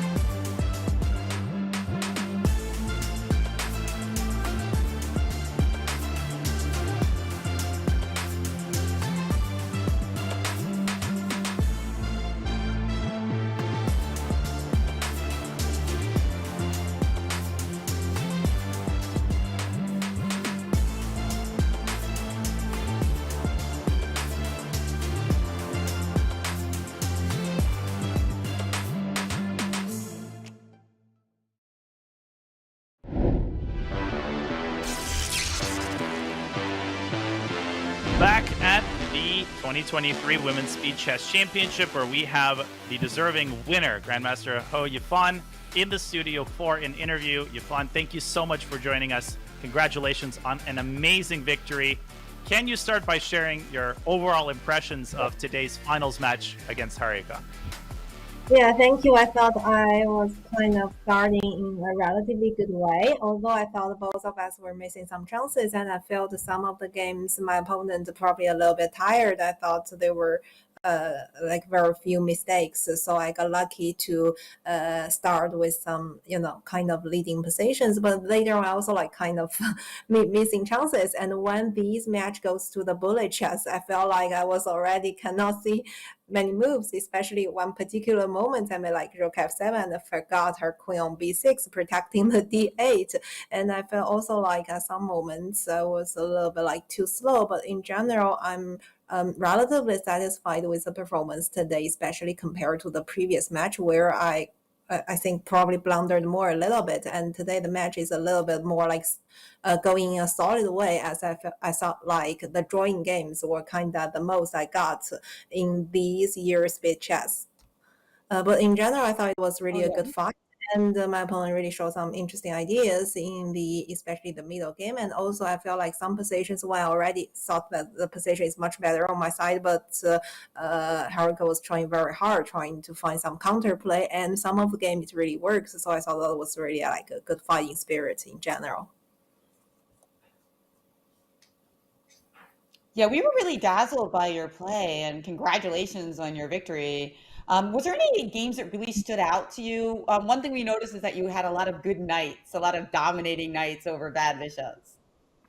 Actually, I didn't realize about that, but once you mentioned, yes, I remember there were a few games while I was having black pieces, especially in the faster time control. I got like sacrificing the queen side pawn and then trying to create some counterplay on the king side, and with some knight, like you say, knight maneuver, I remember. And for white games, yes, indeed, I thought like today, the match, there were like more positional games compared to the previous dynamic positions.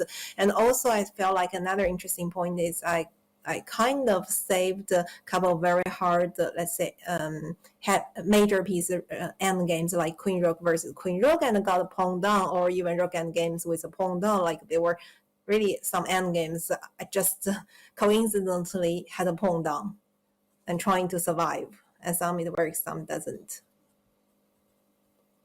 Well, Yifan, you don't play quite as much over the board in recent times. You're, of course, a distinguished professor. Can you tell us a little bit about how you stay sharp? Because your tactics and your general vision of the board is amazing. How closely do you follow top events, and how do you stay so sharp tactically? Do you train actively? What does your chess routine look like these days? Well, actually, I think similar questions were raised like in the post-game interview after the first match, and I was mentioning something like, compared to the past few years, I was kind of more active in the past few months due to the tournament I have participated offline, and another reason probably because the previous match of this speed chess also helped me to practice a little bit, trying to make me more adapted to this very, very fast blitz time control. And I feel like today, after these practice, I'm getting a little bit better into shape, especially in the first 1 or 2 segments. And then another story, talking about the routine, is really hard to say, as to be honest, in regular days, the job were kind of busy since I changed a new one a couple of months ago. I didn't really have a lot of time to spend on chess, but while giving lectures, or sometimes, if I have time, talk with friends or follow some top events, just like time to time, it's really like very random and depends on the particular times. Well, of course, we got a lot of questions coming in from the chat, as everybody has been dazzled by your play today. And whenever that happens, we have a question that, isn't going to stop because you're so talented. And it is, would you consider switching back to full-time chess if tournaments and rewards improved? This is from Tatami94. Sorry, okay, I'll check the question. Full-time chess. tournament rewards improved. Question, Well, yeah, I think would you actually consider this is switching back? already kind of improved compared to the years when I decided to drop out from the, for example, Women's World Chess Championship cycle, as later on FIDE changed the format and also improving the conditions for women's tournament in general, which I thought is really like a good sign and positive news for women's chess in general. But okay, after these changes, I didn't really like get back like full time. And the recent few months, also people raising me the questions, for example, like would you consider to play the candidates and then the match, these kind of questions. And to be honest, I'm kind of person that didn't really think that far away. I'm just like be focused on the things on the next step that happen in the very, very, very, very near future, and trying to do the things following, let's say, following the inner side, I believe. And I'm really enjoying playing chess tournaments in general, no matter it's online or offline, blitz, rapid, or even classical chess. As you know, it's really like a deep connection between deep connection with chess in these few let's say decades. So it's really hard to say, but at the moment I do not have the clear plan that I will come back to the full time, that is for sure. But I wouldn't really say in a certain word for the future. But no matter what I will be doing, I think there will be some connections, no matter direct or indirect, with chess. So that's something I still want to do in the future. That's fantastic to hear. And of course, congratulations on your performance in the recent Asian Games competition. 8 points out of 9 was really, really amazing. Final question for you, Yifan, before we let you take your well-deserved rest and celebrate your victory. Could you share your proudest moment or your most memorable moment from the Women's Speed Chess Championship this year, whether it was a match or an individual game or just any moment that you will look back on with pride? When this question came to me at the first second, I really hard to point a particular moment. Of course, I'm very happy that I could won this event, after 2 years, and especially today, I think the general performance was kind of okay. But a particular moment, probably I would pick the first match. As I remember, I got some sacrifice on d5, like knight d5, and trying to come up with some tactics. Although I didn't check if that really works, and I remember one game I even lost that position. But in general, I felt like in faster time control, if such combinations occurred in the board and the players can catch such opportunities, that's really like kind of the joy of chess, the beauty of chess that I could enjoy. That's a great answer, Yifan. We really appreciate all of your insight. You're an amazing player, and you had an amazing performance this year. Congratulations on your victory. Get some rest, and we look forward to seeing you over the board and online in future competitions. Thank you. The winner of the 2023 WSCC. Yeah, Yifan is just amazing. I've had the honor of commentating with her. What a performance. It's fantastic. What a fantastic champion. And I certainly gleaned so many wonderful insights from that interview. I love how she says, you know what, I'm not thinking that far ahead. And that's a great philosophy for both chess and life. Let's look and see what's happening in the next few months, not try to plan a few years ahead. But what it says to me, Danya, is there's a chance maybe she will come back to chess full time one day. But as it is, it's beautiful to watch her shine. It definitely is. She keeps an incredibly high level, and we keep going because our final segment will be an interview with the runner-up. Dronavalli Harika has had 2 very difficult days. She put up a valiant fight today, and we really appreciate her time. We'll have her in the studio and wrap up the show in just a couple of moments.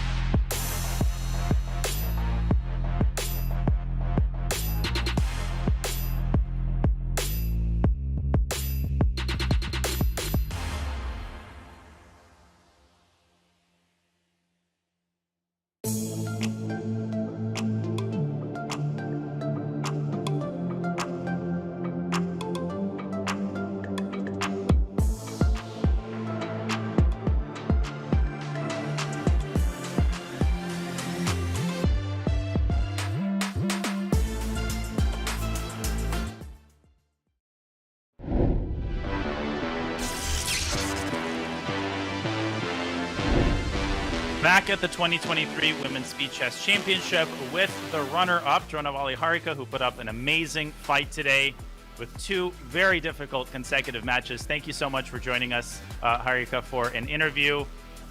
Can we start by having your general impressions of the match? Obviously, the final result did not go your way, but you had some amazing streaks, some great comebacks, and a couple of incredible moments. What are your overall thoughts?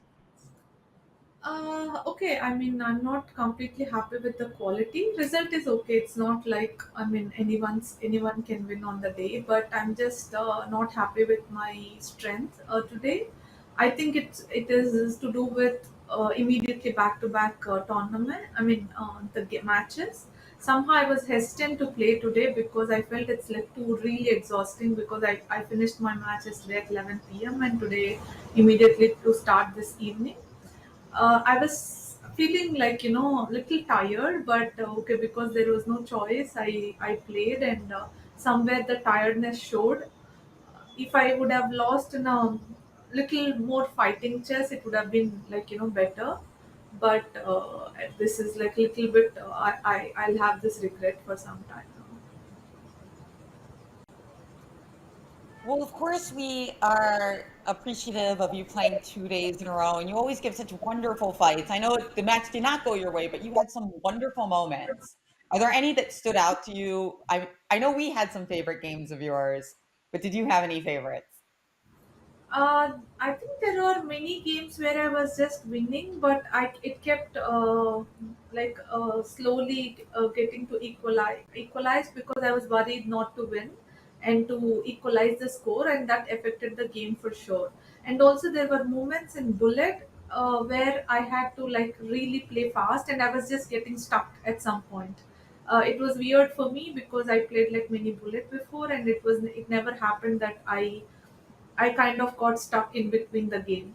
So yeah, I mean, overall, I think there was one moment where I came back by two wins and like maybe just one with 1 point lead, and there somewhere I think I was just getting tired after like getting back to it, winning two games, and of course my opponent is so strong. I can't be expecting to win every game. Like at some point I get tired with all these emotions up and down, and I started making mistakes. So I can't really say which moment I felt, but I just thought like I should give my best and play some good chess, being in the finals, and I tried my best, and at some point I even got quite close to equalize the score. But yeah, but okay, she's extremely strong player, and she did well. She just really utilized all her chances well. Harika, obviously, it was a grueling final stretch for you, but do you enjoy the SCC format overall? Are there any changes that you would propose? And can we expect to see you back next year? Of course, this is one of my favorite tournament. Being at home, you can play such best matches with best players and also with good prize fund, with amazing prize fund actually. So definitely, it's one of my favorite. You can see I played almost I think all the speed chess championships so far. There was one time when I was not invited. I even got qualified. I went to qualifiers. I qualified and kept winning again and again, and then reached even finals and played with Ifan. I at least like played far better finals back then. So definitely, I think this is one tournament where I really thoroughly enjoy. And yeah, I'm quite happy with the way it's going, and I wish to come back again next year. Well, we certainly want to see more of you, Harika, and you have many fans in the chat. One of them, Krishna21234, asks, if you could play one time control for the rest of your life, and that's the only time control you could play, what would you choose? I put 3+2. 3+2. 2+2. That's okay. That's definitely, yeah, that's like the classic over the board blitz time control. And final question for you, Harika, from Kempis Ringling. What are the lessons that you've taken away from playing against Ifan in two different SCC matches? What do you see yourself working on in preparation for a potential rematch next year? Yeah, of course, like she's quite strong. positionally also her understanding is pretty strong. In situations where I thought I was just better, she found like really nice moves. She took time. She played like very good chess, even in time trouble. I think that's something I would take from her, because it's not easy when the time like seconds are ticking down and you try to focus on the position. Yes, I think definitely I would like love to learn from her understanding and the way she waits and like try to play best move. Understood. Well, Harika, we really appreciate your insight. Thank you so much for coming on for an interview. And congratulations on another amazing performance. We look forward to seeing you in the SEC next year. Thank you. See you. Well, that was Dronavalli Harika, the runner-up to the player. 2023 WSCC. Amazing, Jen. And she had such a difficult schedule to end the event and handled it very, very well, all things considered. Oh yeah, she's fantastic. Such a great ambassador for the game. Both of these players, Hou Yifan and Harika Dronavalli, I love them both. Great players and also great voices. I mean, even just in their post-game interviews, so much to glean about the way that they approach chess and why they are the best. Absolutely. Great insight. Just class acts all the way. Let's take one last look at the bracket. Now finally completely filled. Hou Yifan is the WSCC winner this year, having defeated Harika in the final, Alexandra Kosteniuk in the semis, and Polina Shuvalova in the quarterfinals. Not an easy journey. If anything, she might have had the most difficult bracket, but she was in control all three of these matches. Very, very deserving winner. Jen, she takes the big cash pot, and she will have an X on her back next year. Everybody wants to be the person who defeats Hou Yifan. That's right. Hou Yifan, a very worthy champion, someone we love to watch play. And, she said that she experienced joy in this tournament. And that's exactly what we want to hear from her. Because if she feels that way, I know we are going to be seeing more of Hou Yifan in chess, speed chess championships, and chess in general. And the fans all want that, right? Absolutely. It's amazing that every single player we've interviewed loves the SCC. They keep coming back. They play it because they like the format. They obviously like the prizes. They like that they can remain at home. And ultimately, we love that. We love events where the fans like it, but also the players are into it because it produces better chess and more combative chess. It was a pleasure commentating the 2023 WSCC. An honor and a pleasure commentating with you, Jen. I'll pass it back to you for your final thoughts. And with that, we will wrap up the show. It was such a joy. Thank you to the producers, the Chess.com team, to the sponsor, Julius Baer, Women's Speed Chess Champs, and of course to the players. And happy Thanksgiving to everybody in the United States who's watching. And well, happy rest of the week to the rest of the world.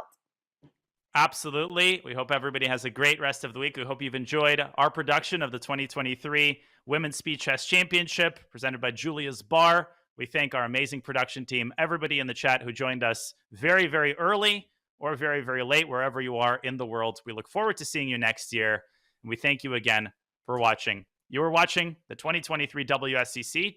GM Jen Shahade and GM Daniel Naroditsky bring you coverage of the finals. Congratulations to Hou Yifan, and we will see you next year.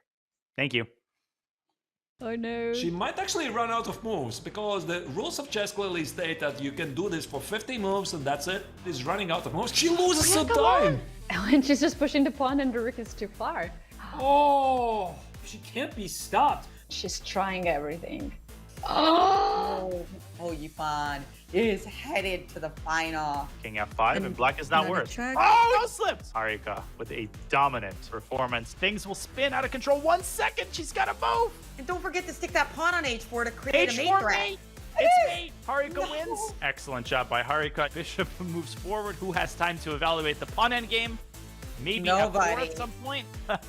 Yeah, now just 96 wins.